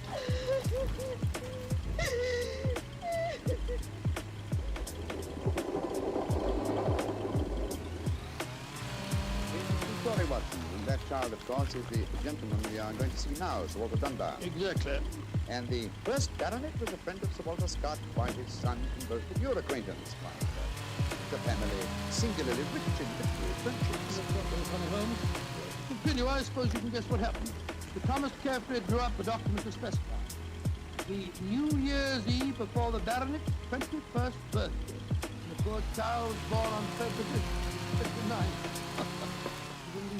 Oh, so poor Sir Walter is still waiting for his iron box full of gold. He'll be 84 next year, and yet legally, with only one birthday every 4 years in the eyes of the law, he'll at last be 21. Though I'm afraid Sir Walter finds it far too entertaining. The lawyers must have been extremely scrupulous in abiding by the letter of the document. Yes, old Sandy Murdoch is dead now, of course. But he too is a great-grandson, William Murdoch, who still handles the Dunbar estate. He'll be at the castle tonight to formally hand over the iron box. I'm delighted you accepted the holiday invitation, Mr. Walter. My dear fellow, I've needed a rest, but always loath to be stricter one. This situation may pose a nice little problem for me. Problem? Yes, I'm reasonably certain that the agent Sir Walter Dunbar will not get his iron box full of gold on this New Year's Eve either. But we shall see, old fellow. We shall see.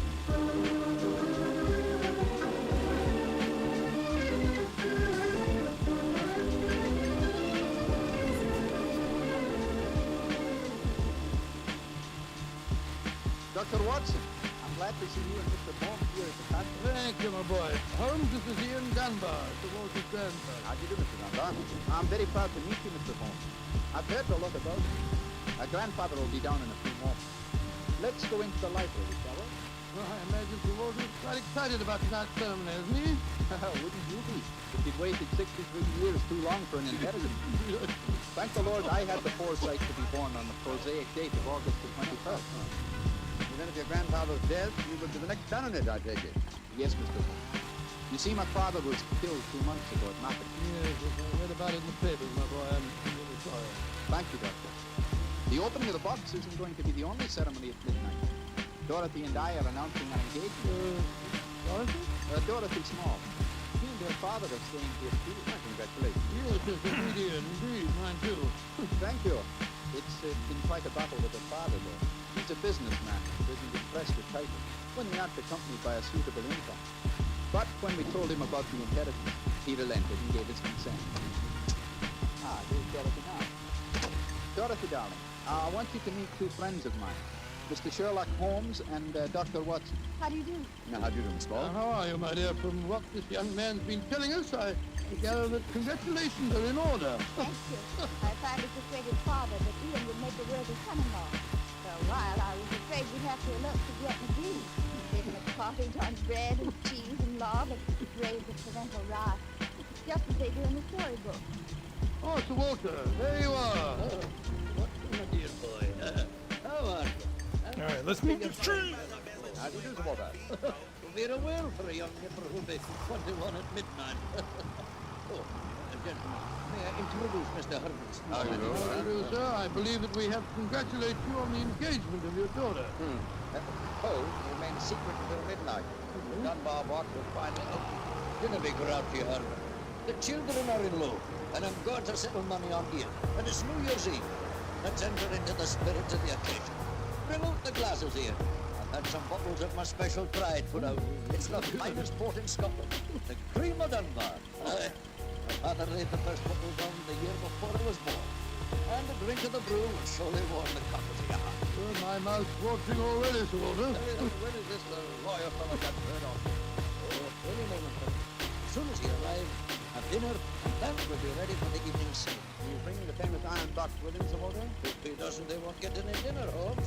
Ian, pass the glasses around, my boy. Ah, there you are, my daughter. Oh, you've got the box we asked. Now the party's complete. So, let me introduce you. Small, her father, Mr. Small, my grandson, Ian, Sherlock Holmes, Dr. Watson. How do you do, huh? I'm sorry I'm late, Sir Walter. My train was delayed. Oh, that's all right, my doc. You're here, and you brought the box. That's all that matters. Ian, you are a young lawyer a drink. Here, I'll help you. I must say that this is rather exciting, Holmes. The famous iron box with its inheritance of gold. Yes, and the size of the box, the rough guess, I estimate the cubic content in gold at around 5,000 pounds. Not a vast sum, perhaps, to a businessman like Mr. Small, but a windfall to an impecunious Scottish baronet. Yes, that's what it is. A strong young man, Mr. Murdoch. How do you mean strong, Holmes?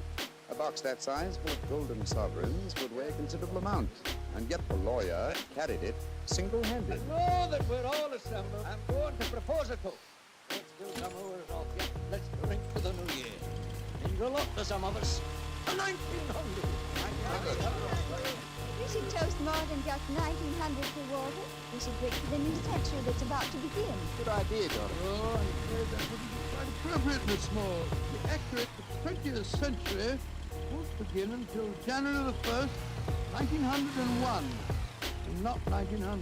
Of course. That's it. Dorothy, anticipate your wedding can't take place for some time yet. Father, what are you talking about? I read an article in The Guardian the other day that said just the same thing as you, Dr. Watson. And what's more, it said something even more important. It said that 1900 is not a leap year. Oh, rubbish. Leap year comes every 4 years. There was one in 1896, then obviously 1900 is one. I think Mr. Small may be right. What do you say, Mr. Holmes? Do you know? Well, I hope no one will bring up this point, but it's a little problem I referred to on the thing, my dear Watson. Holmes, for heaven's sake, answer. Is 1900 a leap year or no? I'm afraid it's not, Sir Walter. No? Because of a slight imbalance that would otherwise be produced in the calendar. Of the even century years, only those divisible by 400 are leap years. In other words, 1600 was a leap year, the year 2000 will be a leap year, but 1800 and 1900 are not leap years. Then you have no birthday next year, Sir Walter, and I'm afraid I can't open the box tonight. And the Dunbars won't get their inheritance. And you, my dear, don't marry for a few more years. I would have liked to marry a pauper. Mr. Holmes, are you sure of your facts? I'm very much afraid that I am, young man. This is terrible. I cannot stand any more. No, don't take it too badly, Sir Walter. Here, drink this. That's it, after all. You only have to wait another 4 years. Another 4 years? At my age, young man, at my age. Oh, no. I shall never live that long. Aye, what is it, Angus? Dinner, Sir Walter. Serve it as soon as you're ready, sir.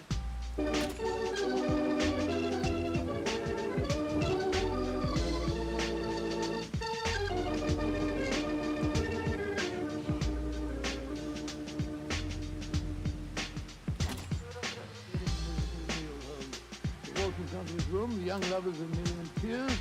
Small and the lawyer Murdoch seem to be positively gloating. Yes, doesn't happen to yeah. But that must at least make the best of it. I think I'll go and have a talk with Sir Walter. And you, my dear chap, why not try and cheer up the young folks? Some of your experiences in India. Yes, quite an idea. I'll join you in the library. Call me if you want me home. Ah, there you are, my dear. Hello, Dr. All alone in front of the fire, eh? I'm afraid we're not in very good spirits. Oh, nevertheless, I'll sit down here and join you, if you don't mind. Misery loves company, you know. So very kind, Doctor. I was just trying to persuade Ian to elope with me. But he's being most ungallant. He won't even consider it. How can I, darling? I've got under 200 pounds a year in my own right. How could we live on that? I was counting on the money the grandfather was going to give us to get me started. Now, Miss Small, a little earlier, you talked of the green and bread and cheese and love in a cottage. Yes, there's a lot to be said for it, you know. To be said for it, yes, Doctor. But have you ever tried it? Not literally, my boy, but Mary, my wife and I were married, I had very little money. In fact, my income was just about the sum that you mentioned. And we were very happy. But you have a profession, Doctor. Look at me. I've been trained for nothing except to be Laird of Dunbar Castle. I can't support a wife on tradition. But you're young, Ian. You can get some kind of position, I'm sure you Yes, can. of course. As a matter of fact, I think that... Holmes, what is it? What's wrong? Devil's work afoot, Watson. Come with me, old fellow. And you, Mr. Dunbar. Mr. Holmes, what's happened? Sir Walter, come into this room. There's some darkness, but in the moonlight I saw two figures struggling by the open casement. One of them was Sir Walter. As I entered, he disappeared from sight. His attacker had pushed him out of the window into the moat. How dreadful. The other man got away in the darkness. We must get lanterns and go out the moat at once. Though I'm very much afraid, Mr. Dunbar, that your grandfather is beyond our help.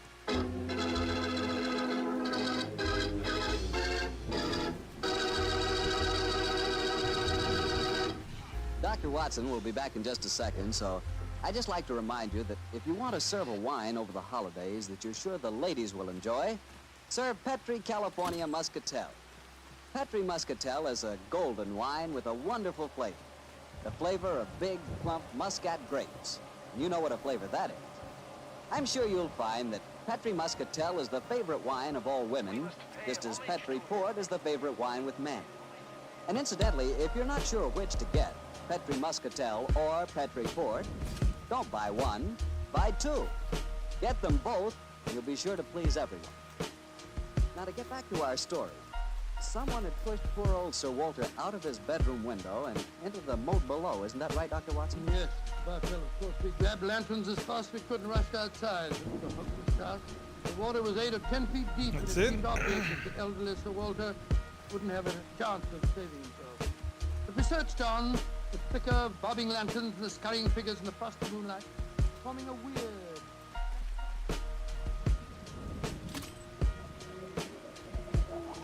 Angus, bring a lantern over here.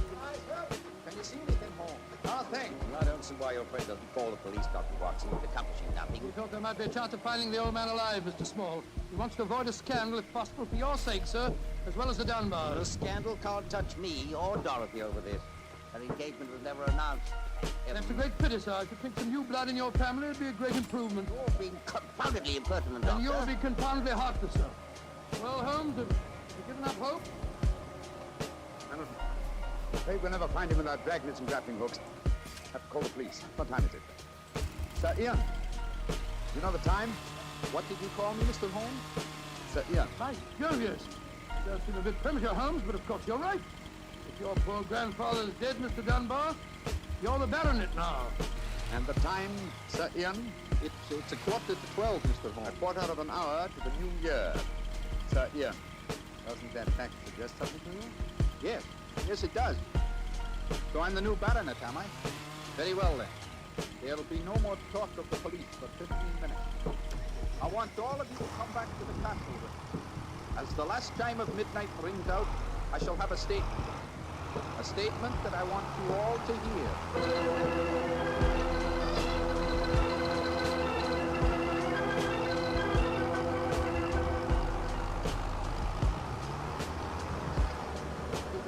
Here for something very funny going on. I tell you, I don't like the look of it. And I, Watson, like to look at it very much. If you wouldn't be so dashed mysterious, what are you up to? Haven't taken a step yet towards finding the murderer. That's right. What causes the beads of perspiration on Mr. Small's brow? What do you mean that Small... And I wonder what causes the singular look of apprehension on the face of Murdoch, the young lawyer. You remember, of course, on my remarking how easily he carried the large iron box. Yes. It's a strong man to throw some water out of the window. What? Huh? Yes. Ladies and gentlemen, in view of our recent tragedy, this is one New Year's Eve when none of us feels like song and jollity. But there still remains a ritual duty for me to perform. Mr. Murdoch, open the iron box, please. But I can't do that. It was only to be opened for your grandfather. No, Mr. Murdoch. The phrase was that it was to be opened on the New Year's Eve before the baronet's 21st birthday. I am now the baronet, and I shall be 21 next year on August 23rd. Open the box, please, Mr. Murdoch. Young darling, how frightfully clever of you. Good lad, I hope you keep it serene. Murdoch, open that box. Very well. But I'm afraid you're in for something of a shock. Wait, stop, the box is empty. Except for a sheet of notepaper in the bottom. What's the meaning of this, Murdoch? Read that paper, so you understand. I owe you 4,000 sovereigns. And it's signed Alexander Murdoch, on behalf of Murdoch and Murdoch, lawyers. You'd better explain this. It's the family skeleton, sir. That note is signed by my great-grandfather, the one that witnessed the original deed concerning the box. As soon as Sir Walter was born on that February the 29th, my great-grandfather realized the money wouldn't have to be produced for 84 years. And so he stole it. He borrowed it. He always intended to pay it back and was never able to. When he died, he told my father of his secret, and my father in turn told me.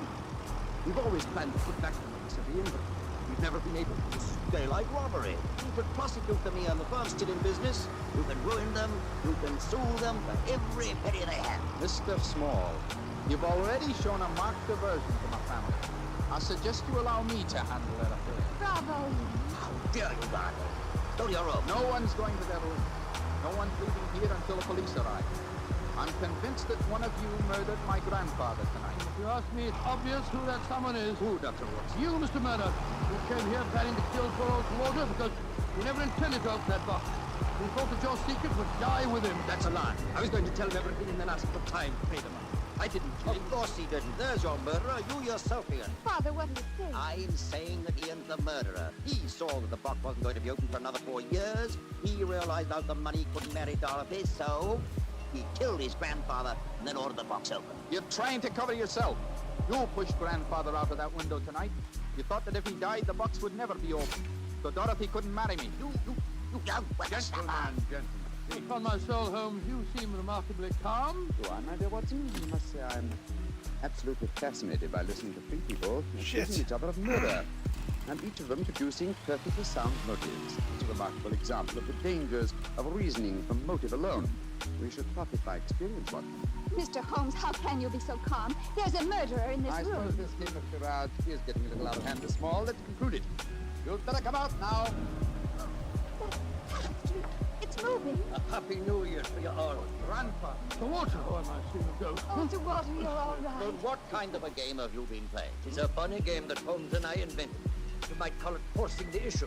I was determined to have the box open before the next 4 years were out, whilst I was still alive to look inside it. But the trickery of your family, Murdoch, has made me a very unhappy man. Sir Walter, I shall pay back the money in a few years. I swear I will. It'll be too late to do me any good. I'll take care that Ian gets it. Half of mine have prosecute. Grandfather, the money isn't important now that you're all right. You were counting on it just the same, my boy. So that you could marry Dorothy, aren't you? She'll never marry a pauper. I won't allow it. When I'm 21, you can't stop me, Father, and I am going to marry Ian. Be quiet. Walter, it's a very unsavory business. I think that you owe us an explanation of your behavior tonight. You tell him. I fancy a way to rob a cream at Dunbar, watching you all set from a body in the mortar's head. The explanation is a very simple one, ladies and gentlemen. When you arrived here tonight, Mr. Murdoch, I knew from the way you handled the box that it did not contain some gold it was supposed to.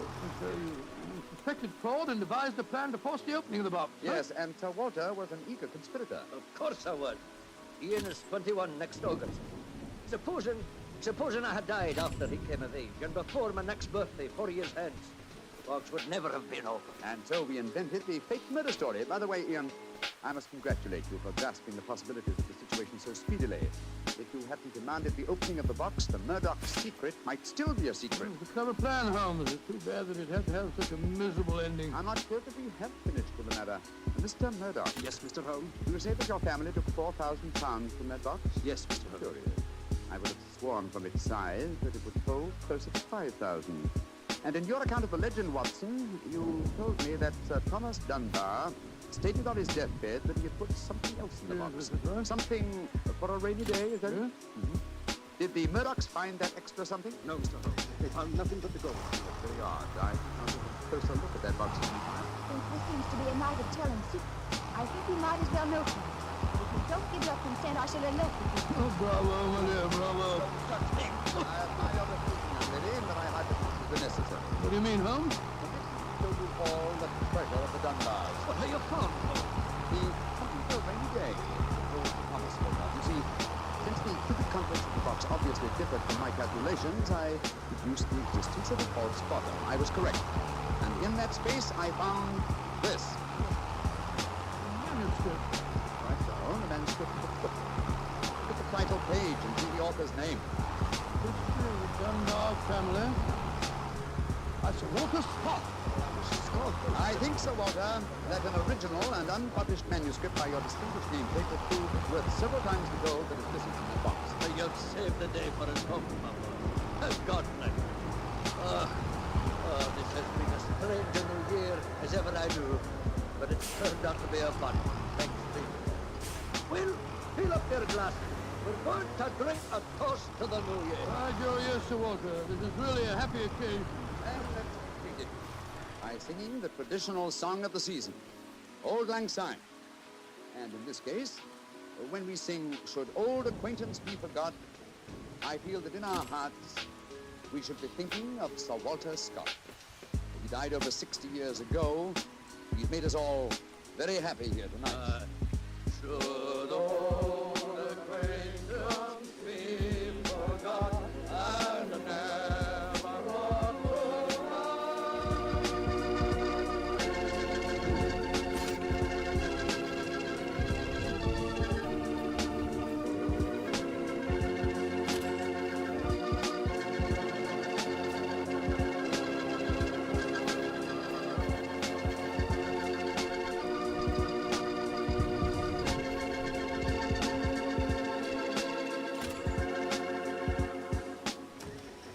Doctor, that turned out to be a very happy new year for all concerned. Yes, that's one new year that I'll never forget. Well, I sure hope you'll always remember this one, too. Oh, just a second, my boy. That's called for a glass of port. Well, to a happy new year, my boy, to you and for our many friends listening in. And to you, Doctor. Good. Doctor, this has indeed been a pleasant association for me. You're the best storyteller I've ever known, and the Petrie family make the best wine I've ever tasted. I hope that just as they've been making wine for generations in the past, the Petrie family will continue to make fine wine in the future. Mr. Bartell, I know that you'll always be here to tell us just how good that Petrie wine is. I hope so, Doctor. And I hope you'll always be right here beside me to tell another swell story about Mr.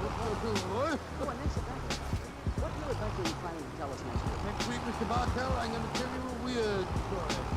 Start with a series of murders on Hampstead Heath. Then, the battle to the death. And the burning wax work. I call it the strange case of the murderer in wax. Tonight's Sherlock Holmes adventure was written by Dennis Green and Anthony Boucher, was suggested by an incident in the Sir Arthur Conan Doyle story, The Silver Blaze. Music is by Dean Fossler. Mr. Rathbone appears through the courtesy of Metro-Goldwyn-Mayer, and Mr. Bruce through the courtesy of Universal Pictures, where they are now starring in the Sherlock Holmes series.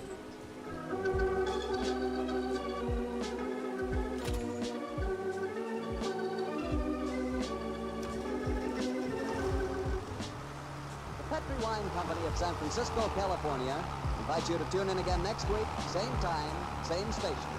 Sherlock Holmes comes to you from our Hollywood studio.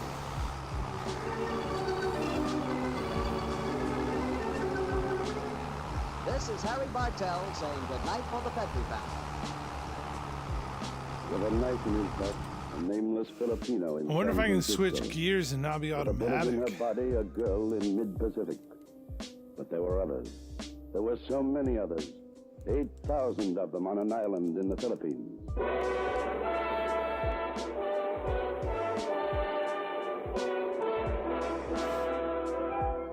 The National Broadcasting Company presents Christopher London, created especially for radio by the world's foremost mystery writer, Earl Stanley Gardner. Produced and directed by William N. Robeson, and starring Mr. Glenn Ford.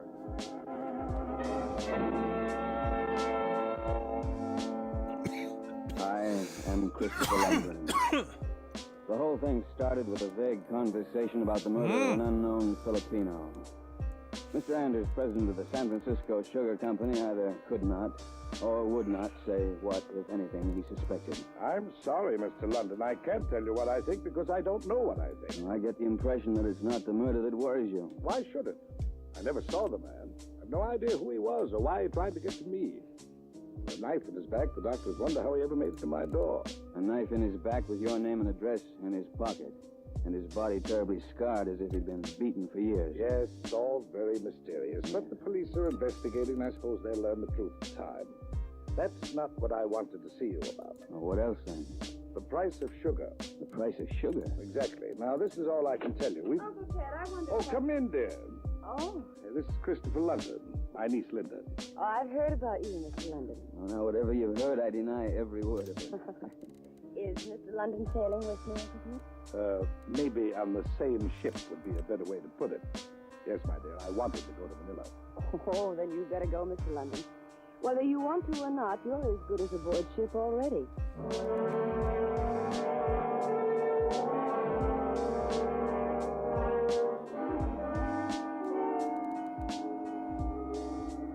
Well, I'd better get ashore, Mr. London. Well, still a few minutes. Yeah, I suppose. How do you like the stateroom? Oh, it's very elegant. Good.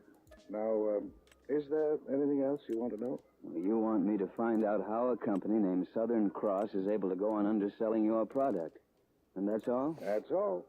Frankly, Mr. Anders, I don't get the reason for all this. Let's see if this works. Money.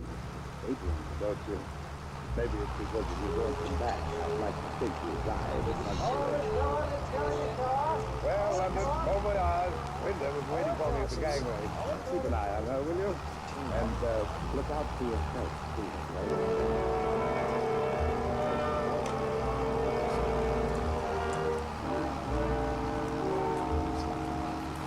The ship was beautiful. The night was dark and the sea was calm.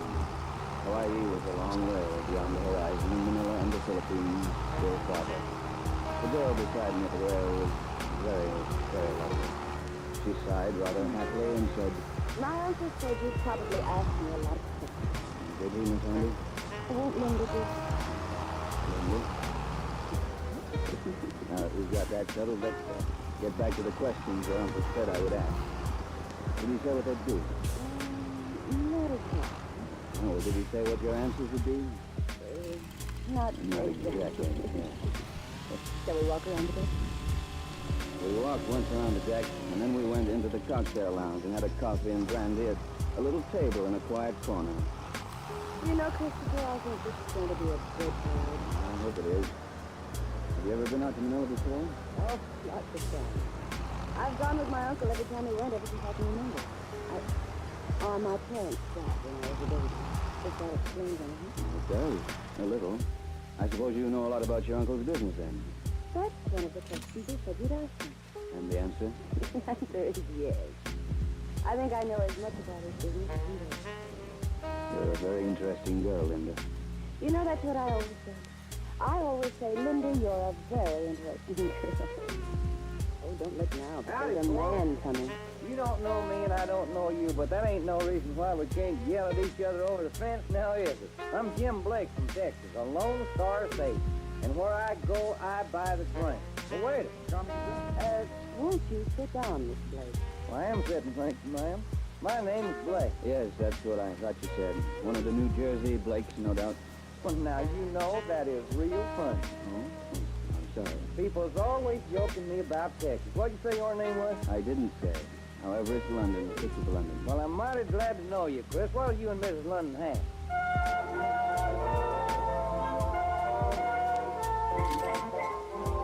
15 or 20 years later, Linda and I pried ourselves out of the heart of Texas. She said she was tired, so I took her to her stateroom door. Good night, Linda. Sleep well. Oh, come in, please. All right. Just for a minute. There's something I want to give you. Sit down while I find it. Hurry, you're not finished yet. Linda's personal maid, a pretty girl from the islands, was still unpacking trunks. The moment Linda returned with a small decorated jewel case in her hand. Chris, keep it for me, will you? Now look, if this is jewelry, you'd better give it to the purser. Oh, no, it's not. Well, do you mind if I ask just what it is? Well, it's nothing. It's what I'd rather you take. All right. Good night, Linda. Until tomorrow.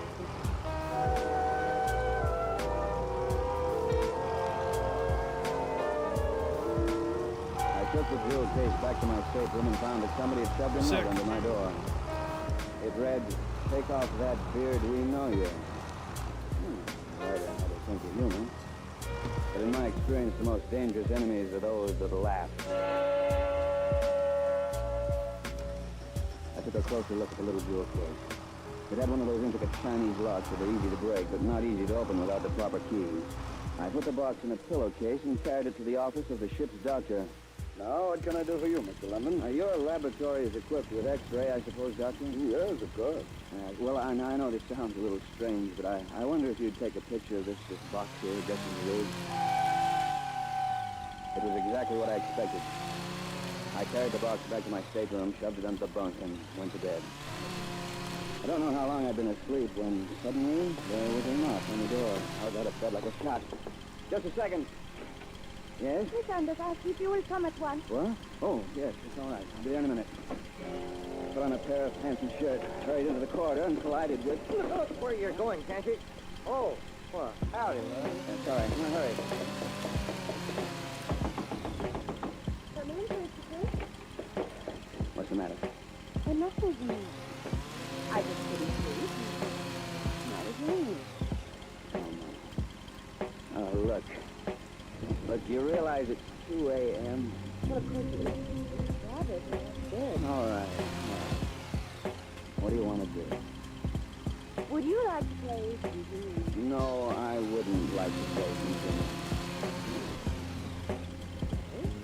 Men love to talk about it. Let's... Okay, get the card.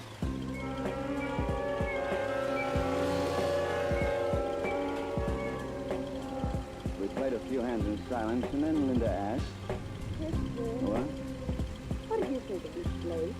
The Lone Star Stranger? You ever been in Texas? No, I wonder if you know. me think... I forget him. Yeah, I guess him. And now, if you think that I've been away from my cabin long enough, I'm going back. Away from the cabin woman. I don't understand. I just wondered if that precious jewel box of yours would still be there. Christopher, you don't think somebody's taken it. Would it make a difference? Awesome. But you had to break the lock off. Oh, what are you talking about? There's a lot that scares your father, couldn't you? Well, I didn't open the case, Linda. Then why are you so casual about it? Because it was filled to the top with just what you said was in it. Nothing. Now, I'll save you the trouble of asking. I had the thing X-ray. You can say that again. Oh, forgive me, Christopher. It was just a sort of a trial. My uncle and I wanted to be sure you were clever enough to play. And you are. Really clever. You're the only man I ever met who's smarter than you. Would you consider... Yeah, I'll consider it.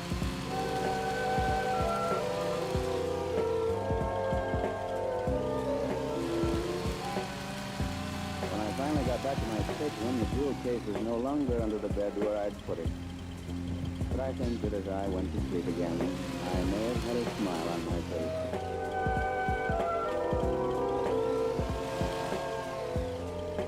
The days that followed were filled with shuffleboard, and the nights were filled with dancing. Jim Blake, the Texas Steel, was usually close by, but in time you got used to him. He would have bad head cold. Every night when I turned in, I could expect to find another humorous little message stuck under my door, such as, roses are red, violets are blue, sugar is sweet, and you'll be a long time dead. Meanwhile, in odd moments with Linda, I managed to get a little more information about sugar growing and refining. One moonlit night, when we were together on the boat deck. Isn't it magic? Isn't it simply magic? Christopher, I'm talking to you. What? Oh. What are you thinking? Oh, sugar, I guess. Oh. And you say this Southern Cross Company is selling sugar at a price that is actually below your cost. That's right. Well, are your costs higher than they should be? They're as low as any in the industry, and I don't want to talk about it now, darling. Well, perhaps they may have developed some new and better method of refining sugar. Possibly. That's what you're supposed to find out. Christopher.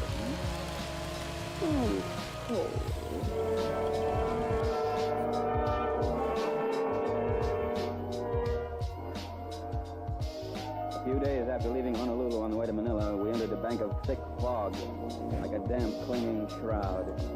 And it was in the fog that tragedy struck, suddenly and without warning. I was standing at the rail near the stern, looking out at nothing, listening to the foghorn and the beat of the ship's engines, when...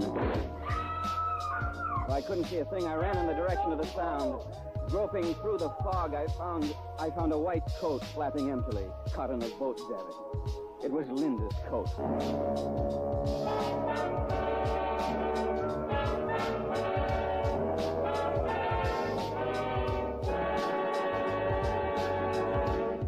You are listening to Christopher London, starring Glenn Ford.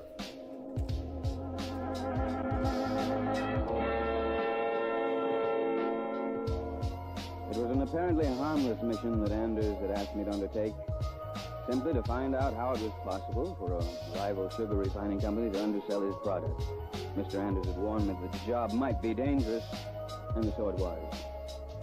I stood on deck in the swirling fog, holding Linda's coat in my hands and feeling sick at heart. The liner's searchlights were vainly glaring through the mist, but it was useless, and everybody knew it. I started for the radio room to send a message to Anders when a vague figure moved behind me. Christopher, who was it? Linda. What's the matter? And what are you doing with my coat? Linda. I told Maria to wear it, and I sent it to look for you, and then I... Christopher. Was it Maria? I'm afraid so. Oh.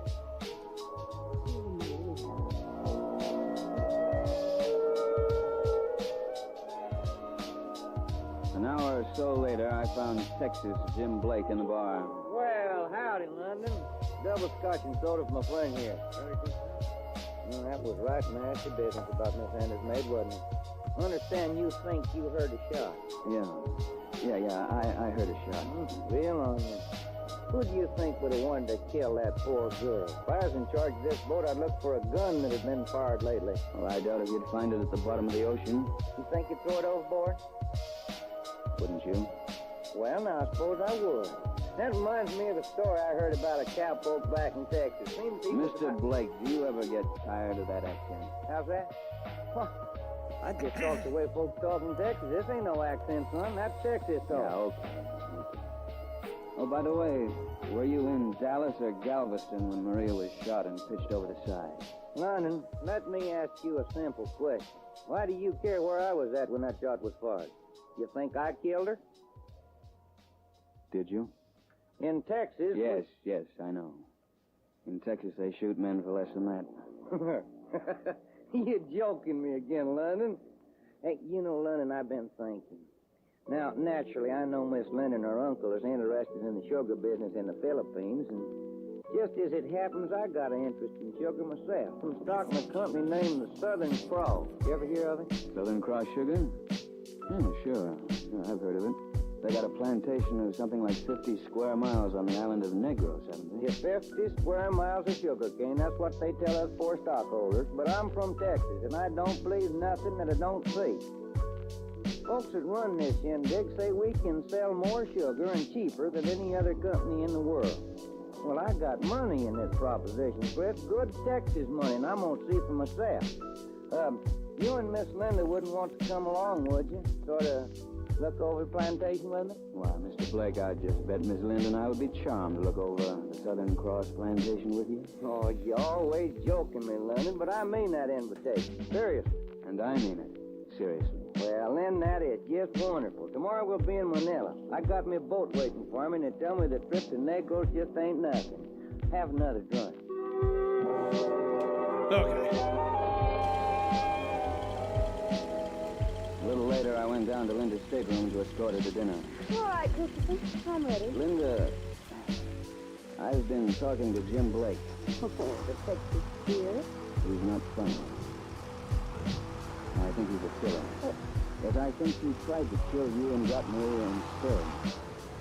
Now he wants you and me to visit the Southern Cross plantation. Says he has Texas money in it. I don't understand. Why would he... It's either a trap or a showcase. I don't know. Well, I still don't Well, understand. neither do I. Whatever it is, though, you're going to stay in Manila while I take a look at it. There's no point in this boat taking a chance.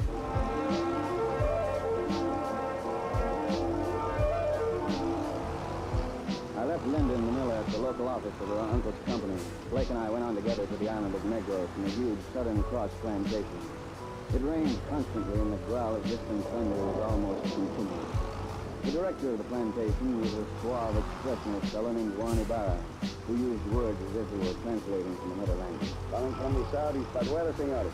Very bad storm. Well, if you haven't been in the Texas storm, you don't know what a storm is really like. What time is it, Chris? It's about 4. Well, now let me see. We've done pretty well for one day's inspection. We've gone through the refinery from top to bottom, saw the loading dock, go through one of the fields of sugar. Well, what do you say we go back to the house and have a drink? Maybe I could use one, Blake.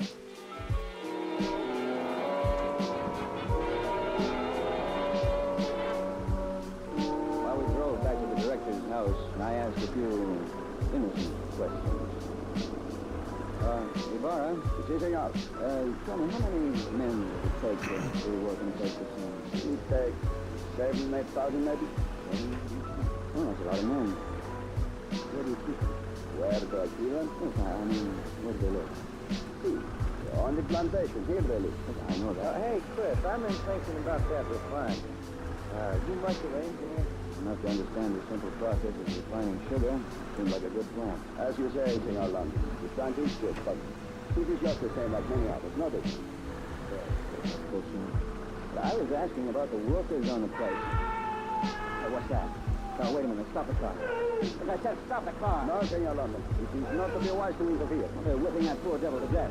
Maybe he deserves it. All right, Barr? Nobody could deserve punishment like that. It is the only thing the bad work understands, senor London.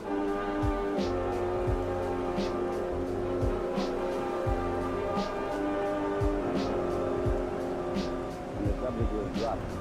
Just like that. A few moments later, Ibarra let Blake and me out in front of the plantation house and drove the Jeep away to the garage. For a moment, we stood together in the rain. She seemed a little subdued. He's bad about what we've seen back there. I guess they ain't real human, though. They're more like animals. If we beat a horse or a dog to death? Hey, there's a stockholder in this here plantation. I'm going to talk to you far about that. You coming in? No, you go on ahead. I'll be right with you. Okay, I sure am talking. Rain ain't nothing like Texas. There's something ominous about the place. Not just the steady rain or the thunder grumbling in the distance. Not just the cruelty I glimpsed in the sudden jungle. No, it was something more. It was something worse than I was willing to let myself believe. As I entered the house, I saw that the living room was dark and apparently deserted. There was a log blazing in the fireplace, so feeling damp and cold, I went and held my hands to its warmth. Senor London? What? What? I am Dolores, Senor London. Hello, Dolores. I was told you like tempura. I have a drink all ready for you. Here, by the fire. You drink for me, too. You, or somebody, seems to think of everything.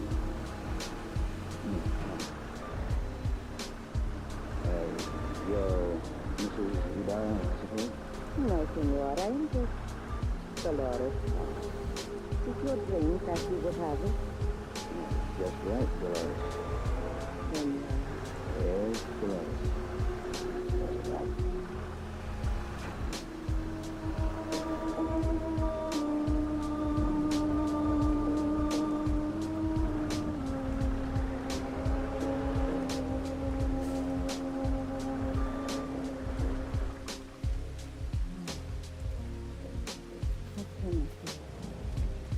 What I spoke to you to everything. You've got a friend that keeps you back. But you are different. So you are different. Say, I suppose you were told to get me to talk. Another time it might be kind of pleasant to play that game. But not tonight. I'm tired. Senor. There's something I want to ask you, even though I don't expect an answer. If I asked you to come away from this plantation right now tonight, would they let us go? I do not know. That's the answer I expected. Well, I'm going to change it to some dry clothes. How long she's been standing there in the doorway, I don't know. I hadn't heard a sound, but as I turned away from Dolores and started to my room... Hello, Christopher. Linda, I told you not to come. Aren't you glad to see me? Now, Linda, I wasn't hired to be your companion or your bodyguard. Now, I was hired to make one single investigation. Yes, how's the investigation going? Well, your uncle wants to know how Southern Cross is able to undersell him. I think I'm beginning to understand. Christopher, I got a wire in Manila from my uncle. He's making some kind of a deal. He wants you to drop the whole thing.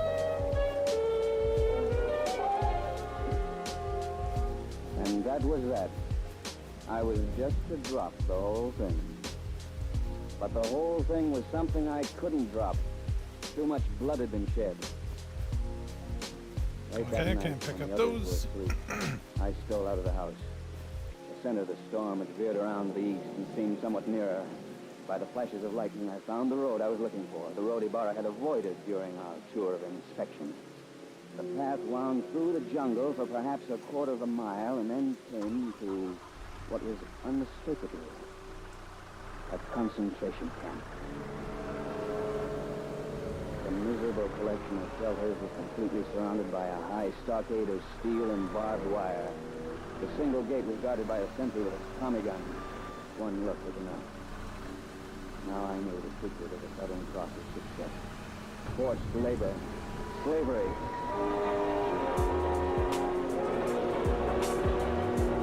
I returned to the house and cautiously opened the door. Well, howdy, Chris. Been out walking, have you? Take your gun, boss. It will be better you do not move, Senor. Gracias. I told you to drop the whole thing. Now see what you've done. You ruined everything. It's late, but I guess we don't feel much like sleeping now, do we? So let's get that down in front of the bar and swap yarns. Isn't one of the mob missing? Where's Dolores? They don't need us for this little party. Come here, baby. Come here and sit down beside me. Oh, Now that we're all together, I'll call the meeting to order. What happened to that Texas draw, partner? I guess I'm just a big fan of Pop, but it serves a purpose. With that plan, you can talk to anybody and get away with practically anything. Christopher said so. The night we sailed. Yeah, London's smart. He's a lot too smart for his own good. I kept telling him that on those notes I left for him when he was serving there. Will I be interrupting if I ask a few questions? No. First, about you. I assume you have some kind of plan in mind? Oh, yes. If only you'd listen to me, Christopher. Before it's too late. Please stop the rest of nothing. I cannot dispose of Senor London without the record. Take it easy. There's no hurry. Anything else you want to know, London? I think I already know most of it. I suppose the Filipino who was killed in San Francisco came from here. That's right. Managed to sneak off the place somehow. That's That was close. I hate these storms. I didn't know you scared so easily, Linda. Oh, by the way, was it you who killed your maid, Maria? Well, I had to. It's like getting you together and guess how it was. It didn't tell you, so I had to. You know, Linda, for a nice girl, there's something out of imagination. You couldn't talk to me like that. After all, it wasn't even my fault. Easy, Sir Lawrence, I will go. There was a split second of confusion, but a split second can be the difference between life and death. I threw myself at Blake, slamming my shoulder into his chest, and he crashed to the floor.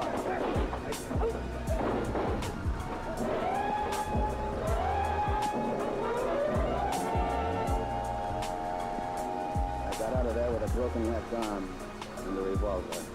I don't know what it was, collector barred. I don't know how much damage I did, but at least there was nobody following me as I retraced the road to the Blaze stockade. Spencer was standing at the gate holding a Tommy gun cradled in his arms. I got as close to him as I could, sheltered by the trunk of a huge mahogany tree, less than 15 feet from the gate. Halt! Who's up there? Now listen to me very carefully. I'm giving you a chance to save your life. Drop your gun and open that gate. Who are you? A friend. Open the gate and let those men out. And I'll give you one more chance. I don't want to hurt you. Let those men out. Now, that's the way it's got to be.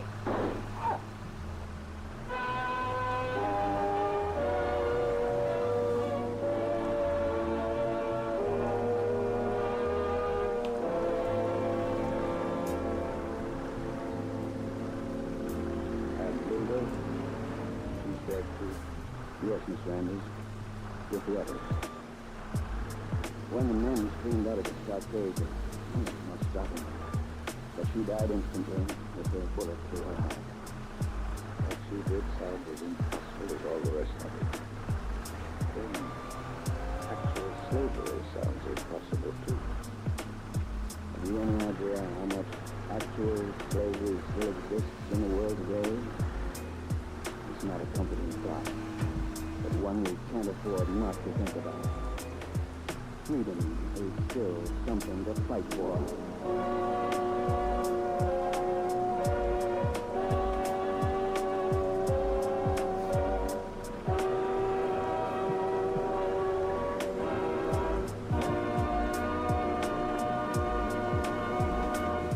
That was Christopher London, starring Glenn Ford, and created especially for radio by the world's most widely read mystery writer, Earl Stanley Gardner. Christopher London is produced and directed by William N. Robson, and was tonight written by Mindred Lord. Musical score was composed and conducted by Lynn Murray. The supporting company included Joan Banks, Virginia Gregg, Barton Yarborough, Ted DeCorsia, Alan Reed, and Ben Wright.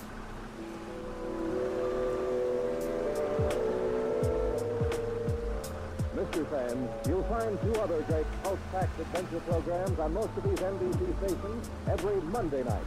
Listen tomorrow night for Night Beat and Dangerous Assignment in 1 hour of intrigue and adventure on NBC. On Night Beat, you'll meet Randy Stone as portrayed by Frank Lovejoy.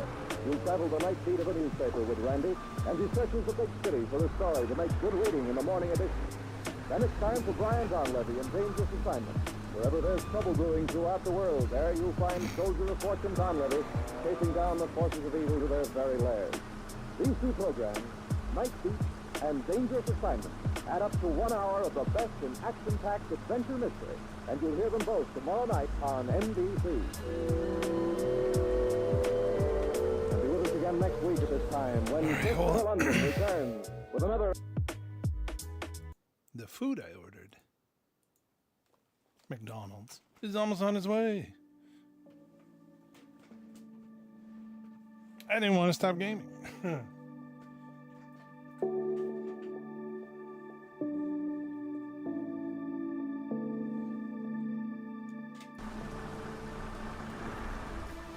Okay, that helps. I will be right back. Hold on.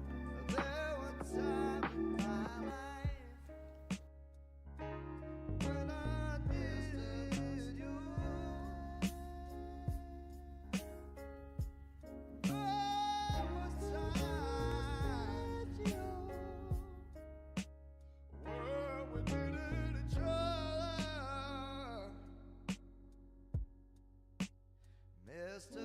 Mustache.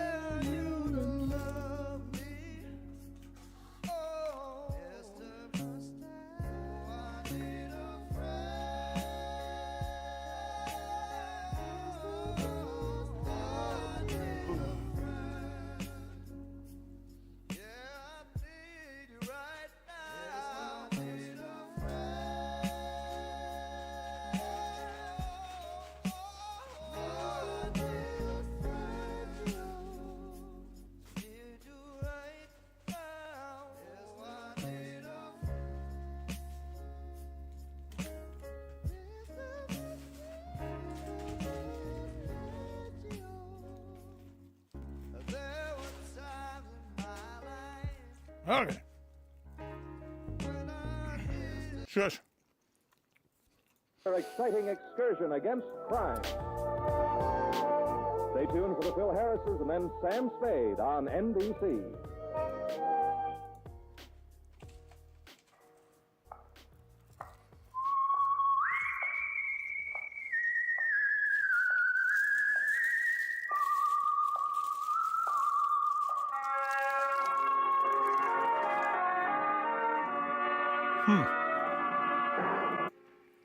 I didn't really think about it. Someone need my hands to play.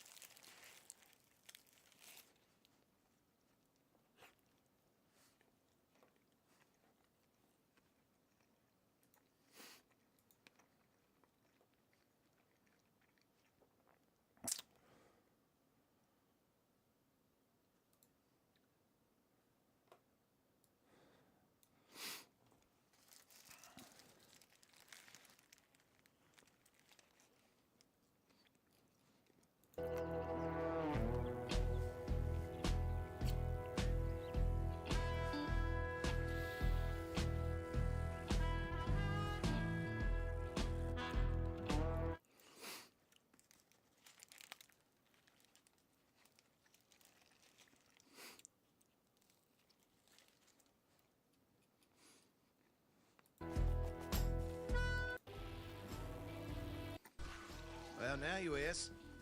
I can't believe this guy dropped a loot bag up there. And I gotta go get it. But yeah, you need something like, I think it's like 18 machine gun parts for the level 6 M60. I don't have that many. I got a few, but that's it. Look at this. A ghost contract.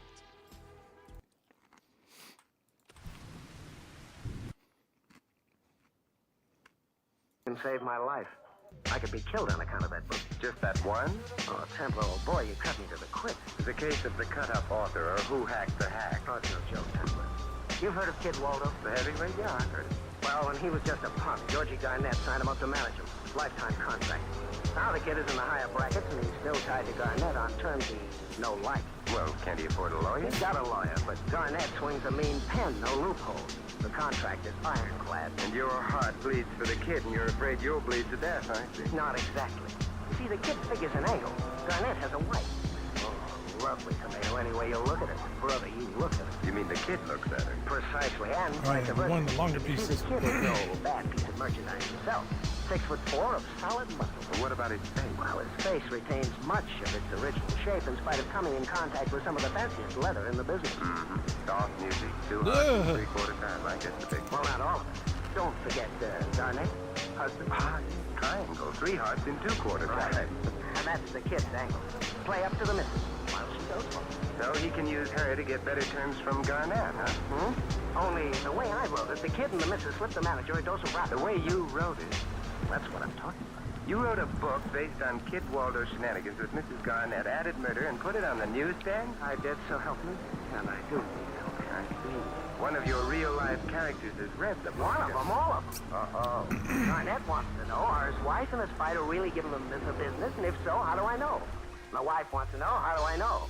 And the kid wants to know, how do I know? Well, how do you know? Templar, please.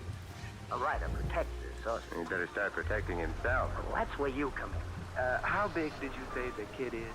6'4". That's where I go out. Oh, now wait a minute. I don't want any part of it, Randy. You deserve what you're getting. You should have known better than to use a real situation. Well, I didn't use their real names. You think I'm crazy? No comment. And I used a disclaimer. 6'4". Like, what's the big deal? You know. Yeah. That's my height. How short are these But people? I used a switcheroo. The kid is a top heavyweight contender, but not in the book. I changed all that. Oh, you changed all that. Yeah, in the book, he's a lightweight. Now, that's what I call a switcheroo. Well, they're after my heart, so you've got to help me. Well, what do you want me to do? You expect me to tell the saint his business? Oh, you think of something. I already have. Oh, great, what? I'm out of shaving cream, so I better go right down to the Templar, I drugstore. appeal to you in the name of our friendship. I'm not... You know, Randy, I'm beginning to think of a few names for our friendship that aren't exactly appealing. Oh, you wouldn't let me down. You couldn't. I could try. Is this Simon Templar speaking, my old pal, my buddy? Oh. The Simon Templar who saw me through the darkest hours of deadly literary tea? Oh, Randy. Who stood by me when the critics descended upon my first poor a defenseless brain child. Who was it? Stop it, Randy. You're breaking my heart. I'll do what I can for you, Randy. Oh, good old Templar. I knew you'd come through. But I still don't know just what you want. Well, it's simple, old man. These jokers are sore, all of them. Maybe they're after my hide. Well, that's what I've got to find out. In other words, one and all would thoroughly be delighted to see you dead. And you want to know if any of them are making specific plans for such delight, huh? Exactly. If we know what they're planning, maybe we can stop it. If not... You have a feeling all of a sudden any resemblance between you and a living person will be strictly coincidental. Right.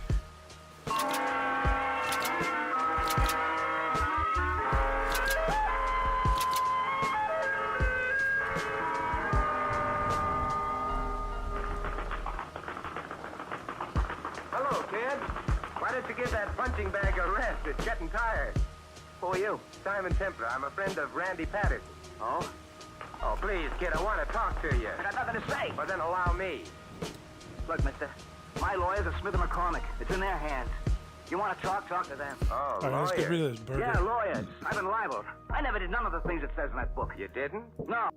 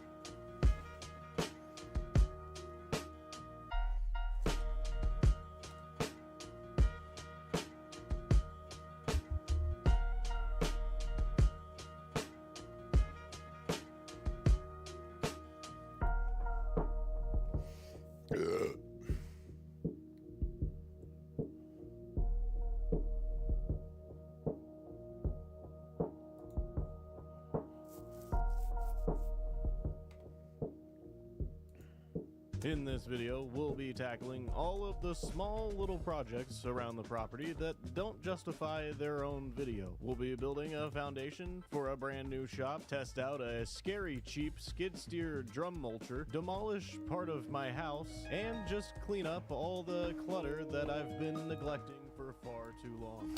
Yeah, that's pretty sick, a drum mulcher. First project. Howdy. Jesus. Ready to take a dump? Where did this come from? I took a dump. Big old dump.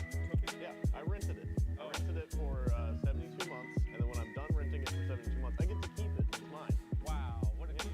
$291 a month for 72 months of my life. That's not bad, though. Not bad, yeah. Oh, by the way, pay cut. $295. That's something specific. There is. That's coincidence. Oops. Coincidence. What do you mean? Oh, because the trailer? Yeah. And it happens to be like only $4 less than that. No, that was already going to do that. No. Well, we need to get gravel today. Hit the dump trailer. There's going to be a lot of things we're going to do with this. Clean up. This is the month of land projects. Woo! We just got back from the road trip. Yeah, well, didn't just get back. That was like 2 weeks ago. You just got back from editing. Yeah. So we're going to chill out this month a little bit. We're gonna do things that need to be done. On today's agenda, Joey bought a barn. What? Yeah. Not here yet, but we need to make a pad for it. We gotta prepare for it tomorrow. Yes. We gotta make a pad. It's gotta be somewhat level. Yeah, somewhat. We can do somewhat. We're gonna go get some crusher run. Crusher run. 3/4-inch crusher run. That's apparently what you put barn on. All right. So yeah, we'll spread that out, make it nice and flat. And if we have time today, I'm going to start the purge in the garage. There's too much shit. I'm gonna start throwing stuff away. I tried calling this quarry to see if they even had what we need, and it rang twice, and then we're sorry. So we're just gonna go and hope they have what we need. Knock knock, we're here. Yeah, I have no idea how to buy rocks from a quarry. I've never gone. You should get out of here. This is an 8-foot tall dump trailer. That's crazy. 8 feet tall. Wow. Insane. It's only 13 minutes away. There's a quarry around here somewhere.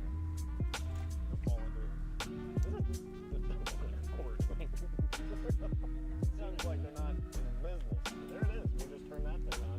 Yeah. You know where the breaker is? Get that going. I'll park under that conveyor belt and start pouring in. I wonder when this place closed down. That looks relatively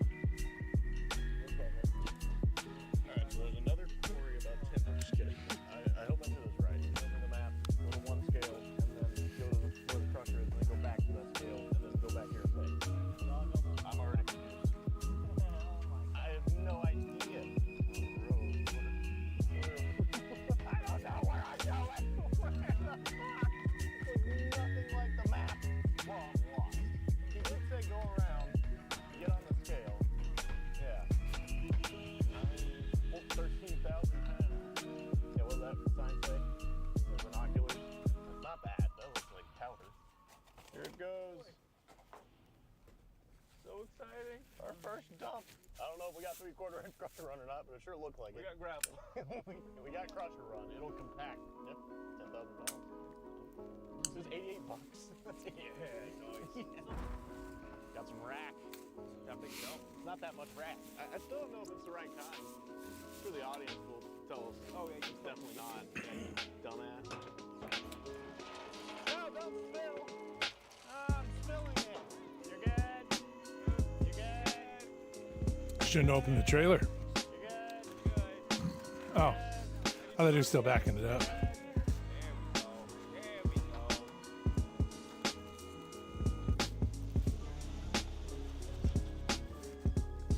Gravel. I only need more rock. We might need like 4 loads. Yeah. Maybe like 5. 3 days of just going back and forth. Can we tell him to do 2 scoops next time? The truck can handle it. We had so much room. But he only gave me options 3, 4, and 5. I don't know if I can be like. Prepare to receive load, Tyler. This rocks. We only had time for this second load before the quarry closed, so we'll have to do the rest tomorrow. The next morning, I started by taking many, many more dumps. I never would have imagined it would take this many dumps. Dump, dump, dump, dump, dump. It's about an hour per dump, and I took 4 this morning, so that's 4 hours of dump. But eventually, Tyler arrived while I was in the middle of my 4th dump of the morning. I'm so hyped to go. There's dirt to play in, Tyler. Best financial decision. Alright, so now we need to make a square. We're really good at making squares. Oh, we are. Yeah, we need to make a square that's the same, a little bigger than the building. And so the first step was to make our square outline. I assume they'll get it perfectly in line with that. Yeah. Oh yeah, right in hard ground. Perfectly square. Incredible. If you look at the ground, we'll be able to tell it's perfect. That's a big bitch. Woo. I feel like we might need more gravel. Oh, how naive we were. The spot where we're putting this building is a lot less level than we realized by just eyeballing it, and we're going to need quite a bit more gravel than what we currently have. I can see us needing... That's hilarious. Well, then how do you know that the book's about you? How do I know? How do I know? Yeah, how do you know? Why, everything that happens in that book is just exactly like it. Go chase yourself, will you? Oh, kid, you're looking the wrong way. This is my head. That's the punching bag there, see? Yeah. So long, kid.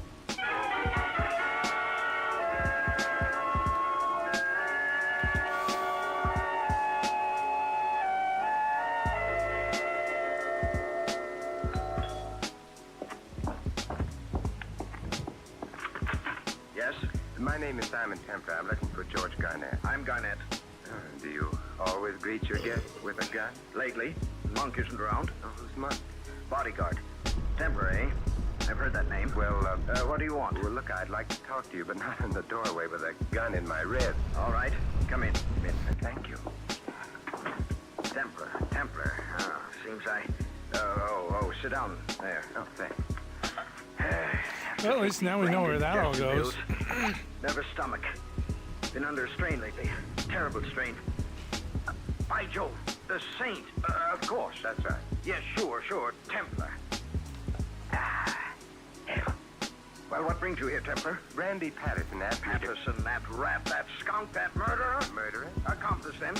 So, who's been murdered? Nobody yet. So then, Well, but somebody may be. Any minute, any time. Who? Me.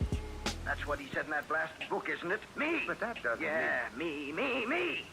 Well, I tell you, Templar, if I get murdered, I'll hold Patterson partly responsible.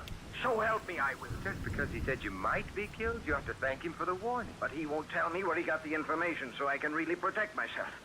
Now I can't sleep. Where'd I put those pills? You swallow them. Oh. Do you know, Templar? Do you know where he got the information? No. If you knew, would you tell? Oh, yes, you would. I'll just bet. Why'd you come here, Templar? I've been wondering what you plan to do, so do? What can I do? Look, I got a beautiful wife. We were happy. Well, we got along. At least I thought we did. Then he says, in the book, well, you know. Yes, I know. Oh, confounded temper, a thing like that. How can you be sure? Police says it's a lot of eyewash. That's what she says, a lot of eyewash. But I've been watching her and the kid. That's the trouble. Gets you suspicious. I've been watching. There's something between them. I know there is. But if only I could be certain. Are you sure I took those pills? I'm sure. I mustn't forget, Doc says I'm... Well, anyway, back to what I was saying. What was I saying? You think there's something between police and the kid? Yeah, think. Only I was... Oh, who's kidding who? I know. If Patterson is right about that, if he's right about that, well, don't you see? See what? The murder. Oh. Could be right about that, too. It comes next. Yeah, the murder comes next. Not necessarily. That's why I got Monk. Big guy. Used to be the kid's sparring partner. Where is he? He ought to be here. Say, look, you still haven't told me what you're doing here, Templar. What do you want? Nothing more with you, Garnett, but I would like to see Felicia. Is she at home? No, at the Hotel Bennett. Oh, yes, after this business she moved out. Said I was too suspicious. Who wouldn't be suspicious? But I love her, Templar. That's the trouble. Why did he have to... Say, do you suppose there's a chance? No. Why do I keep trying to kid myself? Get out of here, Templar. Will you get out? Going, Garnett. Goodbye. Hey, wait a minute. Where do you think you're going, mister? Oh. Monk! Oh, Mr. Garnett, I didn't know you was here. I seen this fella come out of the living room. I didn't know who he was. Well, you might have asked before you broke my jaw. Is it broke? In at least 3 places. Ah, you kid. Is she a friend of yours, Mr. Garnett? Friend? Is anyone a friend in You this into talking? dog world? I don't know. Help him up. I'll help myself up, thanks. Oh. All right, Monk, you want sparring practice? I'll be glad to accommodate you. Wait a minute. What's she doing here, Mr. Garnett? I'm not quite sure. What, shall I throw him out? Look, Muscle Brains, I'd already be out if you hadn't suddenly rushed to the rescue. He's right, Monk, and speaking of rushing to the rescue, where were you? Well, taking a nap. I've got to keep in condition. I might have needed you. Well, you got the Roscoe. In that case, why do I ever need you? Say, that's a thought. Perhaps Well, Templar, what are you waiting for? Thought you were going. Well, this has been such a delightful get-together, I can hardly turn myself away. I can tell you if you need any help. I doubt it, Monk. From the look of you, you don't do so good when the other fellow's in a position to fight back. If you was in the ring as long as I was, you'd be kind of banged up, too. But I was plenty good, brother. Plenty good. If you want to know, even Joe Louis was scared of me. Yeah, he was scared to fight me. How do you like that? Louis was scared to fight me. How do you know? Well, did he ever fight me? Not that I know of. All right, then. I see what you mean. Well, goodbye again, fellows.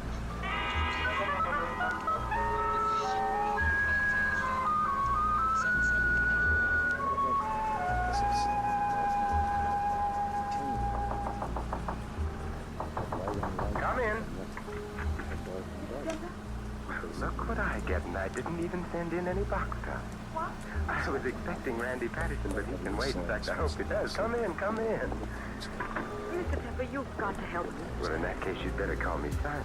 All right. And what do I call you? Felice Garnett.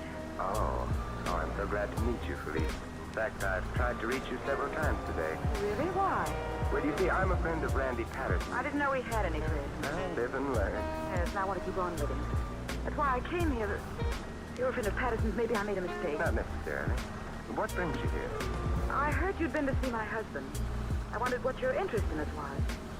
I'm afraid I found out. You said you wanted me to help you. I did. When I heard you were involved, I thought you might be just the one to turn to. Well, that was before you told me about Patterson. Any friend of his is an enemy of mine. Of course, but Felice, I believe in the old saying, love your enemy. It's rather difficult. Apparently you need someone to help you. Why not give me a try? Just, what help do you need? Well, it can't hurt to tell you.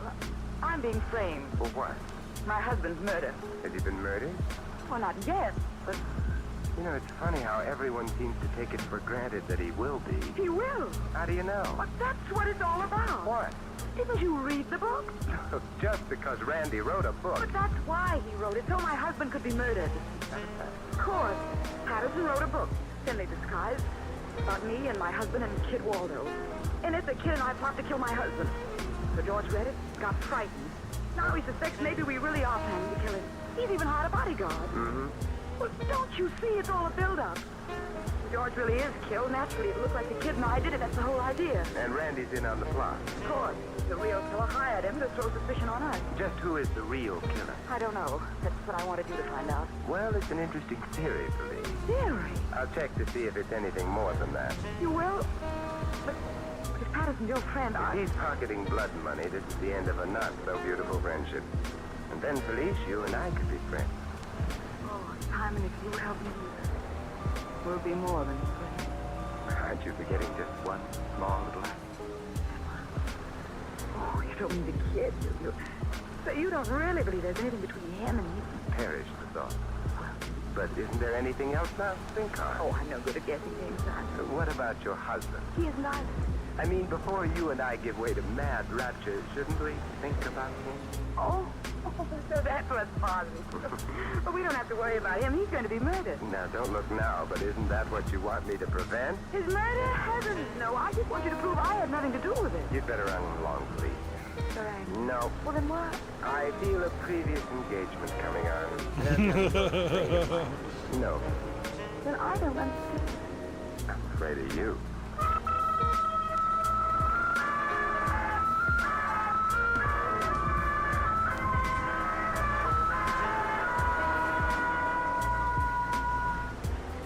Hello, Randy? Templar, old boy. How are we doing? I thought you were coming over here. Well, I've been detained and she didn't have a friend. But I'll be right over now if you've got something for me. Well, I can tell you over the phone. It seems each of your opposition has picked up reinforcements. Oh? Well, the kid has a couple of lawyers. Uh-oh. I was afraid of that. And Garnett has a bodyguard. Uh-huh. How about Mrs. Garnett? She has me. Oh, should have known. One look at her and you I'm still running. What? But I'm afraid you're going to have to tell me who did your research for you, Randy. Templar, I told you it was strictly confidential. Well, you can either tell me now or the police later. Police? Mm-hmm, because your character seems determined to act out the finale of your opus. Garnett is already shopping for a coffin. What? I just made up that stuff about the murder. I don't think the kid and the gal would really knock him off. The consensus is that somebody would, so you'd better talk. But I gave my word. Did that ever stop you before? Templar, to think that you should say such a thing. You who've been so close. Trouble is, we've been too close. All right. I'm a no-good, a heel, a liar. I'd sell my soul for a mess of pottage, but at least, Templar, it's always been the best pottage. Mm-hmm. Now, will you please stop talking and talk? You want me to betray a confidence? I thought we'd agreed it's in character. How true. How very, very true. Well, the only... Randy! Randy! Randy!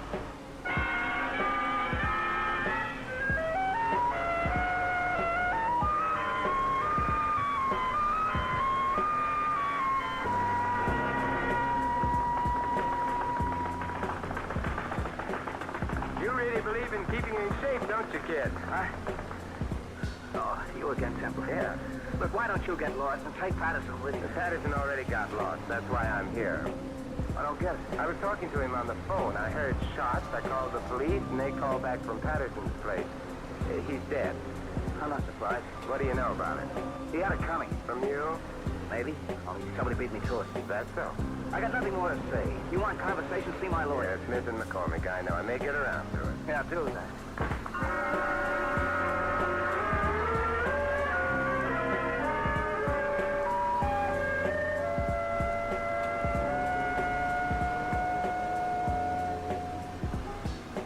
Hello, police. Oh, Simon. I asked at the desk. They said I'd find you here in the bar. That's where I am. Here is the bar. Isn't that funny? Very. Well, it isn't, and I'm lonesome. Nobody's been here all afternoon except my friend Tony. Tony's my favorite bartender. Tony. I mean, Mr. Templar. Hi, Miss Denver. Charm. Felice. Simon. Bye. Tony hit me again. My friend's setting him up. Okay, Miss Garnett. Oh, thank you. Tell that club is good. Simon, what are you drinking? I'll just watch you. I don't want you. Good. Suppose you tell me. I've been wondering. You want to know if I have an alibi? Well, I have. I came right here from your place and I've been here ever since. I see. You hate me, No. White spy. Hola. Oh, Jesus, James Potter. How you doing? I believe that. If you believed it, I wouldn't say it. Huh? How goes it? You're just trying to mix me up. You've already mixed me up. What's this alibi you were talking about? Oh, well, for the murder. Oh? How do you know about that? It's not in the papers yet. Really, Simon, for a smart man, you're the kid phoned me. How else do you think I'd know? Don't waste any time, did he? No, I'd be interested. Are you doing some racing today? New tractor. Nothing between you two. Oh, shit. You are fine. Yeah, we got a winch. Maybe you're jealous. Winch. I always say wench. Jealous, Simon? Terrible. A Joey's for JC, waiting for Forza, playing Warcraft 3. I told you. Yeah, nice. Phoned you. We knew I'd be interested. Getting us no place. Could get someplace, Simon, if only you'd stop back. Don't you Are you waiting to download it? Is it downloading, or when does the game come out? Just a little bit. Or is it out on PC? Who do you think killed Randy Patterson, police? Oh, you should. I'm beginning to think it's a safer subject. Don't you have any idea who might have done it? Yeah, that's way too big. I'm afraid I don't know what you want, Simon. I'm afraid I do know what you want. Well, just this. Isn't this coat? Oh, hello, kid. Oh, well, don't get the wrong idea, kid. We were just talking. Yeah, looks like How about the murder? you were making with the moonlight. Oh, kid, believe me, there's nothing between Simon and me, not a thing. He's right, kid. There's nothing more between us than there is between her and, say, you, for example. Huh? And she has assured me your relationship was strictly platonic. Police, you told him that? Well, I don't get the wrong idea. Idea? I ain't got any idea. Well, what does it mean? Plato was a philosopher, student of Socrates, who believed that if two people got... A wise guy. Harry. Kid, please don't be angry. No? You play around with this guy, and then he starts cracking smart. I ought to push your face in. Oh, kid, never strike a lady. And you, too. Or a gentleman, when the gentleman is... Jesus. Yeah? We'll see. It's all right, Felicity, miss. But not this time. Sorry. Now, that only takes one. 3 strikes, you're out. Now, that's enough, kid. One more, and maybe I'd be out, so I better be running. See you around. All right, let's take these.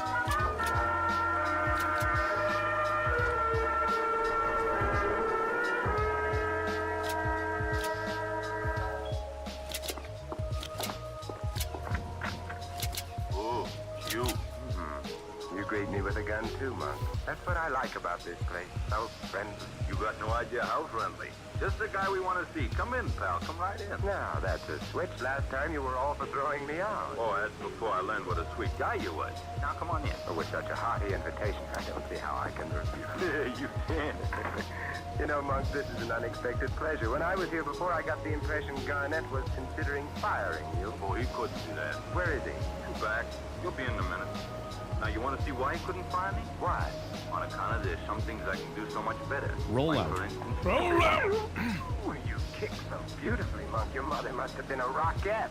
Don't try to hit back. This Roscoe's looking at your belly. All of a sudden, I'm everybody's target for tonight. What's the idea? Mr. Garnett wanted to know how much Patterson told you. Yes, you're nice. Real nice.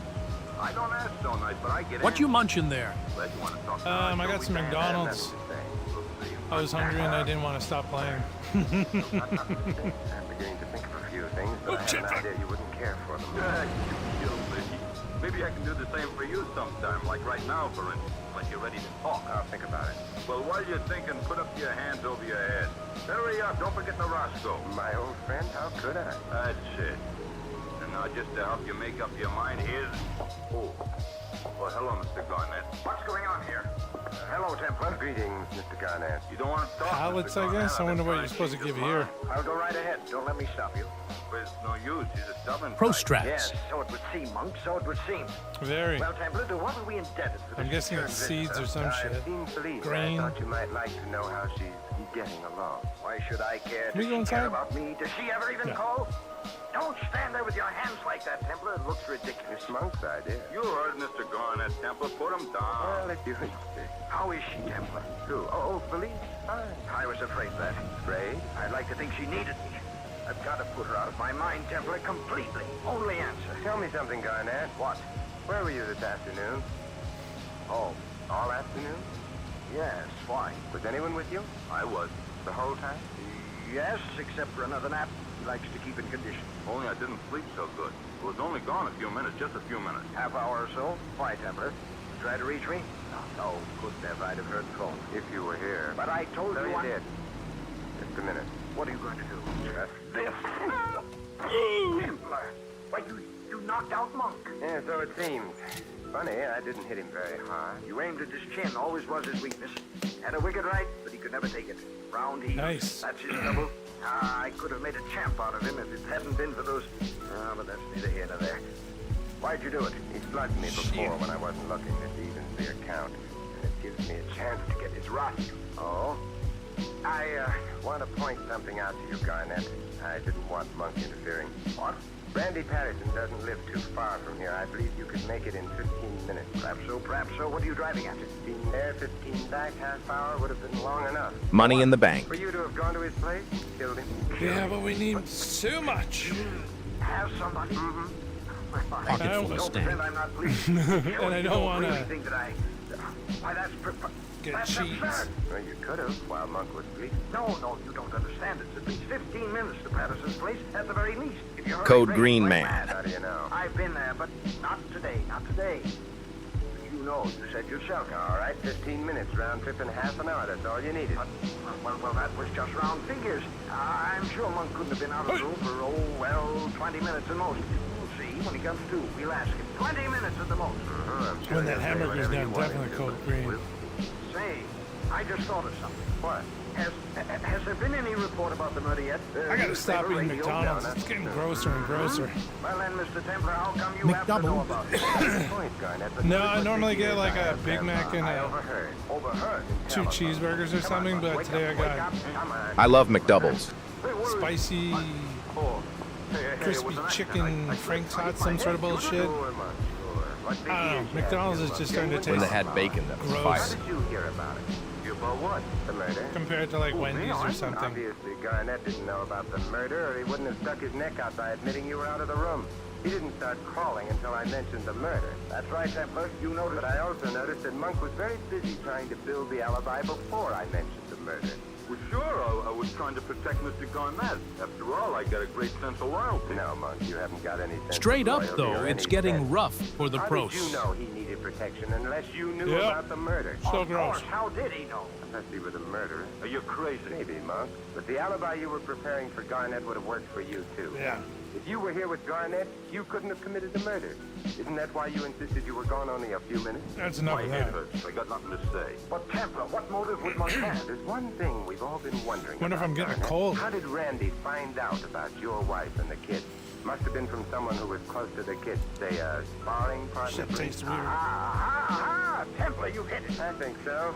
Monk gave Randy the information. Then when things got hot, Monk was afraid Randy might snitch, so he killed him to silence. That's it, Templar, that's it. Monk, you scoundrel, you villain, Shut up. Monk, that's insubordination. Now, come on, Monk. You and I are going to police headquarters. Who says Ah, Monk. Don't try to get tough. Maybe Joe Lewis is as scared of you, but I ain't. Come on, let's go. Shit.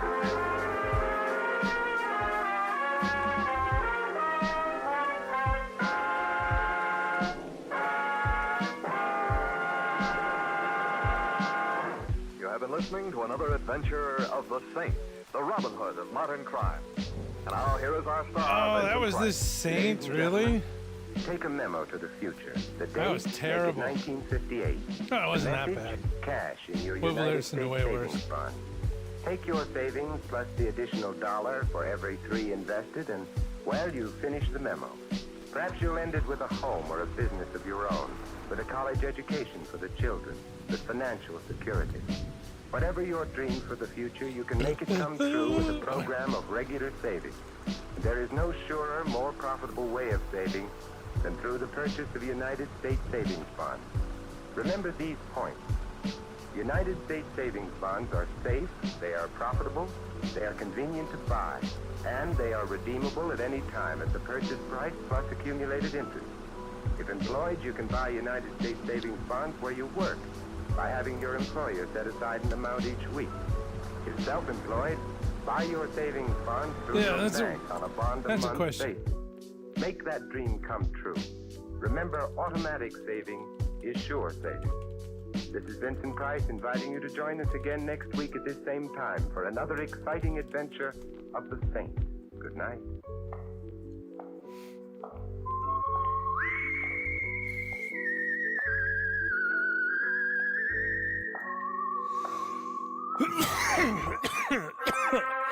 Ah, cool.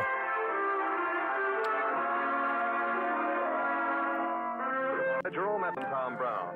The music was composed and conducted by Vaughn Dexter. The Saints, based on characters created by I was Leslie wondering if Charteris, you is could a James L. Safier production still get and is directed by still Helen sell Mack. war bonds if you're Vincent giving Price them. is soon to be seen co-starring in RKO's That's production, kinda neat, His good. Kind of Woman. All you Saint fans will be glad to know that the Saint comic books are on sale at all newsstands. Your announcer is Don Stanley. Tomorrow night, hear Nightly, the story of Chicago after dark. Listen as Randy Stone searches the city for adventure and a story of mystery and intrigue. Nightbeat is another great action-packed program, so be sure to listen tomorrow night and every Monday night to Nightbeat.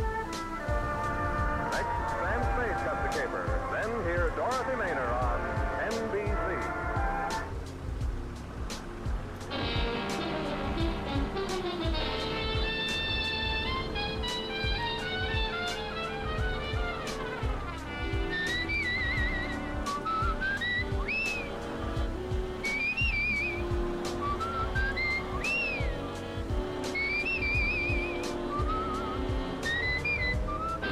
Here's Dick Powell as Richard Diamond, private detective.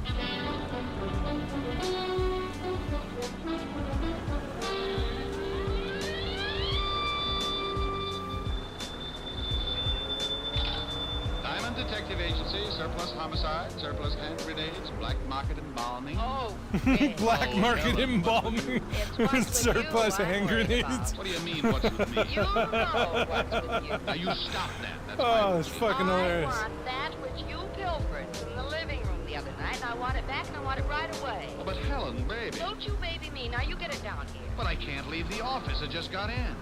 I haven't even washed out one sock. Rick, it wasn't fair when you stole that picture, and I've been embarrassed about it ever since. Now I want it back. Oh, but honey, don't be that way. It looks lovely. Can you see it? Sure. Got it right on my desk. Now, Rick, I won't have it. Now look, if anybody asks about it, I'll say it's me. You never were a baby. You started with a beard and a low whistle. Honey, I had a baby picture just like it once, and believe me, the way you're facing in the picture, you couldn't tell the difference between us. I'm lying on a rug. You probably had yours taken on spikes. Now you bring that right over, or I'll tell everybody your middle name. Helen, I'll see you in 20 minutes, or I'll take a full-page ad in the Times. you wouldn't. 20 minutes with the picture back. Helen. Oh, dandy. Yes, but I'm afraid you'll have to come back. I've got to take care of something that might mean my whole future as a private detective. Sorry. I won't keep you, but... Well, could you tell me the name of another good detective? There aren't any. Goodbye. Oh, please.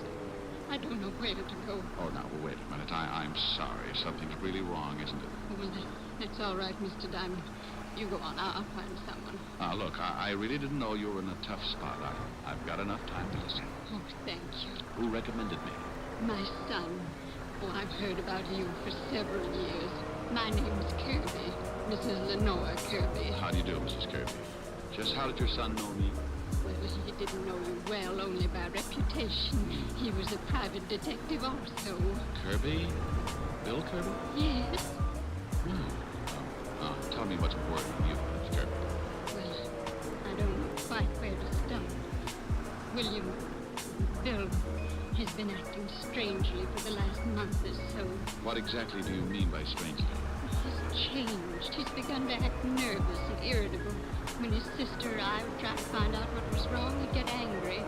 He got steadily worse. And then one morning, Gloria... Gloria? My daughter, Bill's sister. Go ahead. Well, she went into his room. He was asleep, so she started to hang up his trousers. When she turned them upside down, a lot of money dropped on the floor. Oh? Well, what do you mean, a lot of money? Gloria said there must have been several $1,000s, mostly $100 bills. Did he have another source of income? I mean, besides the private detective business? Oh, son of a bitch. There's nothing I know of. We're not wealthy, Mr. Diamond. Bill supports us with what he makes, and Gloria works as a secretary in a law firm. I try to keep my house in order. I haven't been terribly well since the children's father died 10 years ago. I see. Then what happened? Well, Gloria started to put the money back in Bill's trousers. And he woke up.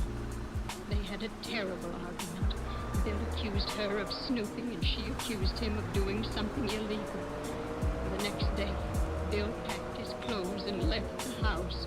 He took a small apartment on 110th Street. Uh-huh. Now, what is it you want me to do?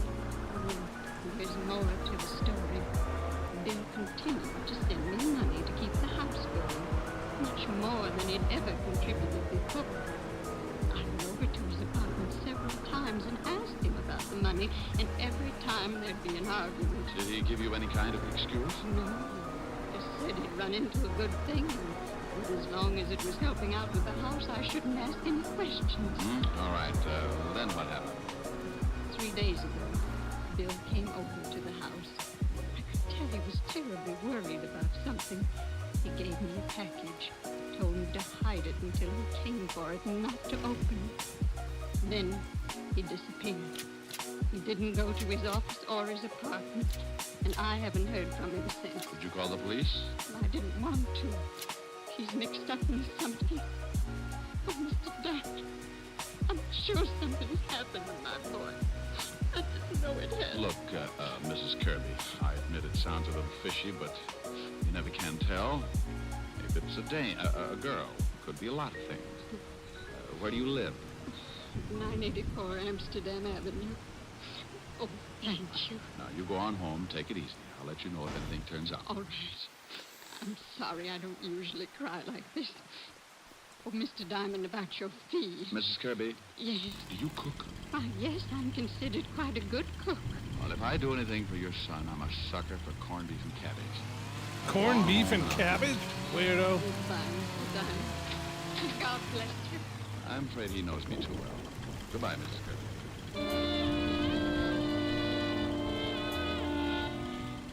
Funny how you can run into a situation like that. Any other time, it's got to be $100 a day in expenses. But that's because trouble doesn't usually bother me. There's too much of it around, and everybody's a stockholder.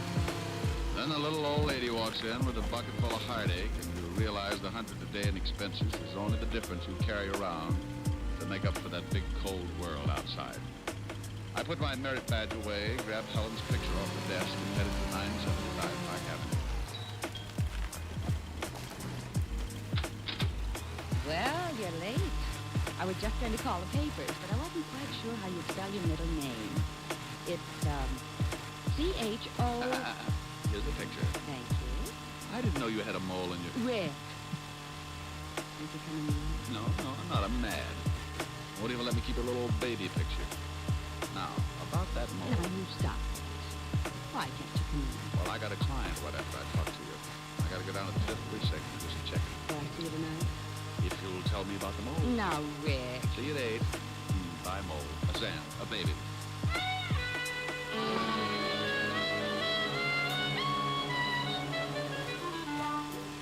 I left Helen and started down Park Avenue.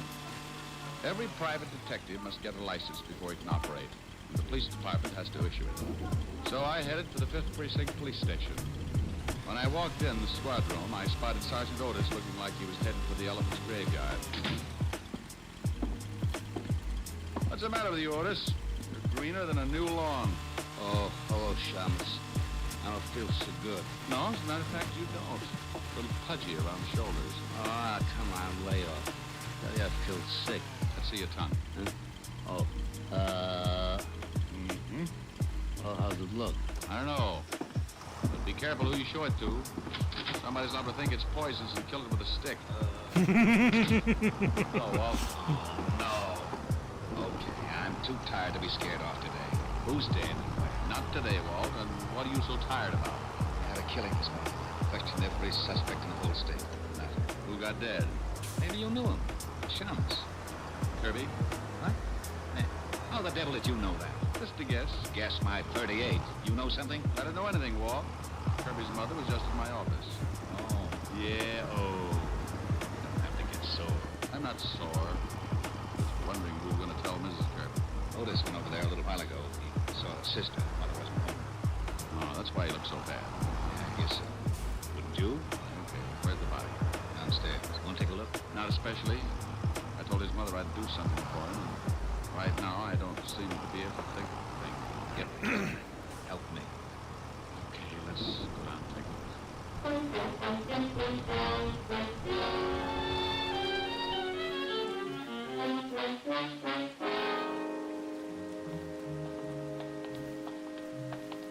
Right over here.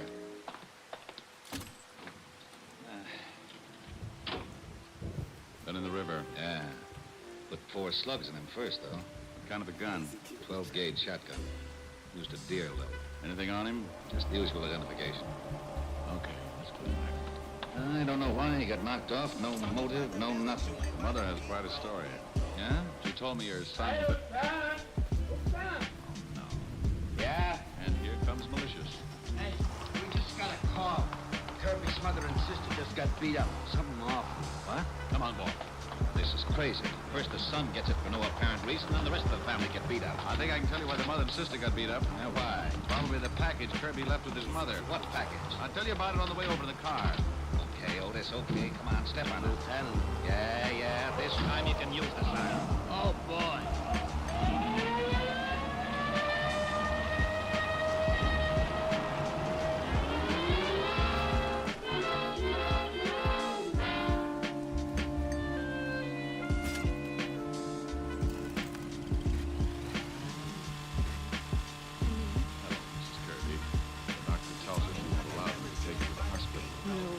Leaving my house. Take more than 2 cheap hoodlums to drive me out of my house. Well, the doctor says you'll be all right, but I think the hospital might be safer for a few days. This is Lieutenant Levinson, Mrs. Carey. How do you do? I do. I know you don't feel much like talking. Oh, no, that's quite all right. I'll be glad to help in any way that I can. Were they after the package your son left with you? Yes, but I didn't give it to them. I almost did when they started to hit Gloria. But I knew they had something to do with Bill's death. Did you do the package was important? Yes. Where is the package, Mrs. Kirby? In the bread box. In the bread rack. Thank you. Otis. Go in the kitchen and bring me the loaf of bread in the bread box. You want some sardines? Otis. Just the bread. Please. Mrs. Kirby, the 2 men who came here, do you think you could identify them? Yes, it'd be hard to forget them. You're sure you don't have any idea what kind of trouble your son was in? No. Here's the bread. Yeah.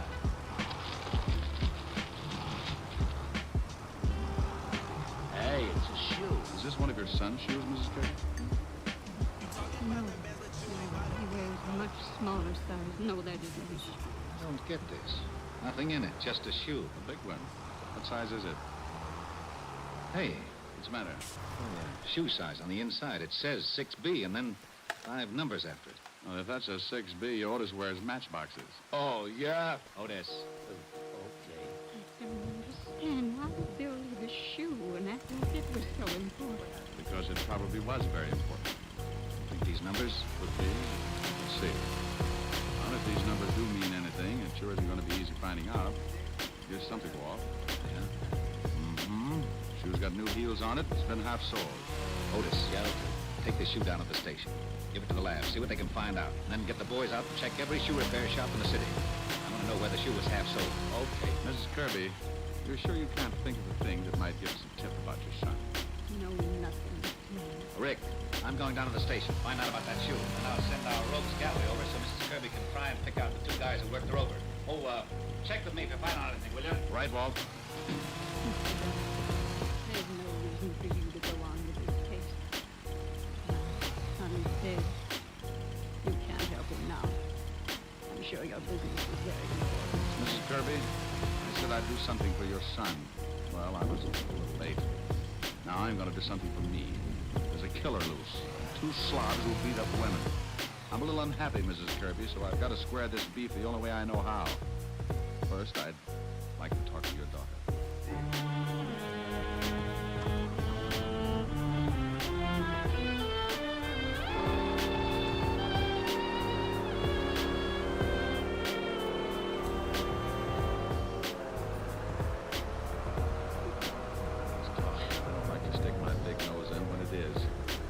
You want something done about it, don't you? Then think real hard. Can you tell me anything about your brother that might be connected with his death? No, Mr. Don. You may have been looking for the wrong thing, a reason or a motive. That's not what I want. Do you want? Something you might not even realize, something that might not seem important, but is very important. Now try to think. When you first began to suspect that your brother was in trouble, did he mention any names, talk about any places? No. Not that I can remember. What did he do when he wasn't at his office? Oh, please, I don't know. I just don't know. Okay, I'm sorry. Oh, I'm sorry. Oh, and I appreciate what you're doing, Mr. Diamond. I know it's hard for me. I'll try. Okay. No places. No names. Did he have a girl? No, he didn't have a girl. He led a fairly simple life. Had a regular routine. Routine? Mom used to worry about it sometimes. But he didn't have enough fun. Didn't know anybody. What kind of a routine was this? Well, the usual thing around the house in the morning. He'd go to work. On his way home, he always stopped at the bar on Columbus Avenue for a beer. And home. Dinner. Read until 10:30 or 11 to bed. Nothing else? No, he did that every day. Up until the time when he started acting funny and I found all that money. I see. Thanks. I'll let you know if anything turns up. Thank you, Mr. Diamond. I hope you...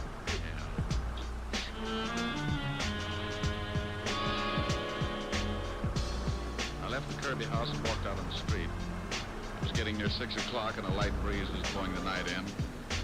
It was turning cold, so I flipped my collar up and started for Columbus Avenue with a bar that Bill Kirby used to stop in for a beer. I turned down 88th Street, picked up speed to shake the chill out of my ankles. Hey, you. Yeah? You Diamond. So what? So where's this shoe? Oh, you're gonna find it harder working me over than a couple of women. Working you over, maybe. Killing you? Everybody dies.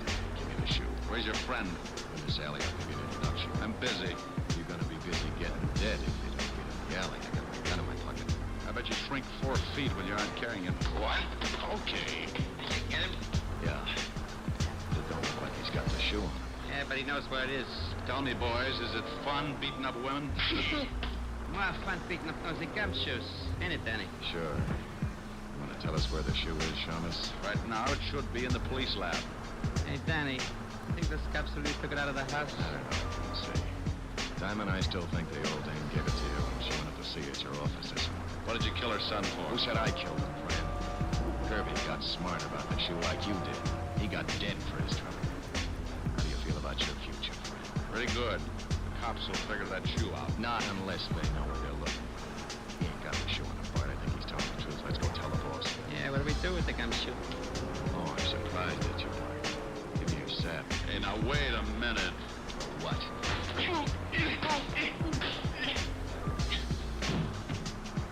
Okay.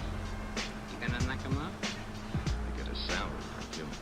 The boss ain't paying me to let this guy off. I want to save him in case he thinks that shoe later on. Let's go. It isn't easy coming out of a fast beating. When a guy works you over slow, you don't go to sleep right away. Until he wants you to anyway. Then he taps you with a good one and that's it. When he does it in a hurry, the first one's enough to stun a dragon, but for some reason he decides you need a few more. And friend, that's when coma sets in.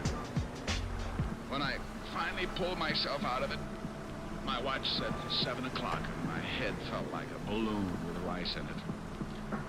I finally came around to a reasonable way of thinking and headed for the bar on Columbus Avenue. Yes, sir? What? Holy Ike. Give me anything with nerves in it and tell me where your phone is. Sure. You're a mess. Yeah, I know. Been advertising a popular cigarette. Been stepping out of thousands of store windows all over the country. Now, where's your phone? They're right over there, at the end of the bar. Hey, you want us to put some plasma in this drink? That was a Jim Dandy.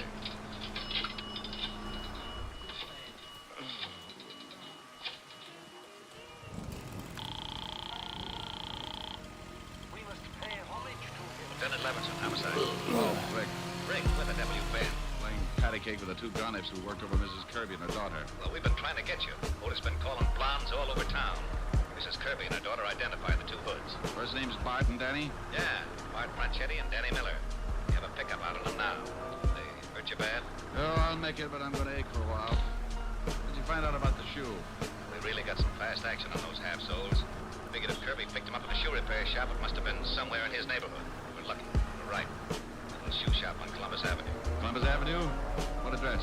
695. Why? Because I'm in a bar right across the way. Huh? Can't see the shoe store now because it's too dark, but Kirby's sister told me he used to come in here for dinner. He could have watched it then. Stay there. I'll be right over. Here you are, mister. Thanks. Say, did you know Bill Kirby? The Shamus? Oh, sure. What do you mean, did I know him? He's pretty dead. Oh, no. He came in here every day, didn't he? He's pretty dead. For a beer. But come to think of it, I ain't seen him since he left it. Left you what?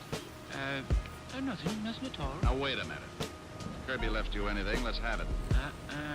If Kirby's dead, I'll turn it over to the cops. You want the badge? Oh, well, okay. Why didn't you say so? I got it in the cash register. He told me if anything happened to him to turn it over to the law. Okay, here. Just an envelope. Thanks. What is it? Name and address. Look. Lieutenant Levis will be here in a few minutes. Tell him I've gone to this address, 18 North River. That's down near the docks. Yeah. Tell him I've gone to find a guy named, James Willis.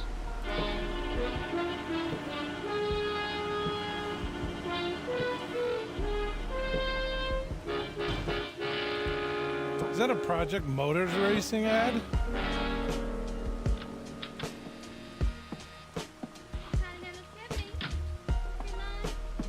Huh. Continental Shipping. Mr. Willis, he's calling. One moment, please. Honey, is Mr. Willis in? Yes. The emergency hospital's on the second floor. I always go around this way. It makes people notice me. Which is Mr. Willis's office, dear? Right over there, but I'm afraid you can't. Here's the badge, baby. And don't ring him.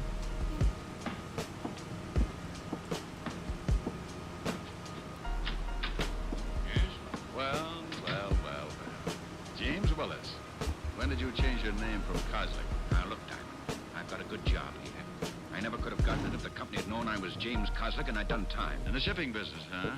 What's an old-time safecracker like you doing in the shipping business? You're not a cop anymore, Diamond. You helped put me away once, but I've quit the rackets, and I'm doing fine in a legit way. Now you can leave. What does your company ship? We're in export and import firm. We ship and receive everything. Now get out. What does your company import that might interest two professional thugs like Bart and Danny? Oh, Dismatric! Where do you have your shoes fixed? A little place on Columbus Dismatric. I don't know what you're talking Welcome in. about. Thank you so much for that follow there. To you and your riddle. Let's go. Miss Williams, please have one of the watchmen sent in to show Mr. Diamond out. Two gentlemen wish to see you. They say it's very important. I really appreciate that follow there on Kick. Let's go. Better. They say it's very Excuse me. Miss Williams, I don't... What's the matter, Mr. Willis? Diamond, let go my hair. Tell her to show the gentleman in or I'll make Sitting Bull look like a pipe. Go on. Send the two gentlemen in, Miss Williams. Okay. I'll go over here behind the door. You nearly pulled all my hair. Well, what's the difference? The way things look, the state might have to shave your head anyway. Yeah, Willis, we want to talk to you. What's the matter? Sore because we came up here? Yeah, what's with the guy? He just sits there holding his head. Good evening, boys. Hey. Who's here? Yeah, it's the shaman. And he looked pretty. You fools. Two blundering fools. Now, wait a minute. If you're worried about Diamond, we'll take care of it. I told you I could never be seen with you. You know how we're all watched when the gold shipments come in? Oh, that's it. That's what the shoe was all about. Yeah, you're smart. Shut up. I've got to think. You got the confidential shipping report. Put it in that shoe in some kind of code so it could be picked up. Then your dear little boys were going to try to hijack the gold. Oh, it's going to be so nice when we can get a bigger vehicle. No, crazy. That secretary saw him come in. Take him out the same way. I'm going to be stubborn. Yeah? Oh, okay. Isn't it silly what a little 38 can do? Let's go. All right, but look, as long as I'm probably going to end up in the river, would you mind telling me one It's actually thing? look Yes, I at the do. money. No, that's swell. That's really swell. Kirby recognized you going into that shoe store.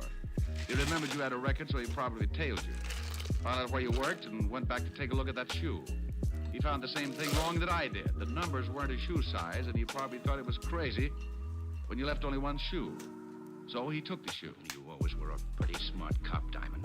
Danny, before you kill the smart cop, pull his hair out. Pull his hair out? By the roots. Now take him out of here. Was Kirby blackmailing you, Willis? Yes. Being stupid, he didn't know what the shoe was for, but he knew it was worth something. No. Oh my God. Right you through that door. Move. Okay. It is gonna take us like fucking 5 more days.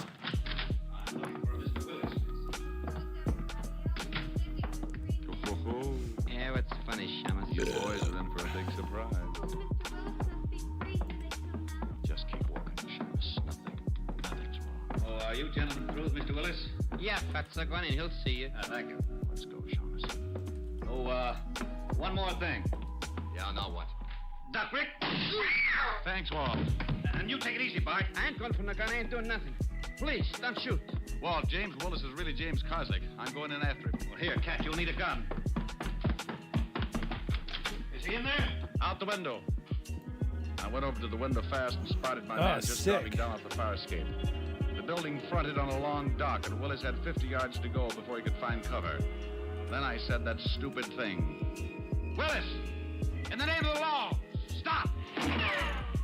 Well, he didn't stop in the name of the law, so I rested my arm on the windowsill and led him about 2 feet. At 50 yards, a running man can be hard to hit with a .38. Sometimes. You get him, Rick? Yeah. See you down at the station.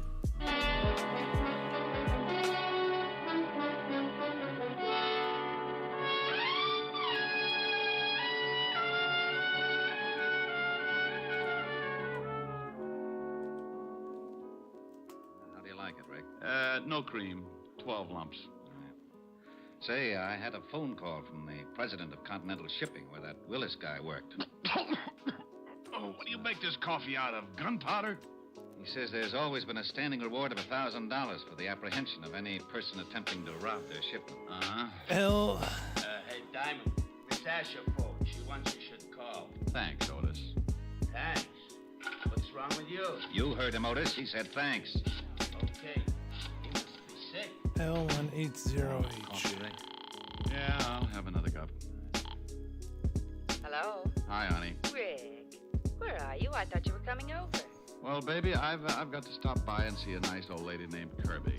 Her son got killed. Oh, I'm sorry. Will I see you later? No, I don't think so, honey. I'm a little tired. All right, Rick. Well, don't sound too unhappy. I'll see you tomorrow night. Well, all right. But you always sing to me, and I wanted you to sing tonight. Well, I haven't gotten any letters from the apartment building next door yet, so I'm going to lay off 1 week and see if the tenants miss the singing. All right, Rick. I'll see you tomorrow night. Goodbye, baby. Bye, Rick. Well, I think I'd better get over to Mrs. Kirby's, Walt. Don't you want your coffee? Yeah, give it to Otis. What are you going to tell Mrs. Kirby? I mean about her son and the blackmail. Well, what are you going to tell Continental Shipping? You caught him. You get the 1,000. Oh, Mrs. Kirby's pretty broke. Kirby was the one who really spotted the play. Yeah, but if I say anything about the blackmail... What blackmail? Huh? Oh, yeah. Yeah, come to think of it, that was another case, wasn't it? See you later, Walt. Rick. Yeah? Oh, nothing. Be a good boy.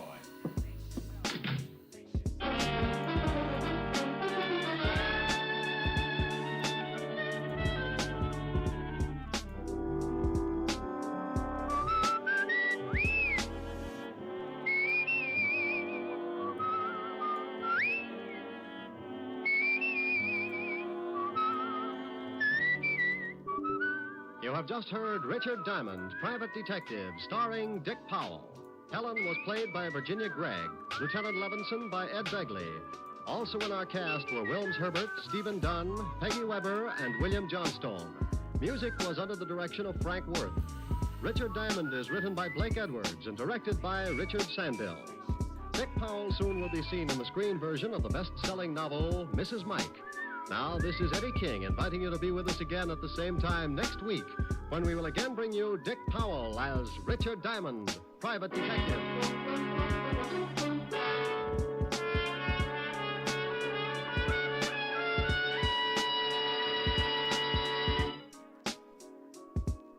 The The F.W. Fitch Company presents Dick Powell as Private Investigator Richard Rogue in Rogue's Gallery.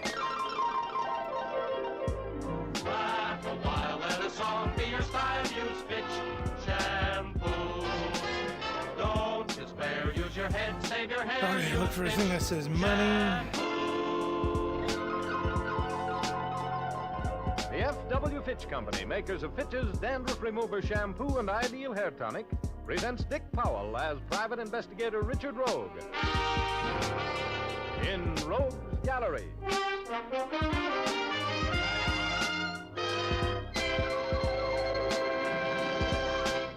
Rogue speaking.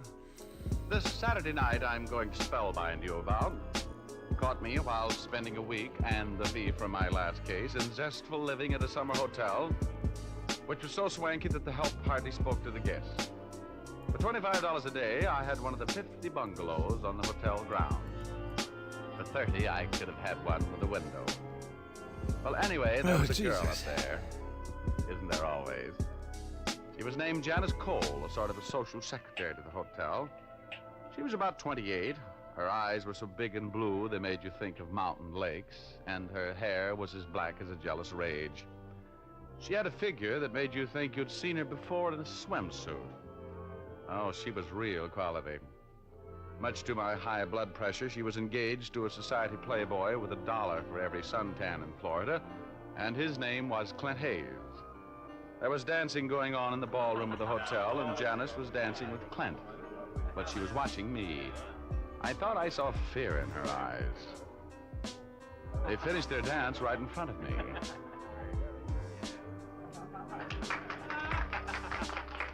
Well, I certainly enjoyed that exhibition, Clint. Glad you like it, Rogue. Dancing with Janice is a wonderful way to spend an evening. I believe that. Well, how about the next one, Janice? Oh, I can't, Richard. I don't feel very well. Oh, really, darling? Yes, I think I'll go to my cabin, Clint. I have a terrible headache. Well, I'm sorry to hear that, dear. Is there anything I can get for you? I've got some aspirin. Oh, no. I think I'll just lie down for a while. I'll be back as soon as I feel a little more like enjoying the party.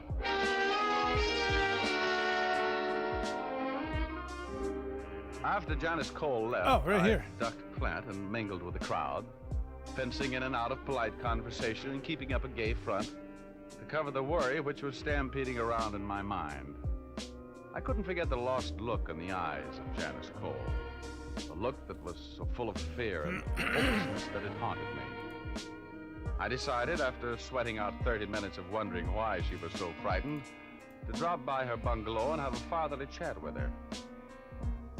I casually worked my way along a chain of conversations to the open door and faded unobtrusively out into the night. There was a light in Janice's bungalow. I walked rapidly toward it. The door was ajar. When I knocked on it, it swung open. And I saw Janice lying there, a red pool expanding on the Navajo rug under her head.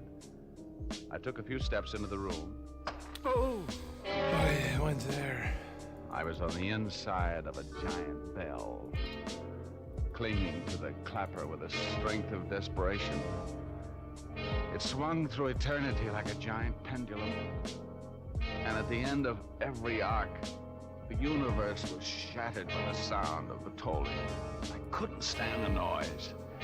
I let go on the tremendous upsweep and was catapulted through space at a terrifying, breathless speed. The ringing of the bell grew fainter and fainter. And then, there was quiet. I drifted peacefully for a while and landed as gently as a snowflake on a sparrow's wing. And I rested on cloud 8 in the blackness of complete oblivion. Hey, Chiefy! Chiefy! You better come out of it! Oh, go away, Hugz. No, I'm sorry, Rogie, but you've got to get back on the ball or you're going to find yourself behind it. Come on now. Come on. Hugz, go away. I'm not well. I've been hurt. There are things going on that you ought to know about, Rogie. I don't care. I'm on my vacation. You're in trouble, Rogie. Bad trouble. Remember that dead girl? Yeah, I remember. Well, what are you going to do about it? Let him get away with it? Oh, I don't want to talk about it. Let me alone. Well, I guess you've been hit on the head once too often, Rob. Lost your nerve, huh? What do you mean, midget? No fight left in you. All right, where is he? I've got plenty of fight left in me. What's going on down there? Well, you better go down and see Rosie. Come on, I'll help you over the side. Okay. Come on, give me a push, Hugz. Oh, you're a fine alter ego, and I'm proud of you. I try to take care of you, Susie. Over you go, Rosie. Over you go.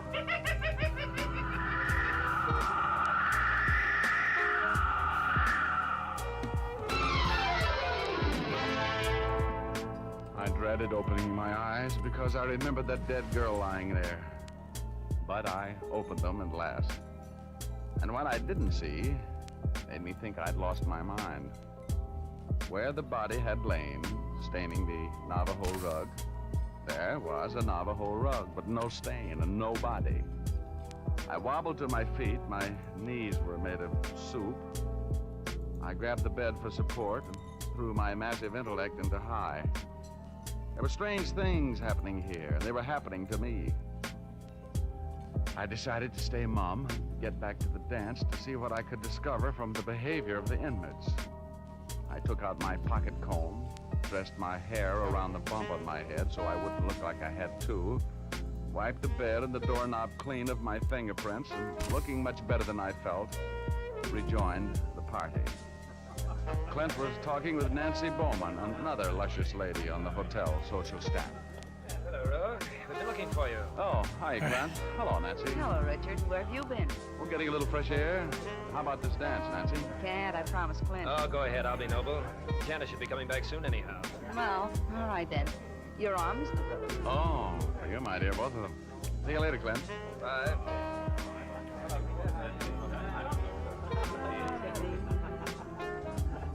You know, Nancy, that Clint's a lucky man getting a girl like Janice. She's what the boys in the back room call a dish. I suppose Janice isn't lucky getting a man with $1 million. Not my type. Now, I don't have the million, but No, then let's just dance. Oh. Now that Janice has her millionaire, I'm out to get mine. You girls old friends? No, I've worked up here with her summers for a couple of years. She's a grand girl. Everybody loves Murder her. mystery. She's engaged to this creep with $1 million? Sort of. Yes, they're going to be married in 2 weeks.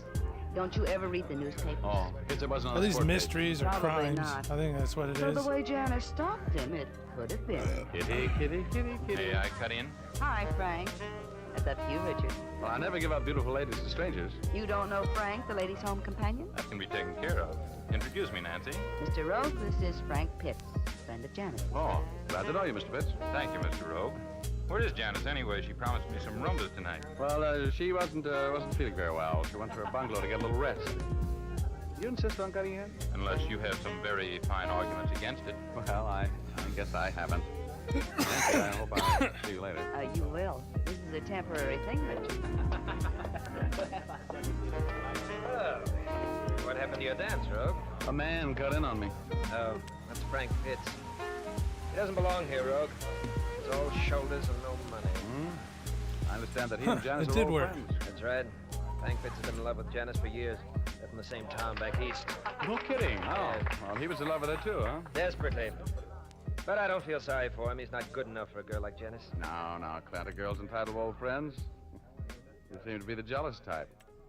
No, I used to be a little like that about Betty Callahan. I'm but not jealous, Rogue. Just hate to see a girl like Janice making a fool of herself over a no-good like that Pitts. Ever since he arrived today, she's been moody and dejected. Oh, that's the way it is. Oh, that's the way it is, huh? You and Janice had a spat over the old flame. We did not. You're being most impolite, Mr. Rogue. Janice and I happen to be in love. Yes? There's a man outside who would like to talk with you for a minute. Why? It's most important, Mr. Rogue. Please come with me. Okay, excuse me, Clint. Oh, you look a little upset. What's the matter? Oh, it's horrible. Horrible. May I ask what you're talking about? No, I can't tell you, Mr. Rogue. But in all my years in hotel management, this is the most terrible thing that's ever happened to me. There he is, Mr. Mills. Mr. Mills is our district attorney, Mr. Oh, well, I'm glad to know you, Mr. Mills. What can I do for you? You're Richard Rogue, the private investigator from Los Angeles. That's right. Why? I'd like to talk with you, Mr. Rogue, about a murder. Oh, yes. Why? Sure, Mr. Mills. Always glad to lend my talents to law enforcement. That's nice of you, Mr. Rogue, because you can help a lot on this case. Why did you murder Janice Cole? We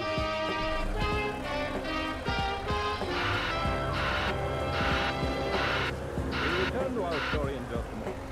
First, dandruff on the shoulders and coat collar of a well-groomed person is as out of place as snow in July. That's why so many persons who want to have a smart, well-groomed appearance use Fitch's Dandruff Remover Shampoo regularly. For Fitch Shampoo has a special solvent action that dissolves unsightly dandruff. When you apply Fitch's to your hair and scalp before adding water, this solvent action goes to work. So it's important to remember not to wet your hair before the shampoo is applied. After massaging your scalp briskly for a few minutes, then apply water. An abundance of cleansing lather will form to carry away the dissolved dandruff. Then the lather rinses out easily and completely, leaves the hair immaculately clean without a trace of damage. Yes, Fitch's Dandruff Remover Shampoo is a real aid to good grooming. Use it regularly. You can buy an economical bottle of Fitch's Dandruff Remover Shampoo at your drug or toilet goods counter, or have a professional application at your beauty or barber shop. Now, back to Dick Powell as private investigator Jesus, Richard I don't know Rogue which it's going to in be. Rogue's Gallery.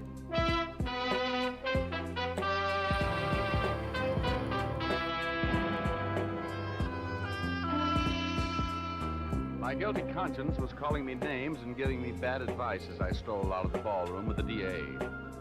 He had accused me of murder. I knew who was murdered. I'd seen her in her bungalow, dead. Janice Cole.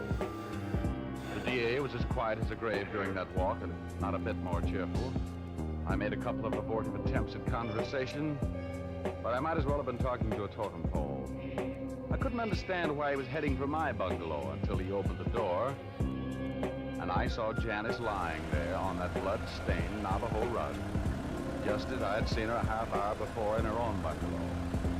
I tried to say something, but the words couldn't get by the lump in my throat. I just stood there, my mouth hanging open, and my stomach frozen in the hangman's knot. I could feel the DA's eyes boring into the back of my head. Well, Rogue, why'd you do it? Oops. I didn't kill her. How do you explain the fact that she was killed here in your cabin? She wasn't. Now, look, Rogue, you better organize yourself, huh? You're supposed to be a smart investigator. Give me a gun. I haven't got it on me. It's in that drawer there. Yeah, we found that one. This girl was shot to death with a .25 automatic. Any prints on it? We're going to take yours for comparison. Am I under suspicion of this murder? At the moment, that's all you're under. I fondly hope you'll be under arrest for it in the next half hour. Oh. You don't 3151. In a homicide, you usually have to have a motive. There, what's that? Why are you waving those newspaper clippings in my face? What are they? There's a motive. You were blackmailing Miss Cole, Rose. We found these clippings in your briefcase. What do you mean I was blackmailing her? I didn't even know her. Now look, Rose, you're smarter than that.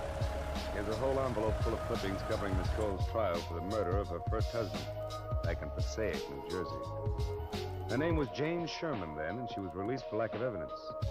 Remember the trial? Of course I do. Poisoning. But what's that? So you found out that this Jane Sherman, now known as Janice Cole, is all set to marry $1 million. And you've been blackmailing her. Oh, I don't know anything about it, I tell you. I don't know how those clippings got into my briefcase. It must have been planted there when I was knocked out in Janice's bungalow. It's a switch, bro. You were knocked out in her bungalow, eh? When? Look, Mills, I know this whole thing's going to sound fantastic, but I want to tell you the whole story. I came up here on my vacation. I never saw Janice Cole or whatever her name was before tonight. Disbelief walked across the DA's face as I unspun the web of circumstances which tied me into this murder. As I listened to my own story, I knew I wouldn't believe it myself if I hadn't been there. I showed him the bump on my noggin. He just nodded. I talked on, and as I talked, I realized that I was acting like every murderer I'd ever questioned.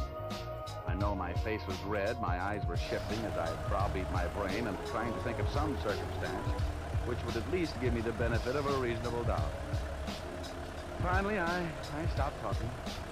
He took my fingerprints, and we went to Janice Cole's bungalow. There, I got my first break. All right, Rose. Now, where was the body lying when you first saw it? Right here. Come here. Look here. Look on this rug. Huh? Blood on the floor where it seeped through the rug that's now in my bungalow. It's still 3151. Did I not save it? All right. Well, Rogue, that's the first thing that's made sense since we got together. I suppose there is an outside chance of somebody trying to frame you. Enough of a chance so a conviction would be hard to get, Mr. D.A. Look, you know me. I've got a little standing in my profession, a little substance.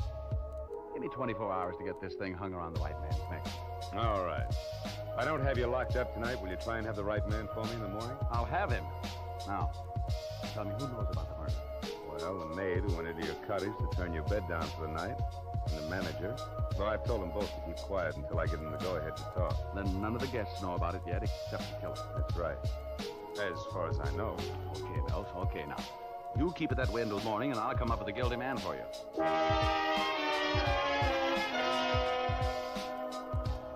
Big talk. I had been framed with loving care, like a sweetheart's picture. The DA shoved off to take care of the grisly details of moving the body from its temporary resting place on my bungalow floor, and I started shaking Janice Cole's bungalow down.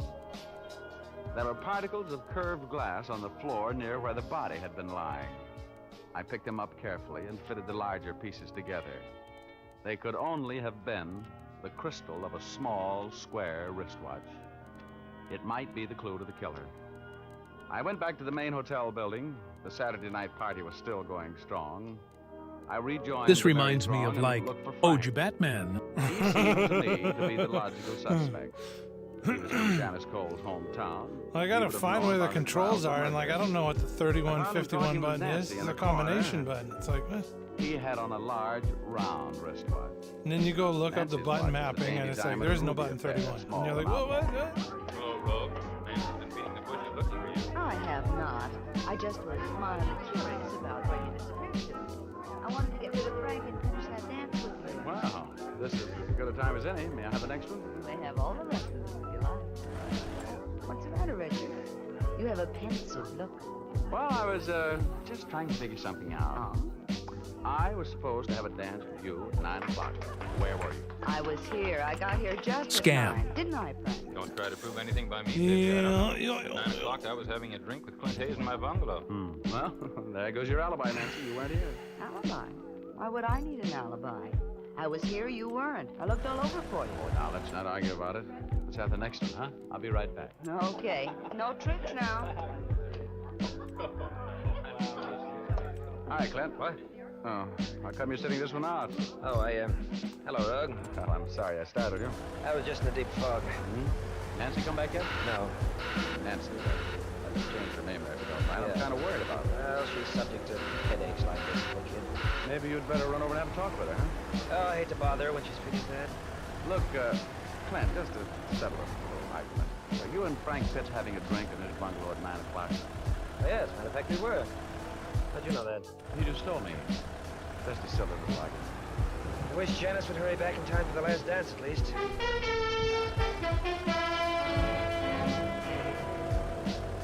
Clint Hayes had on a large, square wristwatch, and he and Frank had unbreakable alibis. Nancy had none. They were my 3 prime suspects, and it looked to me like Nancy was about to be elected. I was sitting there looking for Nancy and carrying on a pointless discussion on headaches, their cause and cure with Clint, when Nancy came running over. Come on, Clint, you too, Richard. We're all going down to the pool for a moonlight dip. No, I don't think I want some, Nancy. Oh, come on. Just because Janice is feeling lucky tonight is no reason for you to be grumpy. Come on, Richard, get your swim trunks and give the girl a treat. So I know what 31 button is. Come on, Frank, we'll dip for you guys. No, I don't think come on. Might as well. Clint sounds like a good idea. Trigger. Well, Nancy, we got it all organized? Yes, Richard and Clint are crazy about the idea, aren't you? Oh, okay, I'll join you for a while. Nice man, Clint. Hurry up now. See you at the pool.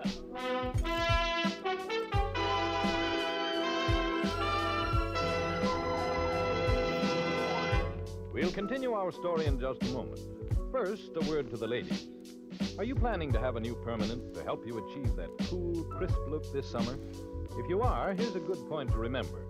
Shampooing with Fitch's Dandruff Remover Shampoo will put your hair into grand condition for that cold wave or permanent.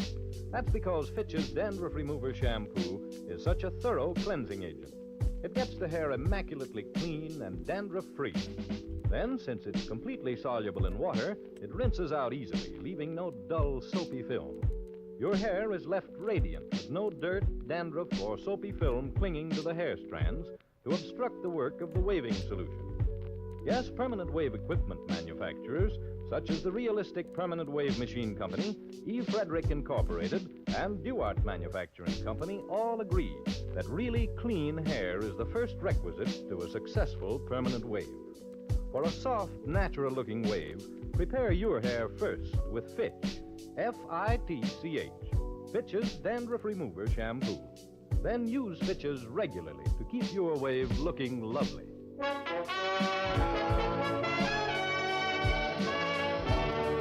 Now back to Dick Powell as Private Investigator Richard Rogue in Rogue's Gallery.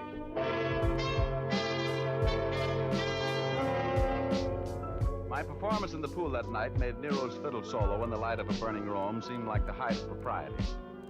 Here was Richard, the fall guy rogue, swimming and laughing with Frank, Clint, and Nancy, a bunch of murder suspects. A matter of hours before the law put a pair of stylishly plain bracelets on me and claimed me for its own if I hadn't solved the murder of Janice Cole. But there was method in my madness. That swim gave me the information I wanted.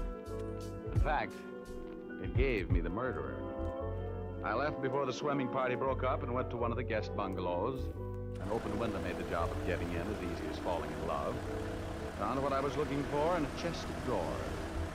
Then I sat down and waited for my victim to come in and turn on the lights.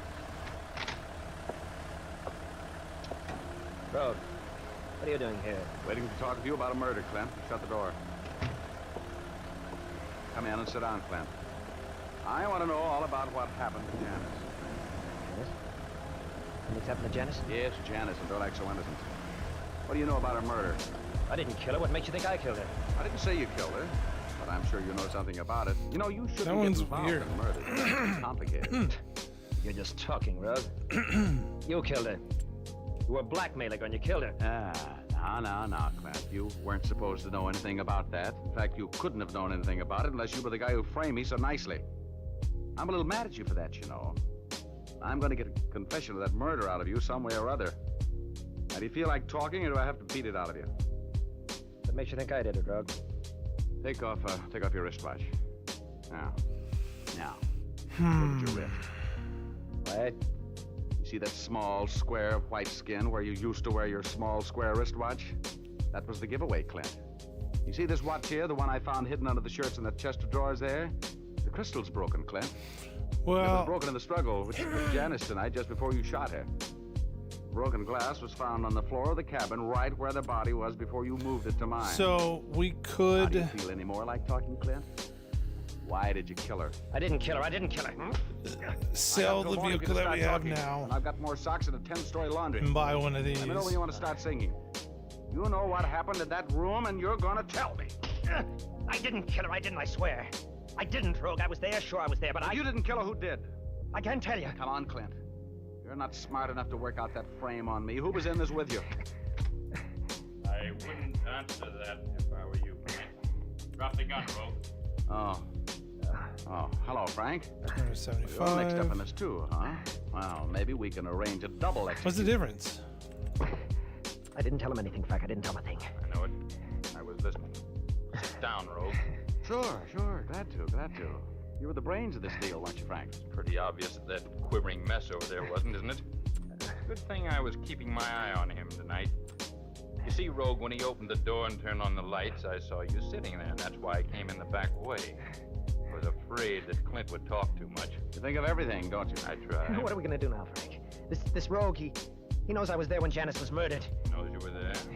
Well, you might just as well know that you shot her then, huh? You did, you know. Well, it was an accident. Was it? I'll decide that. Aren't you forgetting me, fellas? Oh, no. No, we're not forgetting you, Mr. Rogue. It really doesn't make any difference who killed Janice as long as you disappear with all the evidence pointing to the fact that you did it. No, Frank, I don't want any more killing. Shut up. I'm handling this affair. What? I'm going to keep you out of the gas chamber, Clint, if you'll just shut up and do as I tell you. So they all weigh the same off and tie his amount. hands. Knock him off and throw him over a canyon where he'll never be found. You are? Well, I might as well take a crack at it. Give me that gun. Grab him, Clint. Grab him. Well, thanks, Clint. You were very handy with that chair. How come you hit him? I couldn't I couldn't let him kill you. I just couldn't. All right. Take his necktie off and tie his hands with it. We're going to take him for a ride down to see the district attorney. I killed her, Rogue. I killed Janice, but it was an accident. I swear it was an accident. Well, you'll have a dandy chance to explain that to a jury, Clint. But now, come here. I've got something for you. Oh! That's for helping to frame me. Oh, brother, is that DA gonna love me? Well, that was the end of the case.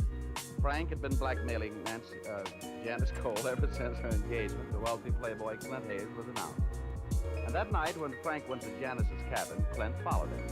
When Clint arrived on the scene, jealousy took over. Frank drew a gun, and Clint jumped him. In the struggle which followed, Janice was shot while the gun was in Clint's hands. Helpful Frank accused scared Clint of the murder and talked him into framing me. Frank saw lovely visions of many happy years of blackmailing a millionaire. That broken watch crystal was the only thing that kept the frame from working. So I get my brains beat out, I put the arm on a killer and blackmailer. My vacation is broken up like a drop light bulb, and I didn't make a dime. Oh well. Let's face it, if I hadn't been so clever, I'd be doing a life sentence instead of Clint and Frank. I would like that. No. I've heard that stone walls do not a prison make, nor iron bars a cage. But it's hard to illustrate the truth of that old saw to a guy who's behind the former, looking through the latter. You know what I mean?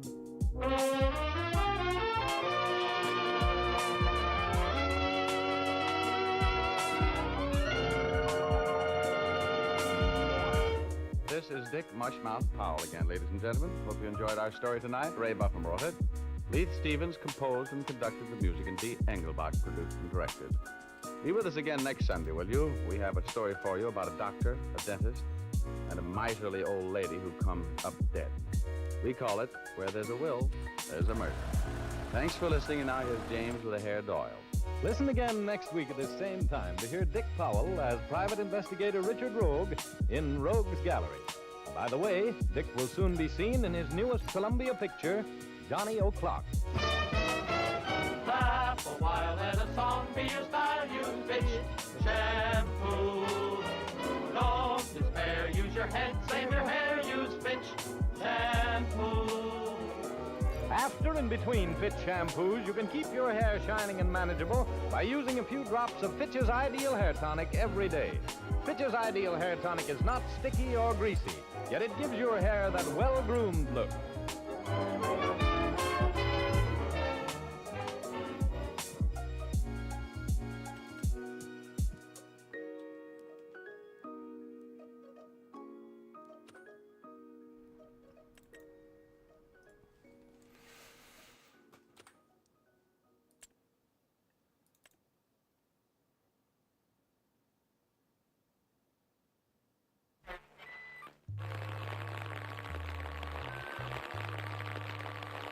You are my sunshine, my only sunshine. You keep me happy when skies are gray. You'll never know, dear, how much. Welcome to an evening of old-time radio.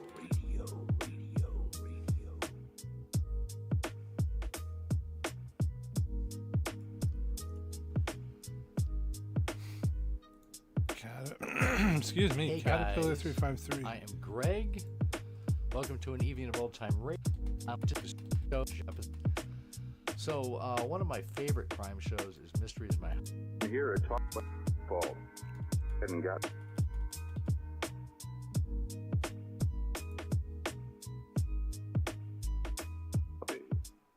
I call it Death Speaks with 10 Fingers.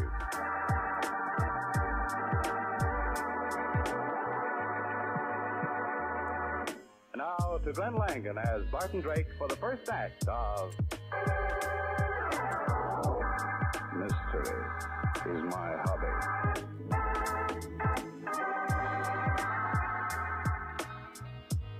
So that's where my money's been going, is it?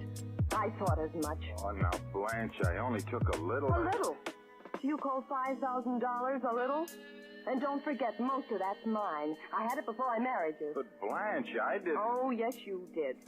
I'm sending out this suit of yours to be cleaned, and what do I find? A lot of betting tickets on the horses. Oh, why, Blanche, I never bet on a horse in my life. I wouldn't know how. Don't lie to me. You lost that money gambling. And I know where, too. The Sportsman's Club. The place that's run by that deaf man. Well, I admit I do go to the Sportsman's Club once in a while, but I don't bet on the horses. I'm going down there right now and get that money back. Now, look, Blanche. You don't think for a minute that Ted Wallace will hand over $5,000 just because you asked for it? He better. You know how I am when I'm mad. And I'm taking a gun along. You stay here until I get back, if you know what's good for you. Holy smoke. I've got to get hold of Rose. Do they know to have that one? It was probably a mod you gotta get. Hey, look, kid. Something's gone wrong. Yeah, she found them all right. Now, wait a minute. She didn't react like we thought she would. No. What, she's coming down there to the club. You better get him out of there. Yeah, you get out too. Yeah, but I'm telling you, she's coming down there. She's coming down to kill your boss.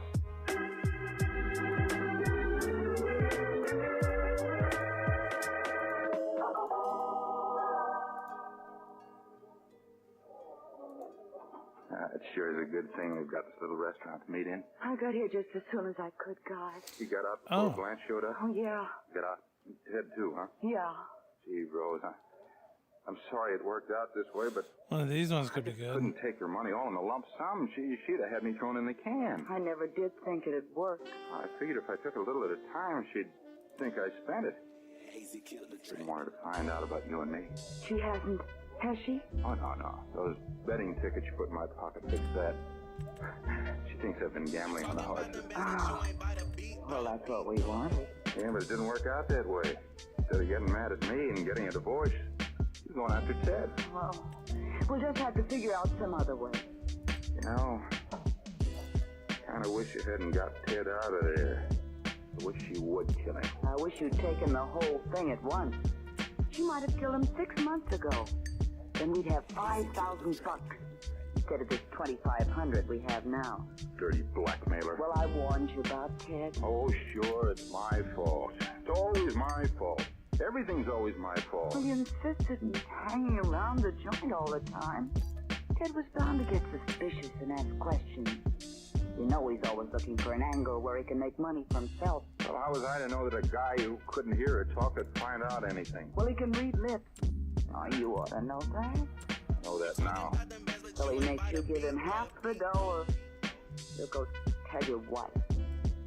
Where'd Ted go, do you know? Yeah. Over to Pete Millar's apartment. Pete Millar? Oh, holy smoke, that's the other guy who talks with his fingers. Yeah.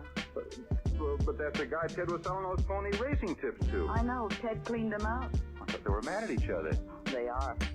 Pete was in the joint yesterday. He swore he'd kill Ted the very next time he saw him.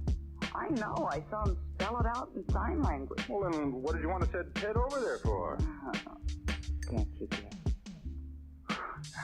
Rose, you're wonderful. Hey, wait a minute. Ted won't go over there, not if he knows Pete will kill him. But I told him that Pete sent word he wanted to apologize. That he was sorry and wanted to buy some more tips on the horse. Honey, you sure got a head on you. Well, things might work out all right after all.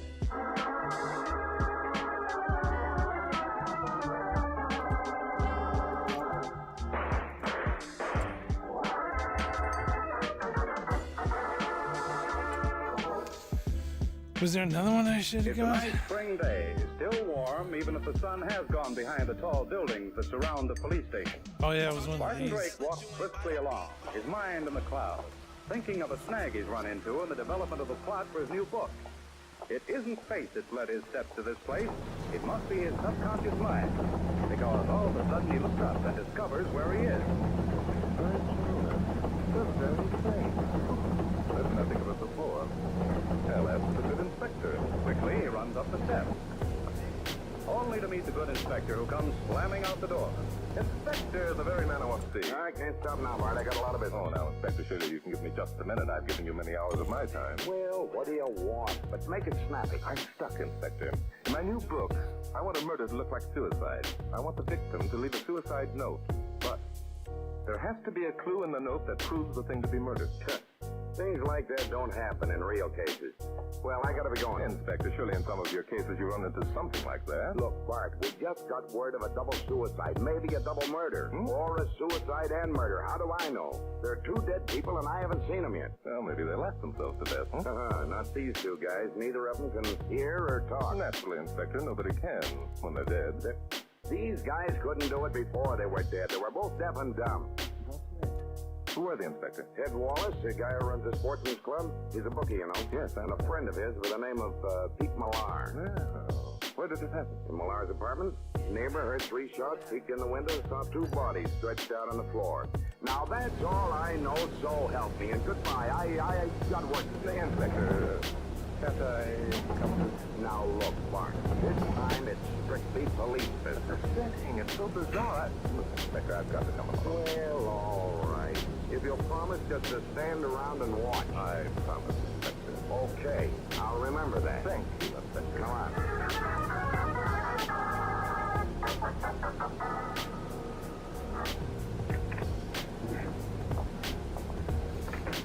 Yeah, here we are, just like the guy Okay, so said. it's mouse stuff. I've run this guy Wallace in enough times.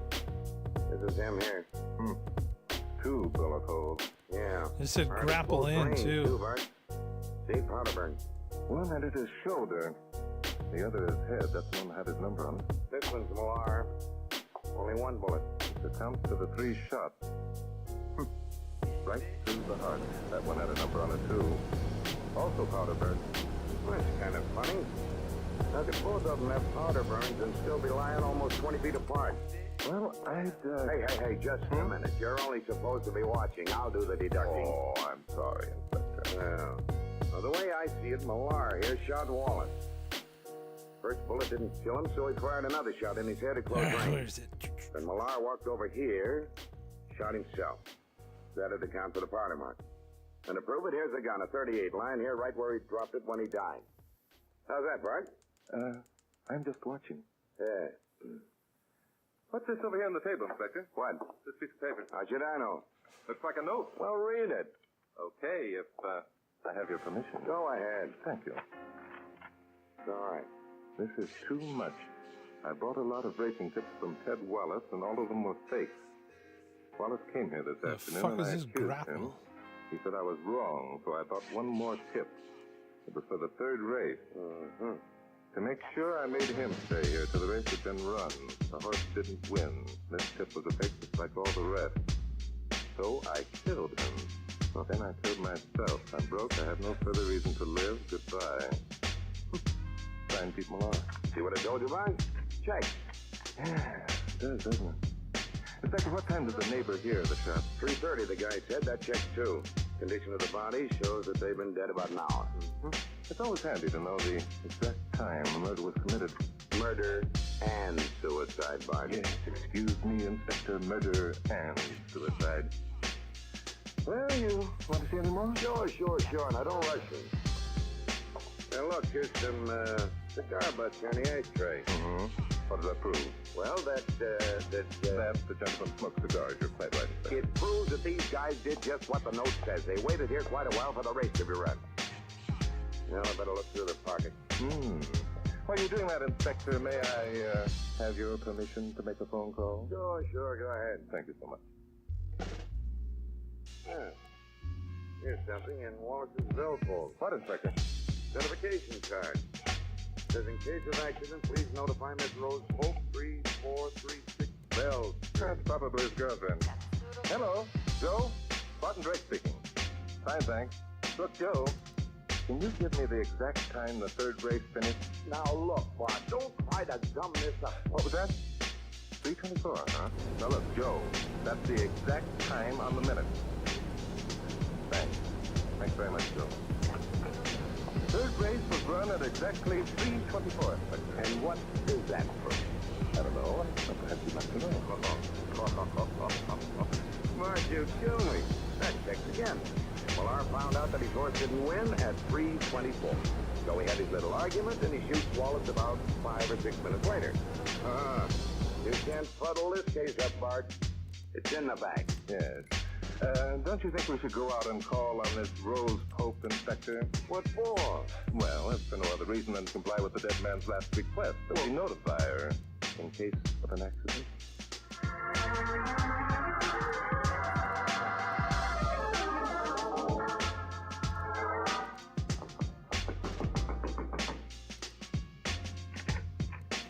Hey, look at that. Yeah. Police, we want to come in. Police? Please, can't we talk out here? My room is in a mess. We have some bad news, Miss Pope. We'd better come in. But We're coming in. All right. Going somewhere? Why do you ask? I see you're packing. Oh, well, yes, I'm just getting ready to take a vacation. What's the bad news you want to tell me? You know a guy by the name of Ted Wallace? Of course, Ted's my boss. Ted Wallace is dead. Dead? Yep. He stopped a couple of bullets. Oh, I was afraid of this. But he insisted on going over to Pete Millar's place this afternoon. Oh, so you know who did it? Huh? Well, I can guess as much. Pete had threatened. He threatened to kill him. He called this morning and asked Ted to come over, said he wanted to apologize. I warned Ted not to go.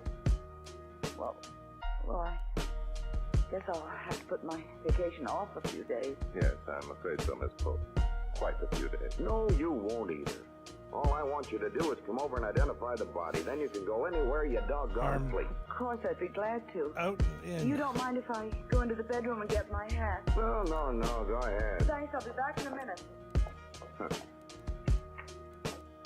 7, 8. What did you want to say that for? Say what, Inspector? About calling off a vacation for quite a few days. You'll need her for a witness at the murder trial, won't you, Inspector? There isn't going to be any murder trial. This case is solved. Now shut up and let me handle it. Oh, I'm sorry. Forgive me, Inspector. I forgot. I'm only here watching. Yeah. Wouldn't you say it was about time that the hat... There's no 7, 8? Huh? What do you mean? Miss Pope. Oh, telling our men out. Taking quite a little time. Well, you know how things are. Suppose we missed. I don't hear anything. No, neither do I. 11, 12. Hey, I get you. Come on. Hey, the dame isn't here. She's gone. So it would seem. The window's open. There's a fire escape just outside. That she is. Get straight to the bottom. Hey, you, stop. Mark, she's got a car parked at the curb. My. Yeah, she's getting away. Hey, stop. Stop or I'll fire.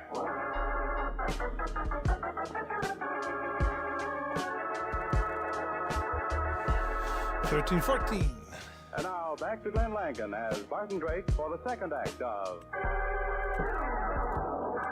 Mystery is My Hobby.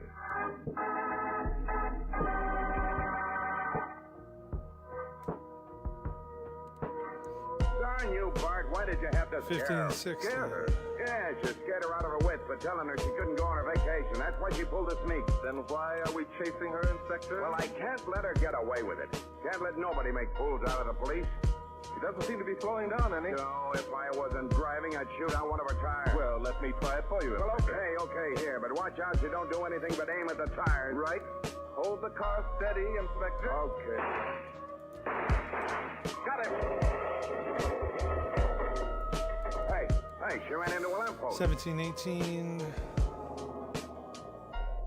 Give me back my gun, Bart. You're too expensive. That lamppost will cost the city $250. No. Well, she isn't hurt anyway. Now, 19, she's running 20. to that clump of trees. Come on, Bart. I'm right, Bart. Hey, Miss Wolf. Miss Wolf, stop. We aren't going to hurt you. We've got her now, Inspector. Yeah. We're gaining. You better stop where you are. I've got a gun and I'll shoot. I wouldn't do that if I were you, Miss 22. Pope. Why don't you shoot, Inspector? Not me. I'm not going to have her blood on my hands, all on account of your foolishness. Stop, I tell you. Stop. Isn't this rather foolish, Miss Pope? I'm going to take the police car and get away. Look. You haven't committed a crime yet. Don't go in for car stealing. I'm coming after that gun, Miss Pope. I'll shoot. I mean it. You don't want a real murder charge against you, do you? Oh, I'll shoot to kill. What in the world did you do to your stockings, woman? Huh? Where? Oh, my arm. Thanks. I've got the gun, Inspector. Good boy. I didn't do it. I didn't kill Ted. I haven't seen Ted since before lockdown was in the office till almost 3:30, but he didn't come back. Wait a minute. We know 23. you did. So I left. Nobody came to the office at all except some woman. I sent her away. I didn't have anything to do with the murders. I didn't. Yes, well then what were you running away for? I know the cops. They tried to pin it on me anyway. Oh, come now. We really 25, aren't that 26. bad. I'm sorry. I guess I was a little fool. There. That's better. What do we do now, Bert? Oh, I'm just watching. Remember, Inspector? Oh, nuts. You can answer my questions if you want to. Well, if you don't mind, I'd like to take a look at Ted Wallace's office at the Sportsman's Club. But how about Miss Pope identifying the body? We do that afterwards. 27, 28. If you come along and tell us everything you know, Miss Pope, I'm sure the big bad inspector won't hurt you.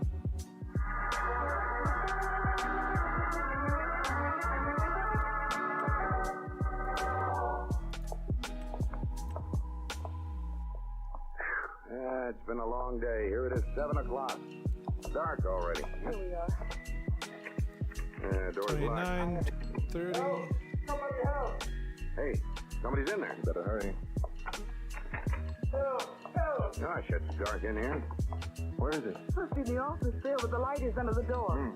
Let's go. Help!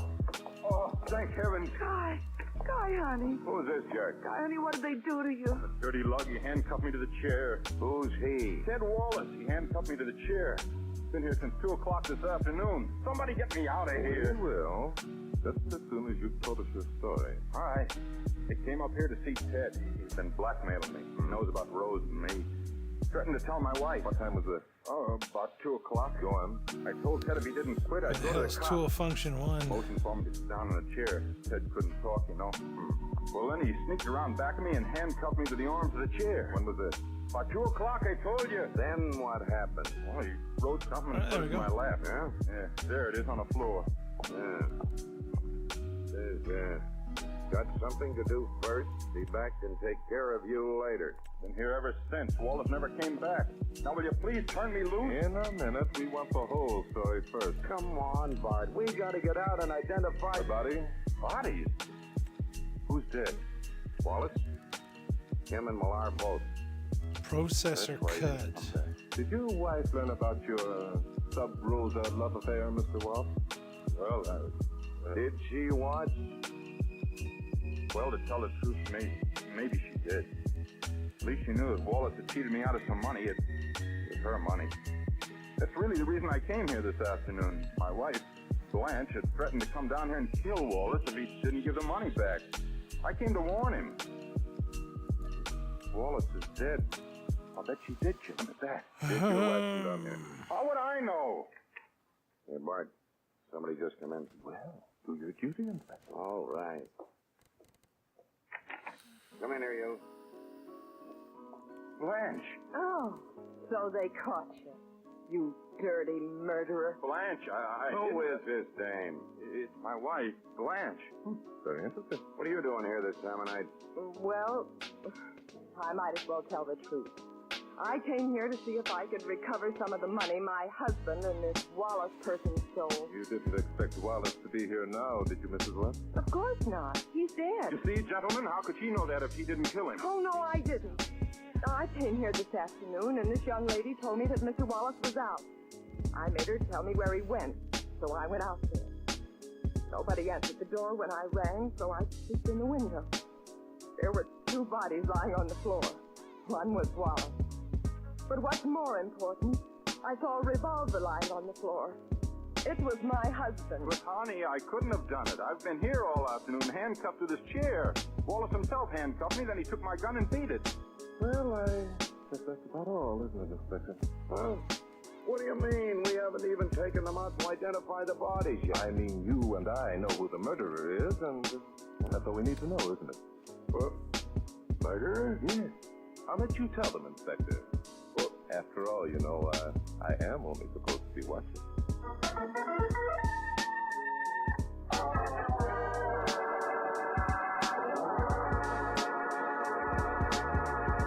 And now back to Glenn Langan as Barton Drake for the conclusion of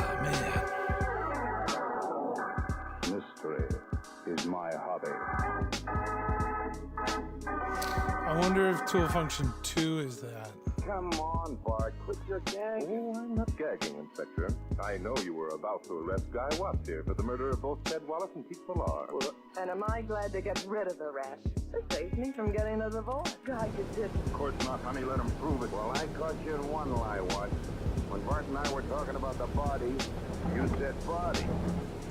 How did you know there were two? Fine, Inspector, that was done. Part of you never reversed the two of them. Yeah. And I've got you in another lie. How is it if you were handcuffed to that chair since 2 o'clock this afternoon? How is it that the lights were on in here when we get here at 7 o'clock? Excellent, Inspector. Mr. Watts couldn't have possibly turned them on if you were handcuffed to the chair all that time. And how was it that if your wife came here to the office after 3, as Rose Pope here corroborated, how was it that both Rose and your wife didn't see you? If you've been in that chair since 2 o'clock. Inspector, I knew you could do it. All right, I did it. No use denying it now. You know, Bart, I do much better when you just stand around and walk. Yes, you do, don't you, Inspector? There's one little thing, though. What's that? Of course, you should have realized that it was a double murder way back there when we first went in to look at the bodies. How could I know that? Oh, I know. The cigar. The cigar. How did they look? Nothing. But the so-called suicide note did. Well, I figured it was him after written that. And how did you figure that? Well, he said Mustache, that's all. Correct, you are right. He did write it, Inspector. Yeah. And this is what proves it. You see, our friend here had Wallace write in the note that his horse lost in the 3rd race. I checked and found that the 3rd race was over at exactly 3:24. Yeah. Now, the time of the murder was established as 6 minutes later, exactly 3:30. I'll have to hand it to Watts. He had the time figured down almost to the second. Yes, didn't he? Good.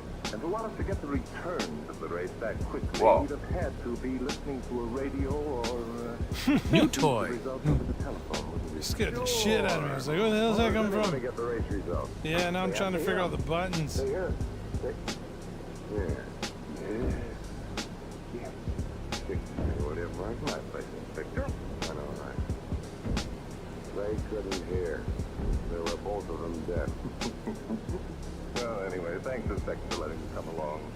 You know, I think I'll use that suicide note exactly as My it is uncle in my had new something book. like this. A suicide note with a definite fuse for the That'd be murder. sick.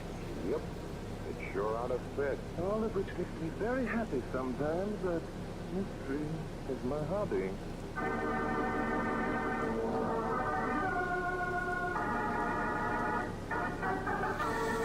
Okay, so that rotates that shit.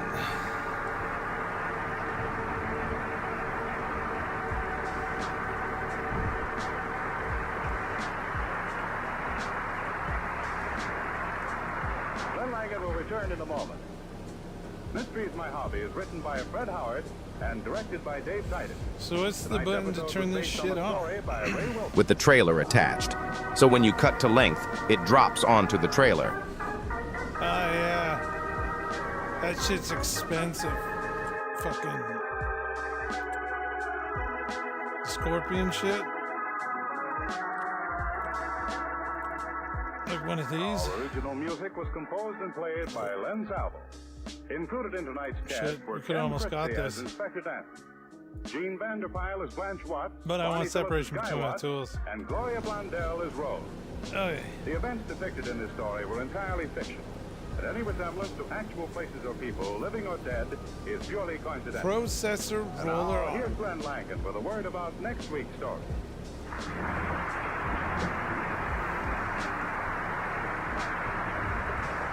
Yeah. Thank you, ladies and gentlemen, and thank you, Bruce Buell. Next week, plan to be with us when I bring you case history number 124. It's a story of love, intrigue, and homicide. I call it Death Turns the Tables.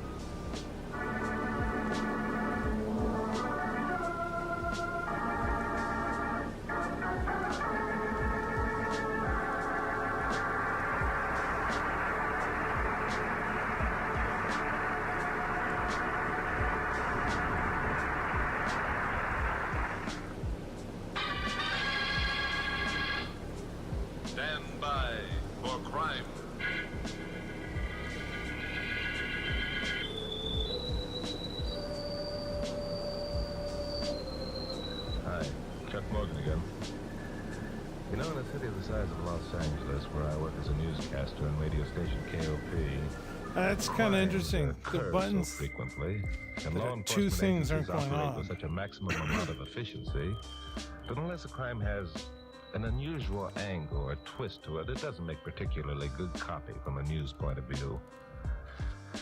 Well, we had one of those unusual angle crimes in L.A. about a month ago. It wasn't just one crime, it was a whole series of them. And what gave the twist was, oddly enough, lack of clues. No telltale cigarette stubs. No strand of hair or thread from a torn garment. Nothing. It was uncanny. Huh. I reasoned that if I could uncork the answer to this one, I'd really have a story that would make good copy. Well, it was on a Wednesday afternoon that I picked up Carol Curtis, my blonde secretary, at a downtown street corner. Carol had been going in for welfare work lately and had been attending a meeting. Hi, Glamour Puss, hop in. Hi, Chucky boy. Oh, Chuck, I've just had the most wonderful experience. That's all? I've been watching a demonstration by some disabled veterans. You know, boys who were wounded in Korea. Yeah? Glamour Puss, if I could crack this mystery crime deal, I'd have myself a real story. Sure. Oh, Chuck, you really should have been there. Gosh, it's amazing what they can do. One boy's name is Johnny Owens.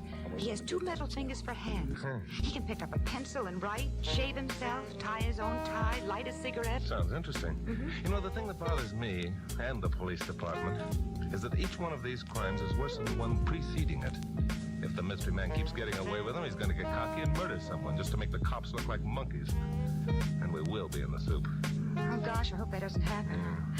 Chuck, do you know what I think would be wonderful? What? If you interview Johnny Owens on the air, let him do his demonstration and you could describe it. Oh, it would give hope to so many other amputees. Yeah, sounds like a good idea. Look, I'm going to drop you off at the studio, then go down to headquarters and have a talk with Bill Meggs. Oh, I knew you'd feel that way about it. So I've already asked Johnny to come to your broadcast tonight. You what? Uh-huh. You cute little rascal, you. Cute little rascal. 5 minutes later, we reached the studio. I put into a loading zone to let Carol out and saw Pappy Mansfield, owner of KOP, coming out of the building. He looked concerned about something. Hey, Chuck, hey, wait a minute. Hi, Pappy, what's wrong? Get out to North Hollywood as fast as you can. There's been a murder. Bill Meggs is positive it's your mystery criminal.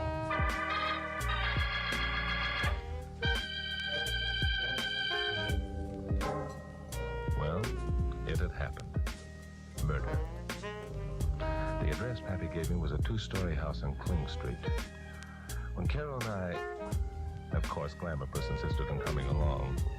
When we got there, it was late in the afternoon. A couple of squad cars were parked out front, and there was the usual crowd of curious people. The copper and guard at the front door waved us inside. We went up a flight of stairs and found Bill Meggs in a room at the end of the hall. Okay. Got that. Hello, Bill. Hi, Chuck. Hello, Carol. Thought you two'd be along. Hi, dear. That finally happened, eh? Yeah. This one's as bad as the others. Well, what makes you so sure it's the work of your mystery criminal? Same deal. No clues, nothing to go on. Driving me batty. Fingerprints? None. Look, Chuck, take it easy on your broadcast tonight, will you? Yeah, don't worry about that. Fill me in, huh? Who's the girl? When did it happen? Name's Alice Carter. She's a stenographer for a law firm over on Lancashire. Last night she was out on a date with her boyfriend. Got home late. Must have surprised the guy who murdered her. Well, what makes you think that? All her jewelry's missing. She'd recently inherited quite a lot of the stuff. The way I figured it is this. Alice came in quietly so as not to wake the other people in the house. Sneaked upstairs in her stocking feet and noiselessly opened the door. That's the reason she surprised the thief snitching her jewels. And that's the reason he killed her. That makes sense. How about her boyfriend? We've checked him. He's clean. Well, how about the other people at the house here? Place is owned by an old couple named Fairmont. They take in roomers to help the budget. The 3 other girls besides Alice. None of them heard anything. None of them could think of a reason why anyone would want to murder Alice. Except that she had $10,000 worth of jewelry lying around. Carter. You know, Bill, I had an item on one of my broadcasts last week about an Alice Carter inheriting some family jewels. Quite a well-known family in San Francisco. That's right. Kid didn't have sense enough to stash them away in a safe deposit box. Want to see the body? Yeah, let's have a look. If you don't mind, I'll stay here. Okay, Glamour. Well, there she is. Good-looking kid. When was the body discovered? Not till around noon. Mrs. Fairmont didn't come in to clean until then. I see. What are those marks on her throat? Could have been made by a pair of hands. Could have been a belt or a cord. Yeah. Anyway, she was strangled, which explains why she didn't get a chance to scream. You haven't uncovered anything that will give you a lead yet, Bill, huh? Well, nothing except the fact that whoever did this job must have been a fair to middling second-story man. Trouble is, second-story men aren't usually murderers. Come on over here. Stick your head out that window and look around. See what I mean? Oh my God, it's so confusing. Walnut tree and the vine against the house. Still, the guy would have had to been pretty good to make it. How about footprints in the ground down below? There aren't any. Well, it sounds like the work of our mystery man, all right. I suppose you've picked up all your suspects. The last two of them are down at headquarters now. Oh yeah, I gotta figure out how to control the excavator. Like the murdered girl. I feel like a heel even questioning them. Well, a cop has to do a lot of things he doesn't like. So does a news reporter. Right now, I've got to go back and write a story about this for my 7 o'clock broadcast. Well, thanks for giving me the scoop on this, Bill, and don't worry about the way I'll handle it.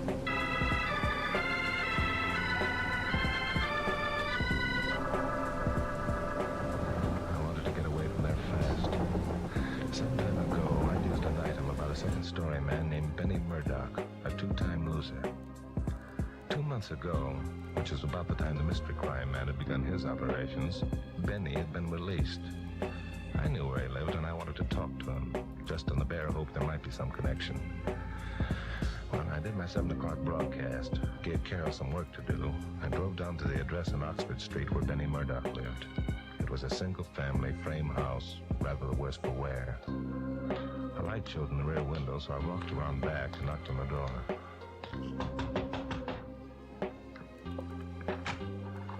What do you want? I want to talk to Benny. Is he in? Who I say wants to see him? Chuck Morgan. Chuck? Well, so you're him. I don't know what you mean by that, but I'm Chuck Morgan. Is Benny home? Not to you, he ain't. On your way, you lousy squealer. Benny don't want no party. Hey! Get out of here! I'll call the cops. Why don't you, Bess? It'll save me the trouble. What do you mean by that, crack? How do you know my name? Benny mentioned your name several times when I interviewed him a couple of months ago. And you can take that crack any way you want to. Where's Benny? He ain't here. Where is he? None of your business. Okay, that's the way you want to play. Hello, Benny. Come on out and be social. Sure, Morgan. I was just going to do that anyhow. Sit down. Make yourself comfortable. Anything I can do for you? Benny, are you going to let this meathead get Take it easy, Bess. Ain't no way to treat a guest. What's on your mind, Mr. Morgan? Just a couple of questions, Benny. Where were you last night when that girl out in Hollywood was murdered? How do you like that? What does this guy think Shut up, he is? Bess. We'll do the talking. You want to know where I was, Morgan? Sure, I'll tell you.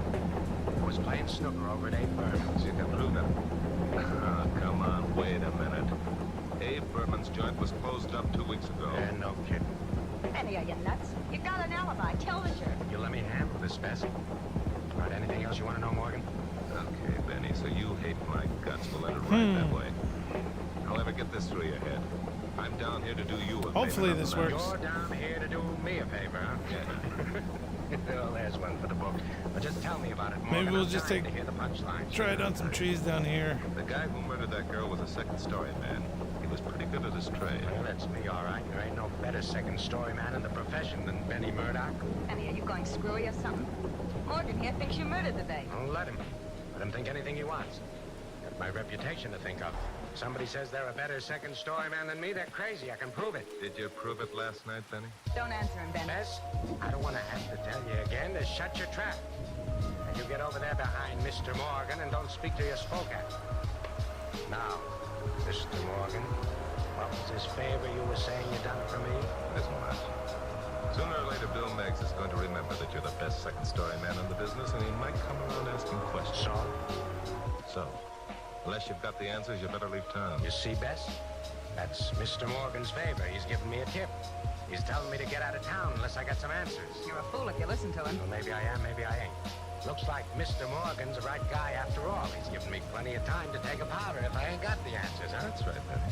So I take it on the lam. So then the cops figure I strangled that babe in North Hollywood whether I did or not. So they put out a dragnet and picked me up. Morgan, you got my everlasting gratitude for this favor you're doing me. How did you know the girl was strangled? You see, Bess, the guy's clever, too. How did I know the girl was strangled, he asks. He don't figure I listen to the radio or read the newspapers, I guess. I didn't mention on my broadcast how that girl died. I wouldn't know about that, chum. I didn't listen to your broadcast. I listened to somebody else's. You know, Morgan, I'm kind of glad you dropped it on us tonight. You know why? Tell me. Well, I never forgot how you helped set me up that last time. I used to while away the time and stir thinking what I'd do if I ever got things set up just right to pay you back. You think you got things set up just right now? You put your finger on it, pal. Things are set up just right now. Nobody asked you in here. You forced your way. You ain't no cop, and a man's got a right to protect his own home. You all set, Bess? All set, Benny. So now I knew that Benny had been play acting all the time. He wasn't Mr. Man of Crime. He wanted me to know it, because the knowledge wasn't going to do me any good. Bess was behind me. And Benny had suddenly produced an ugly-looking automatic. Don't move, Morgan. Stay right where you are. Bess, let him have it. Bess let me have it, all right. Something hit me on the side of the head, and comets began zooming around the room. Far, far out there, Benny yelled. Hit him again.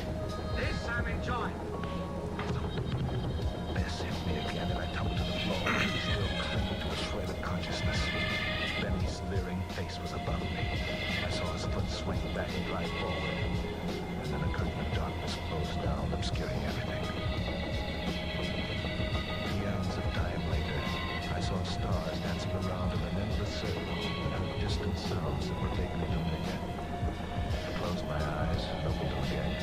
The stars were still there. I realized they were real. I was lying on my back on the cold, cold ground looking up at the firmament.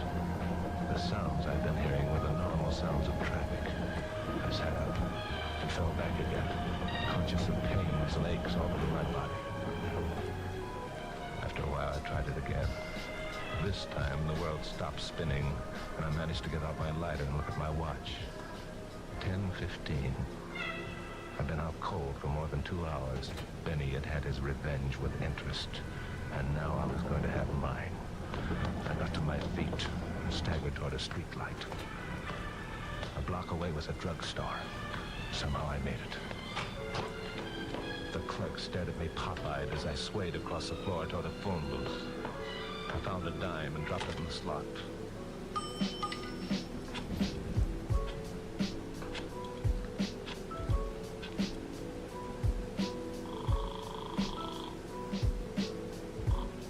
Police headquarters. This is Chuck Morgan. I want to speak to Bill Meggs. Just a minute. Meggs speaking. Bill, this is Chuck. I've got your boy. He's Benny Murdoch, the second-story man. He's practically confessed. Murdoch? Yeah. Chuck, you missed the boat, but good. Murdoch was picked up last evening on a drunk charge and spent the night in a tank at Lincoln Heights.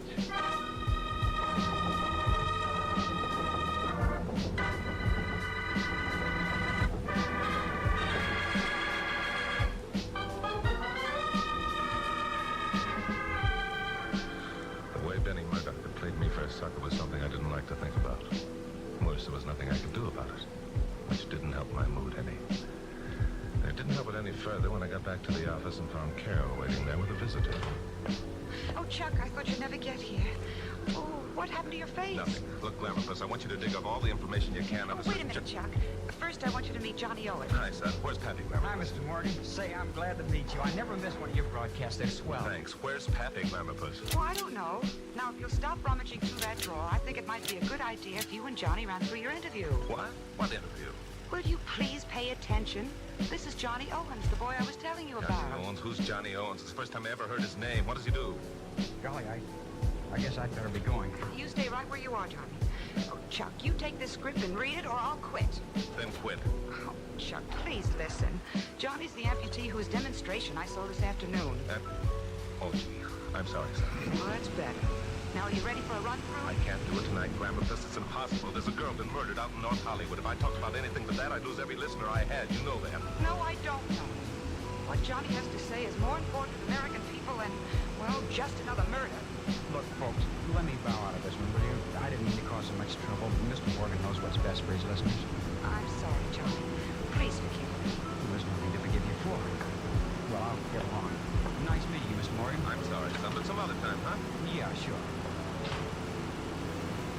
Morgan, I should think you'd be ashamed of yourself. Look, ma'am, Don't speak to me. I despise you. And I'm quitting as of right now. Good night.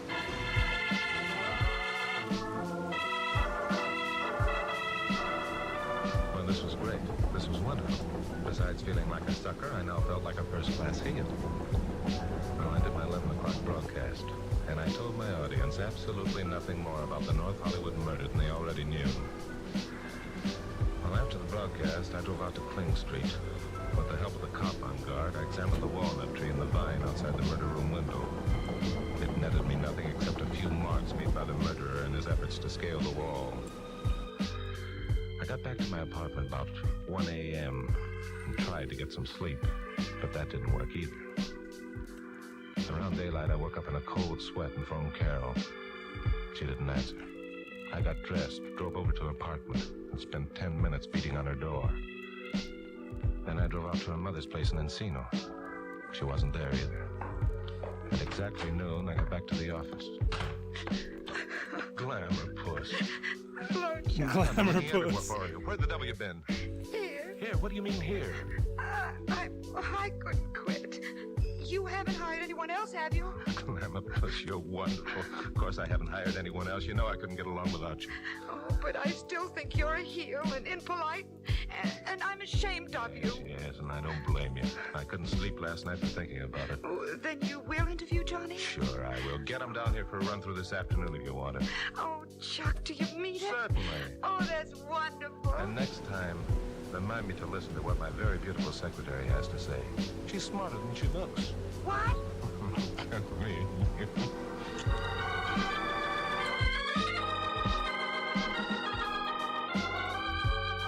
Well, at least I felt a little better. I took Glamour Puss to lunch, and afterwards she went out to get Johnny Owens, and I got Bill Meigs on the phone. I gave him my ideas on the subject and then went in to talk to Pappy. At 2:30 p.m., Carol called to say she'd located Johnny, and the two of them would meet me at my office at 3. At 3 straight up, they run. Hello, Chuck. Here's Johnny. Hi, Carol. Hello, Johnny. Hi, Mr. Morgan. Pappy, what are you doing here? Chuck asked me to sit in, Carol. Gosh, it's mighty decent of you to do this, Mr. Morgan. Bill, for heaven's sakes, what is this? Did all you people come in for a free demonstration before we went on the air? It amounts to that, Glamour Puss. Johnny, this is Pappy Mansfield, owner of KOP. Hello, son. Nice meeting you, Mr. Mansfield. And Johnny, this is Bill Meigs. Hi, Mr. Meigs. Hi, Johnny. Johnny, Bill is from police headquarters. I see. Hmm. Yeah, I'm afraid we do. Chuck, what is it? What's wrong? You can't prove it. You can't prove a thing. I think we can, son. No, there weren't any clues. There were no fingerprints, nothing. No, there weren't any fingerprints. There wasn't even a smudge of a glove.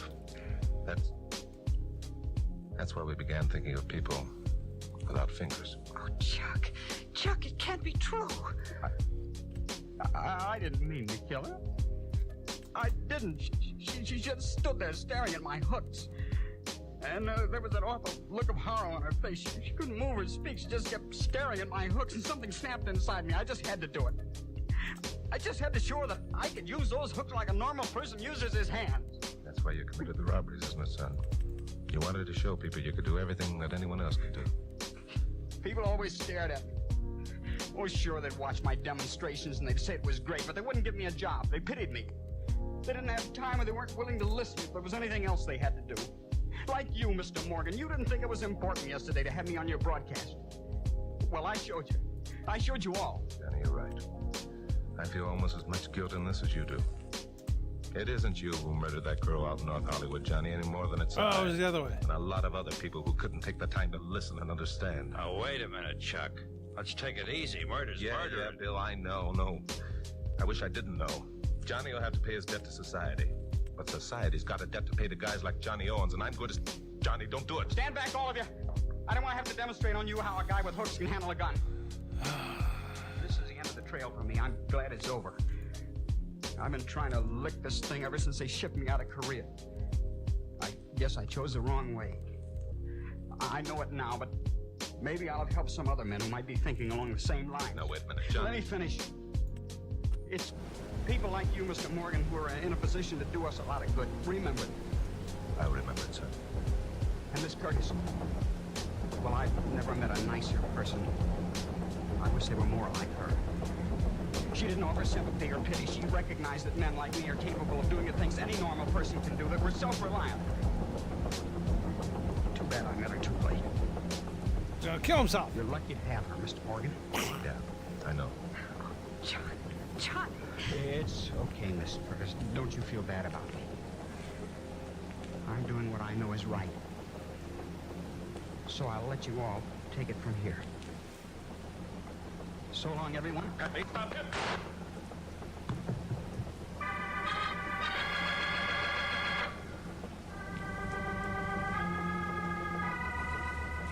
Well, Johnny Owens is dead. He blew his brains out. Standing there watching and not being able to do anything. Maybe it's best, I don't know. Maybe it would have been better if he died in Korea. No, that wouldn't have been any good. Some of those boys had to come back to show us poor, smug dopes how unthinking and self-satisfied we are. It's too bad Alice Carter had to be a guinea pig. But that's life, I guess. Or death. And whichever way you figure it, the whole deal was a sorry mess. Andy Mansfield sat around my office while I dictated the substance of my 7 o'clock broadcast to Carol. There was no questions. Abby wanted answered. There must have been something besides the fact that there were no fingerprints to cause you to suspect the boy Chuck. Yeah, Daddy, there was. The marks on Alice Carter's throat to begin with. They might have passed for thumb marks and marks made by a belt or a cord, but there were 2 sets of them. The fact remained nothing to me until I saw Johnny's metal fingers. Anything else? Yeah. I went out to the Queen Street house. I looked at the walnut tree and the vine on the side of the building. There were similar marks on both. Who else but a soldier, trained to lift the most hazardous obstacle course could scale that wall so easily? I see. Yeah, well, that's the way things go. Oh, by the way, Chuck. Yeah? Your 7 o'clock broadcast, you don't have to... No, don't worry, Pappy, don't worry. I know how to handle it. Good. Well, I'll be getting back to my office. Don't take it too hard. We won't, Pappy. So long, Pappy. He's nice, Chuck. Yeah, he's swell. We haven't got much time. It's after 6. I think I'll add this one to my book list. Just make a few notes. Okay, Chuck. You know, honey, self-respect is more important to a man than anything else. He can lose most anything else, even his arm, and lick the handicap. If he can hold his head up, look at his fellow man on an equal footing. In the case of Johnny Owens, that was almost wholly the responsibility of his fellow man, wasn't it? Yeah, it sure was, Fabulous. How blind can people be? We thought we were doing our duty by watching Johnny do his demonstration and complimenting him, and then pitying him. We forced him to prove he was our equal. Honey, we owe so much to those boys. So big a debt. You think we'll ever open our eyes and realize that we've got the help? You're in a position to help, Chuck. More than anyone. That's the last thing Johnny said. He said something else too, Grandma's. Yes, Chuck. Tonight after the broadcast, when I drive you home, and every night, allow me to tell you what a very swell person you are. And I love you very much. Oh, Chuck.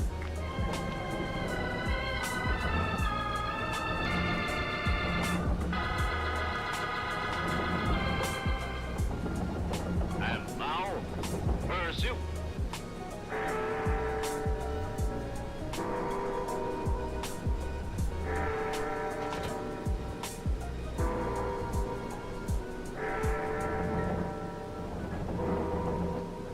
Pursuit. A criminal strikes and fades quickly back into the shadows of his own dark world. And then, the man from Scotland Yard, the famous Inspector Peter Black, and the dangerous, relentless pursuit. When man hunts man.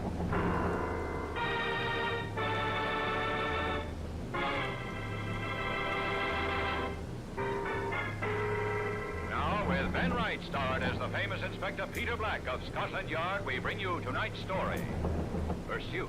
of the Knife Boy.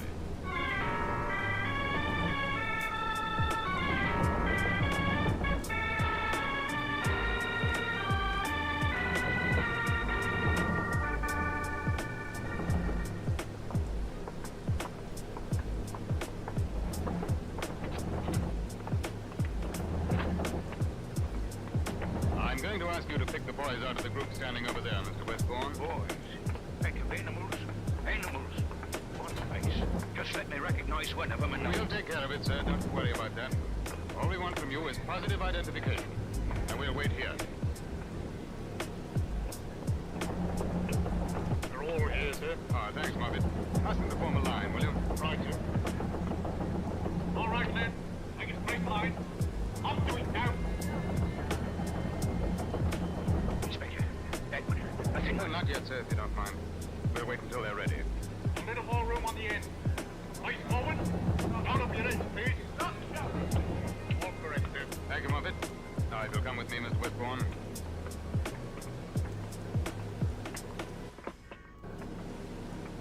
We'll start at this end. If you can recognize one of them, sir, you just say the word. Let me see.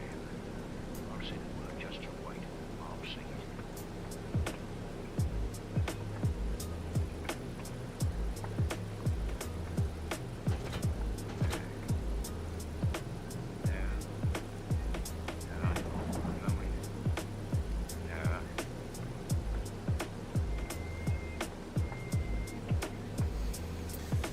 I swear to God, those rollers are supposed to come out. I'll take my oath. He's the one that... I understand, sir. Now then, if you can pick out the others.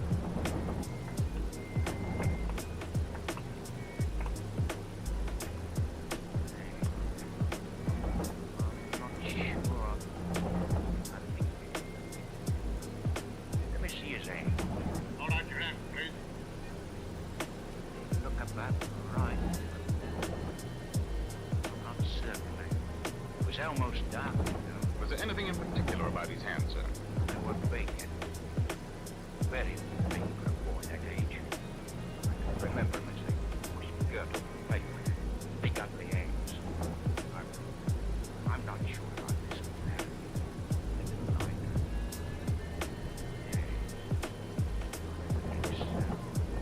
I'm almost sure he's one of them. Get forward, please. Yes, he's one. Right, sir.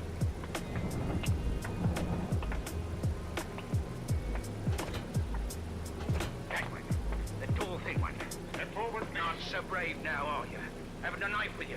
Let me see what you can do when you're not fighting a woman. That's enough, Mr. Westbourne. Stop it. Let go of me. Let me go. I want to smash it. Rotten little twin. I want to smash his face. I'll kill him. Kill him. Please. Put me in the room with him. Give me 5 minutes. Please let me go. Try to control yourself, sir. Control? Were you there? Did you see what they did to my gun? Were you there?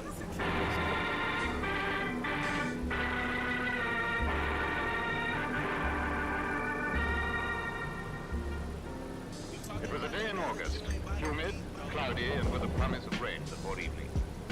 We were in an open court at the yard where men were put up for identification. Mr. Lawrence Westbourne and his wife Gertrude had been attacked a week previously by 4 youths armed with knives. The man had been badly slashed and beaten.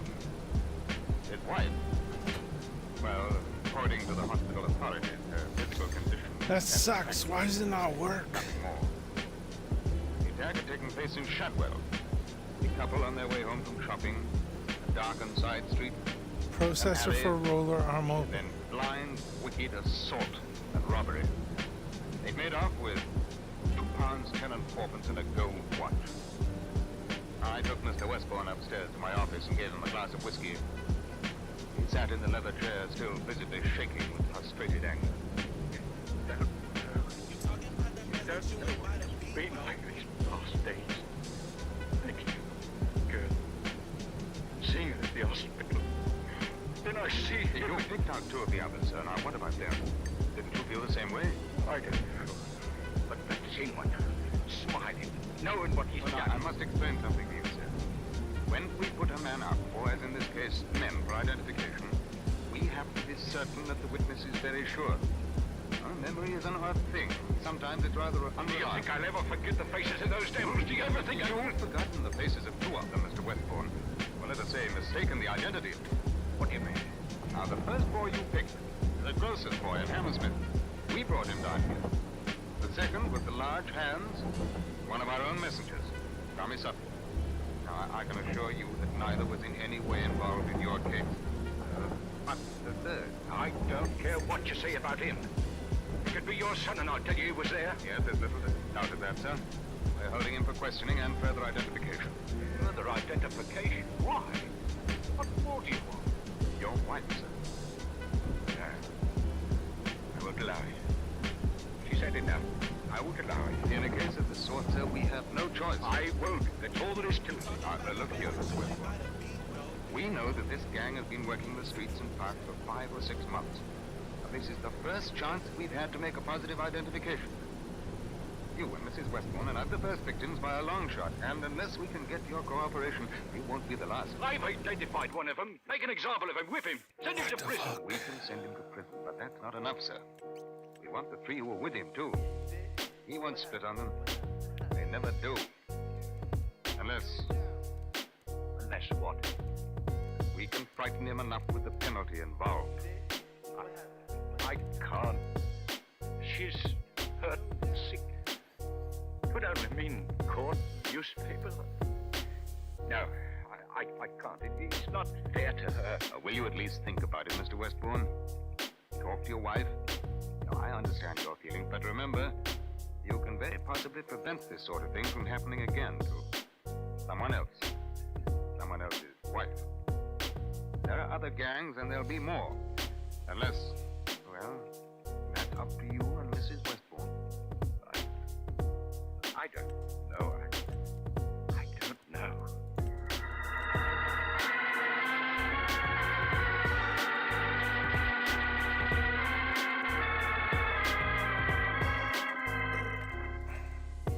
The man whose face still bore the marks of knife and fist left my office. At that time, I had little hope that he would allow us to bring the suspect before his wife for identification. A few minutes later, Moffitt came in. He'd brought up the boy who remained outside under guard. Tough nut, sir. I don't think you get much out of him. What's his name? Henry Brule, 21 Bethnal Green Road. Have they got him in criminal records? No, sir. Family? Mother. Father's a salesman. Away at the moment. Does he admit anything? Not that stuff. Said he was playing pool at the time. Said you can prove it. We'll give him a chance to. Send him in. Right, sir. Come in.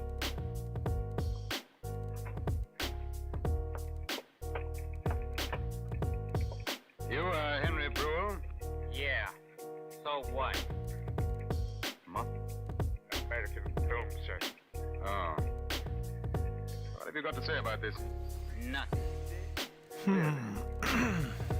You realize that the present charge is armed robbery, and that if the man's wife makes identification, you'll go to prison for a very long time? You've got nothing on me. I don't know nothing about that guy. I was with my chums playing pool. You can find out if you want. We shall. What are the names of these chums? Oh, there was Elf, Ginger, Rog, Beetle. Few more I can't think of now. The proprietor of the pool room can swear to your presence that evening? O'Liggins? Of course he can. I see. And you deny having any part in the attack on either Mr. or Mrs. Westbourne? Yeah. You never carried a knife? Yeah. I assume you mean no. Yeah, I never carried no knife. It follows, then, that you've not been involved in any past attacks and robberies. That's right. Have you ever heard of a gang who call themselves the Knife Boys? Never heard of them. Can you think of any reason why the man who identified you should have tried to hit you? Yeah, sure. You put him up to it. I seen cops do that before. It's a frame-up. Oh, yes, of course. Yes, it would be. What's the address of the pool room, Brule? Corner of Golf Line and Bethnal Green. You ask O'Liggins, he'll tell you it's his place. At what time did you say you were there? From 7 till 9, anyway. Very well. Moffitt, we'll drive down this afternoon. You'll have the car brought round at 4. Yes. And put him in a cell.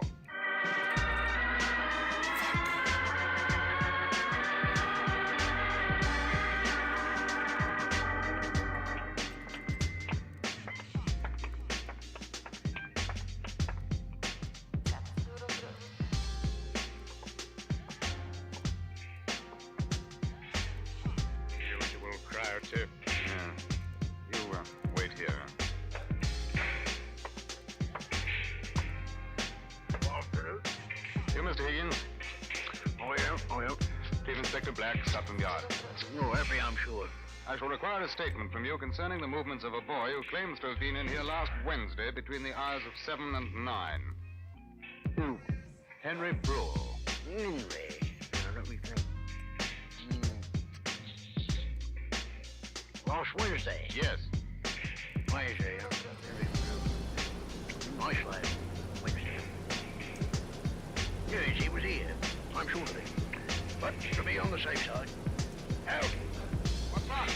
Was you playing with Henry Brule here last Wednesday, 7, 8, or 9 o'clock? Henry? Yes. Why? The gentleman inquiring. Helen Ginger was here too.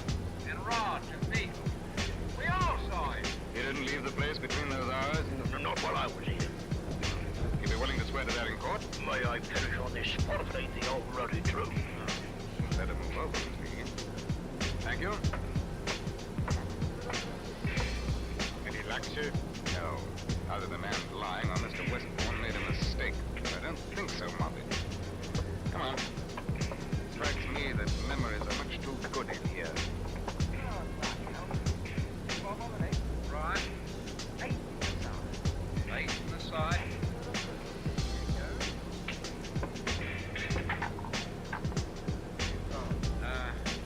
You? Want a word with you? Scotland Yard. Not your fault. 9 in the corner. Oh, you see his pie. No bed. Gone. You're a friend of Henry Brule? That's right. He was with you last Wednesday between 7 and 9. Here. Missed. I'm not blind. What'd you say? Oh, yes. Henry. Yes, he was here. What's your name? Alf Pollock. And yours? Roger Gorman. 9 in the side. Half a crown says you don't. None of you were in Shadwell that evening? Shadwell? Oh, no. Very common district. Never go there. Right, Rog? It's rain. Look, you're mucking up our game. If you want to know about Henry, why don't you ask him? We're not his nursemates. They already have. Hiya, Rog. Alfie. Henry, old cock. Nice to see you. What's the matter, Blackie? You look surprised. Told you I had nothing to do with that balmy How do old we use fool. these things? He must have escaped. There's no bail for armed robbery. Here, get your clammy hand off me. Who said anything about bail? While you was gone, the guy you had framed me double-crossed you. He dropped the charges. Now put that in your hat and wear it.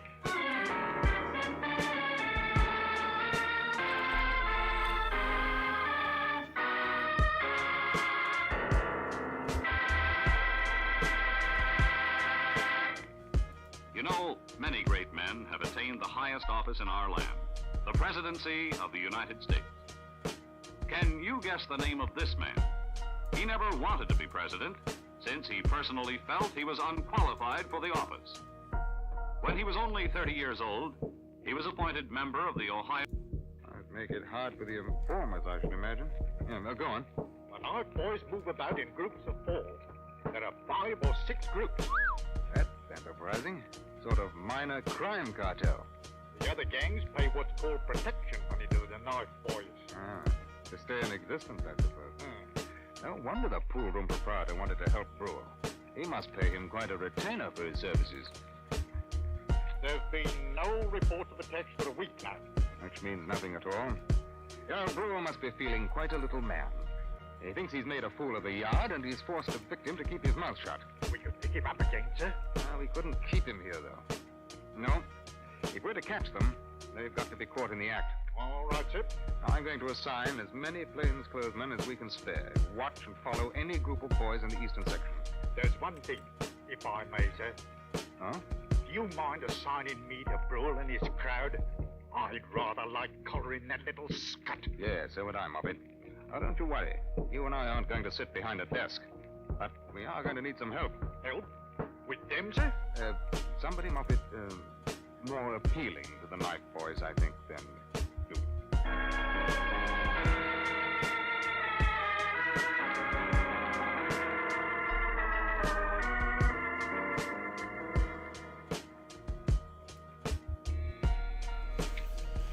Yeah, but it cuts trees. All right, Moppet.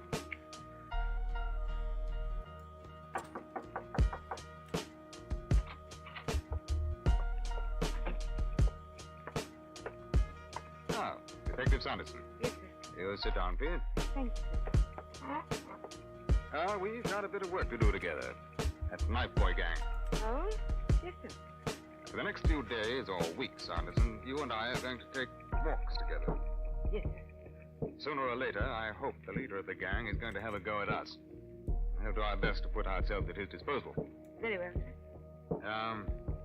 It might get a little sticky, so if you'd rather... I should love it, sir. Very well. Now we'll begin tonight. Have your supper, and then you meet me at the yard at 7:30. I hope you like walking, Sanderson. I think I shall like walking, sir.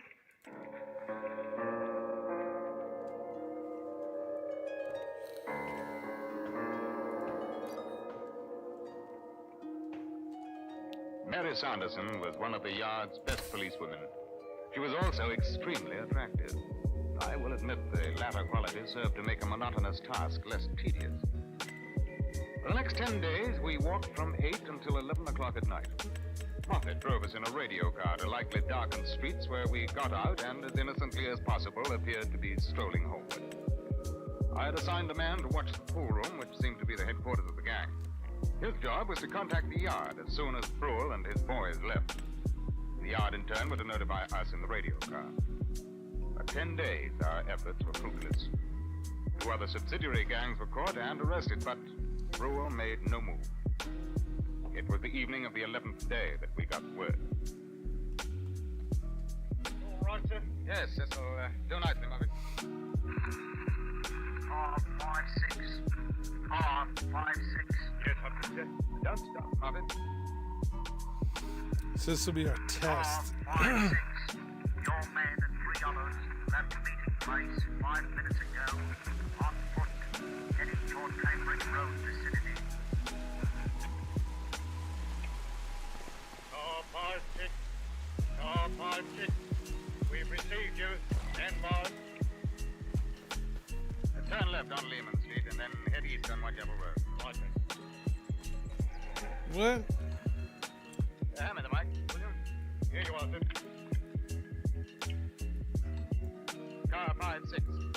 Car 56. CID. Message followed. Send a car to corner of Bethnal Green Road and Gough Lane. Pool room. Tell them to stand by. When they get the order, arrest owner Higgins and take him down. Car 56. Out. Are these... Huh? Car 56. Message received. CID out. All right, Muffet.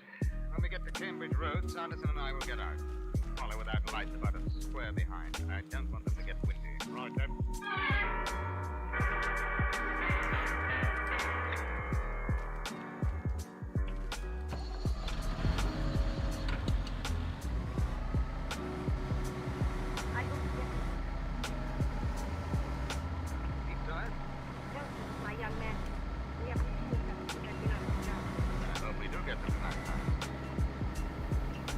By the way, if they turn up and it looks like trouble, I want you to run like a devil.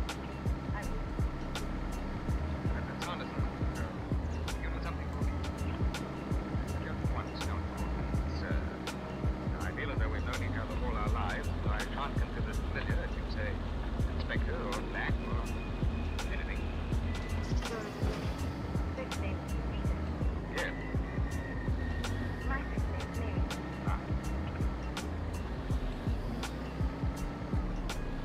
Let's take that. Next square. Yeah.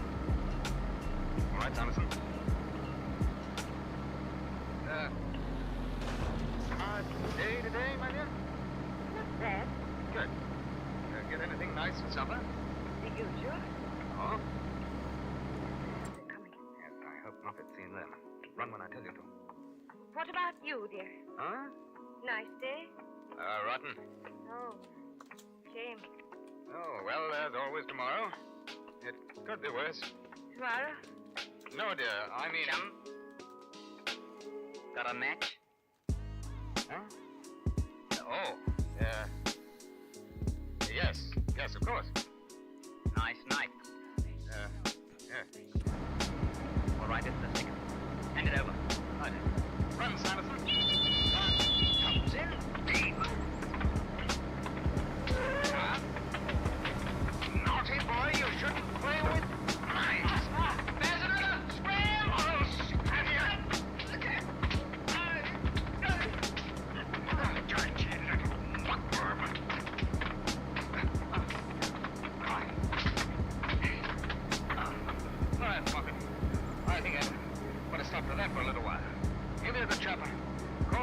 Higgins arrested, and then we'll pile this lot in the car. And we'll take him in.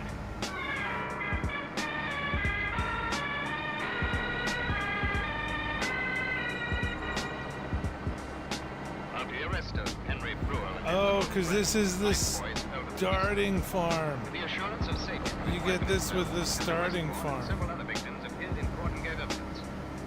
Higgins, the pool proprietor, was convicted of an accessory. Detective Sanderson, I gave her 2 days leave to be with her young man. Pursuit. And the pursuit is ended.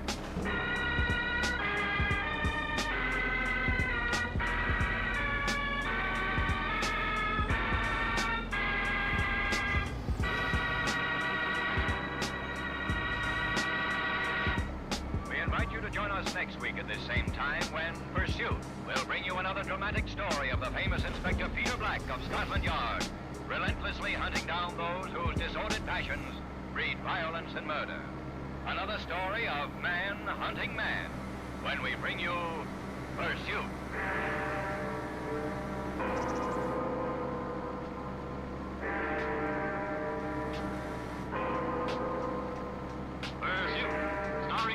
As the famous Inspector Peter Black of Scotland Yard has been a presentation of the United States Armed Forces Radio and Television Service.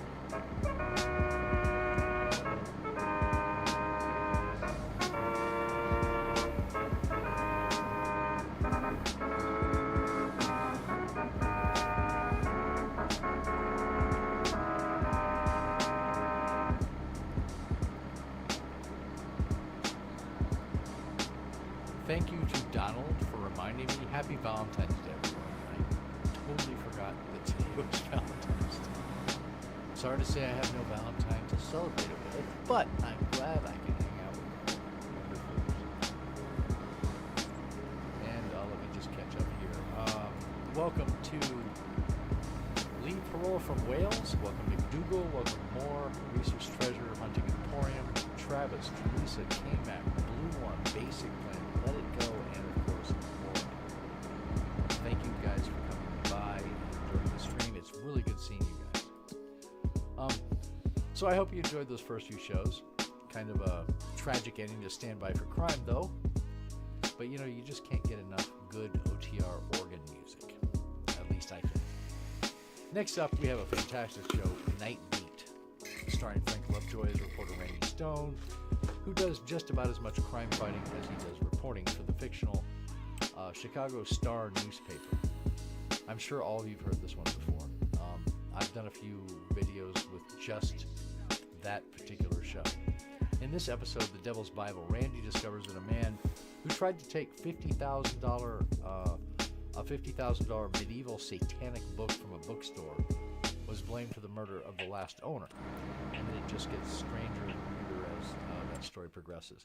Next, after that, we have Murder Without Crime from Mole Mystery Theater. I think this is a really great show, sponsored obviously by Mole Shaving Cream. It went through several iterations over the years with several different hosts, but the stories were always excellent. Production, acting was top-notch, and they usually had a twist or surprise endings. In this one, Stephen, a married but separated man, is spending the evening with his current girlfriend when the phone rings and his wife Jan wants to come home. And then things pretty much spiral out of control from that point. After that, we have The Lives of Harry Lime, starring the great Orson Welles, which ran from 1951 to 1952, and it was based on the film that Welles did called The Third Man. This episode, The Painted Smile, in it, Harry attends a Sicilian circus as the guest of one of the clowns, who just happens to have a very beautiful wife. And then when Harry gets back to his hotel room, a Sicilian guy who just misses his name. So, enjoy. I will be back in a bit with even more of my massively insightful content. Wheaties presents Night Beat. On stage tonight from Hollywood, Night Beat, another in the Wheaties big parade of exciting half-hour presentations. Night Beat. Hi, this is Randy Stone. I cover the Night Beat for the Chicago Star. Stories begin in many different ways. And sometimes when you start digging for the facts behind a story, you end up by finding that you've dug yourself a grave. Night Beat, starring Frank Lovejoy as Randy Stone. On a hot August afternoon back in 1936, young Bobby Feller stepped out on the mound and started his first major league game as a Cleveland Indian. He was just 17 years old. Bob, step up here and tell us what happened that day. Well, Ed, I was really loaded with Wheaties for that game. I struck out 15 St. Louis Browns. You think the Wheaties helped, eh, Bob? Ed, I'll tell you, Wheaties always help. I've been eating them for pretty near 20 years, 4 or 5 times a week. The Wheaties with milk and fruit are still my favorite breakfast food. That's wonderful, Bob. Thanks for stopping by, and best wishes to our real Wheaties champion.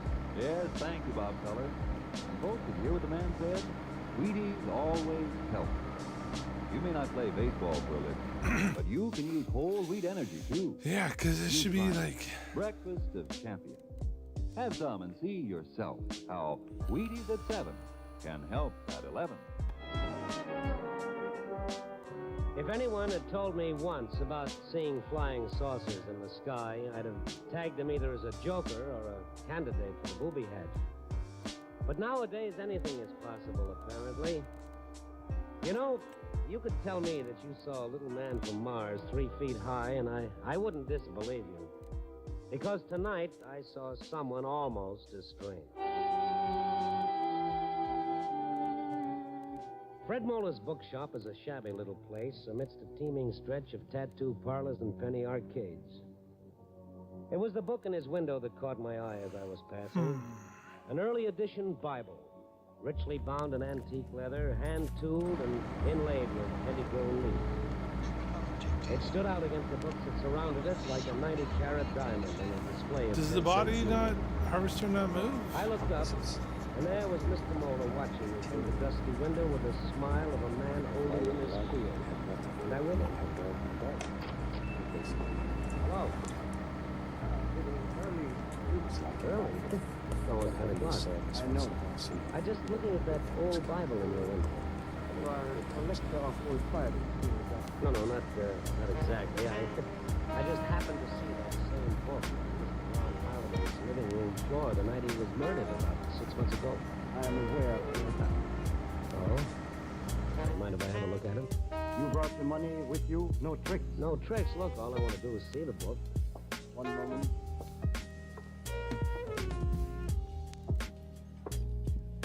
How much do you want for it? The price is still $50,000. 50? Are you kidding? I said no tricks. We've already agreed on the price. Oh, you've got your wires crossed. I haven't agreed to anything. Who do you think I am, anyway? Aren't you the man? My name is Stone, Randy Stone of the Chicago Star. Oh, newspaper reporter. I'm sorry, Mr. Stone. I thought you were a messenger from one of my customers. You were supposed to be here at 10 o'clock. Yeah, sure. If you don't mind my asking, why is this book worth $50,000? Why, this, sir, is one of the finest volumes of its kind in existence. Published in 1513 by Martel, a contemporary of Caxton. Yeah, but I know enough about books to know that $500 would be plenty. Do the blood stains on the cover increase the value? Blood stains? Was lying on the floor in Heileman's study when the police found the body. Ron Heileman had been stabbed with a pair of desk shears. Yes, a terrible thing. Murdered by his houseboy, wasn't it?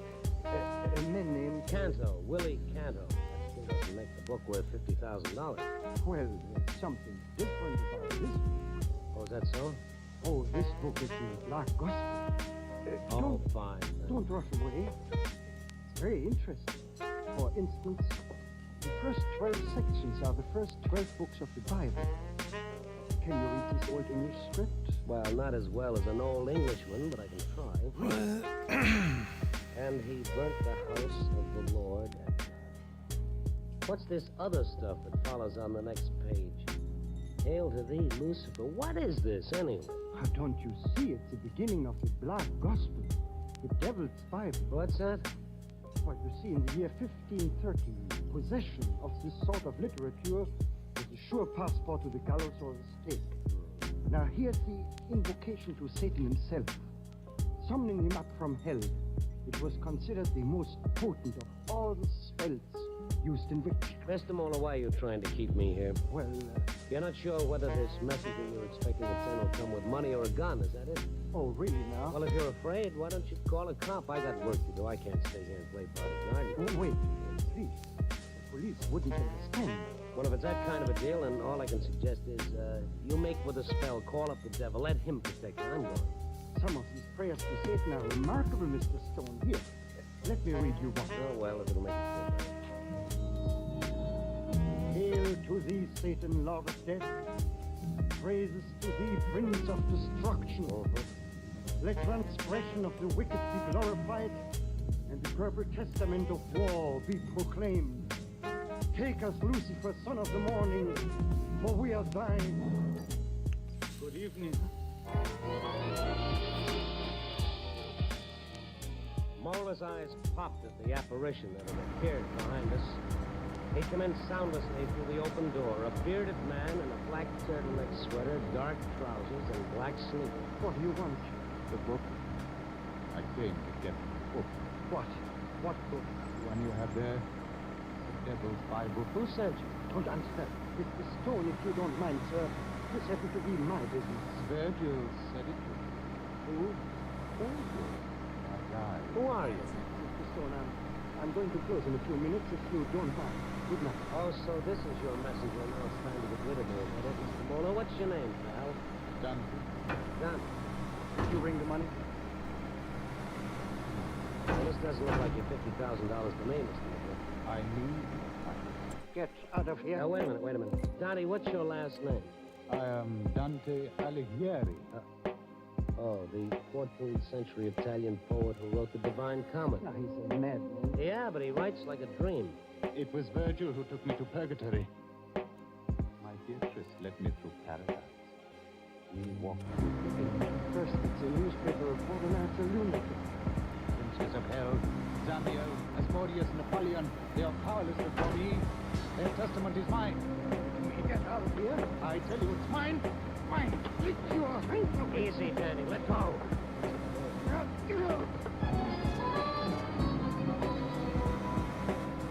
The fawn in the turtleneck sweater left reluctantly, looking back over his shoulder as he eased out the door and slipped off into the night. And as I watched him go, I had a funny feeling that somewhere, sometime, I'd seen that strange, thin face with the high cheekbones and the pointed ears before. I headed for the garage to pick up my car. I wondered where he'd gone and where he'd come from. And then suddenly, there across the street, leaning against the lamppost, staring back at the light still shining in the bookshop window a block away, I spotted him. I stepped off the sidewalk and hurried toward him. He turned abruptly, and I called, "Hey, Danny, wait!" He fled into the darkness.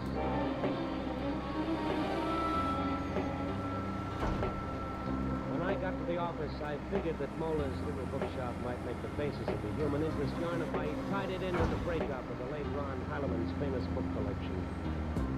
So I had our librarian, Benny Marcus, dig out the files from the morgue. I found something that made me do a fast take. Such a pain in the ass. Just looking at the picture in this story. Oh, Mrs. Beatrice Hallman. Ain't bad. Young enough to be Hallman's daughter instead of his widow. Well, they say he was a nice. No, that's not the picture I'm looking at. This one, Willie Canto. Hey, what are you doing? I'm just drawing a set of whiskers on Mr. Canto's skinny face. All right, well, Look, Benny, look. I think this is where we are going to leave it Willie Canto with a beard or its double. for this evening. We played for friggin' almost 8 hours. Damn. He's killed one man. But yeah, we're gonna leave it here, and I'm gonna work on these controls off camera, and then we'll get back into it. If I hadn't been afraid of raising a false alarm, which proves that silence is. There we go. Yeah. So I appreciate everyone hanging out. I hope you all have a wonderful week ahead of you. Oops. Yeah. And I hope to see you guys in the next episode. I'm Mr. Mustachio. Love you. See you guys in the next one. Peace.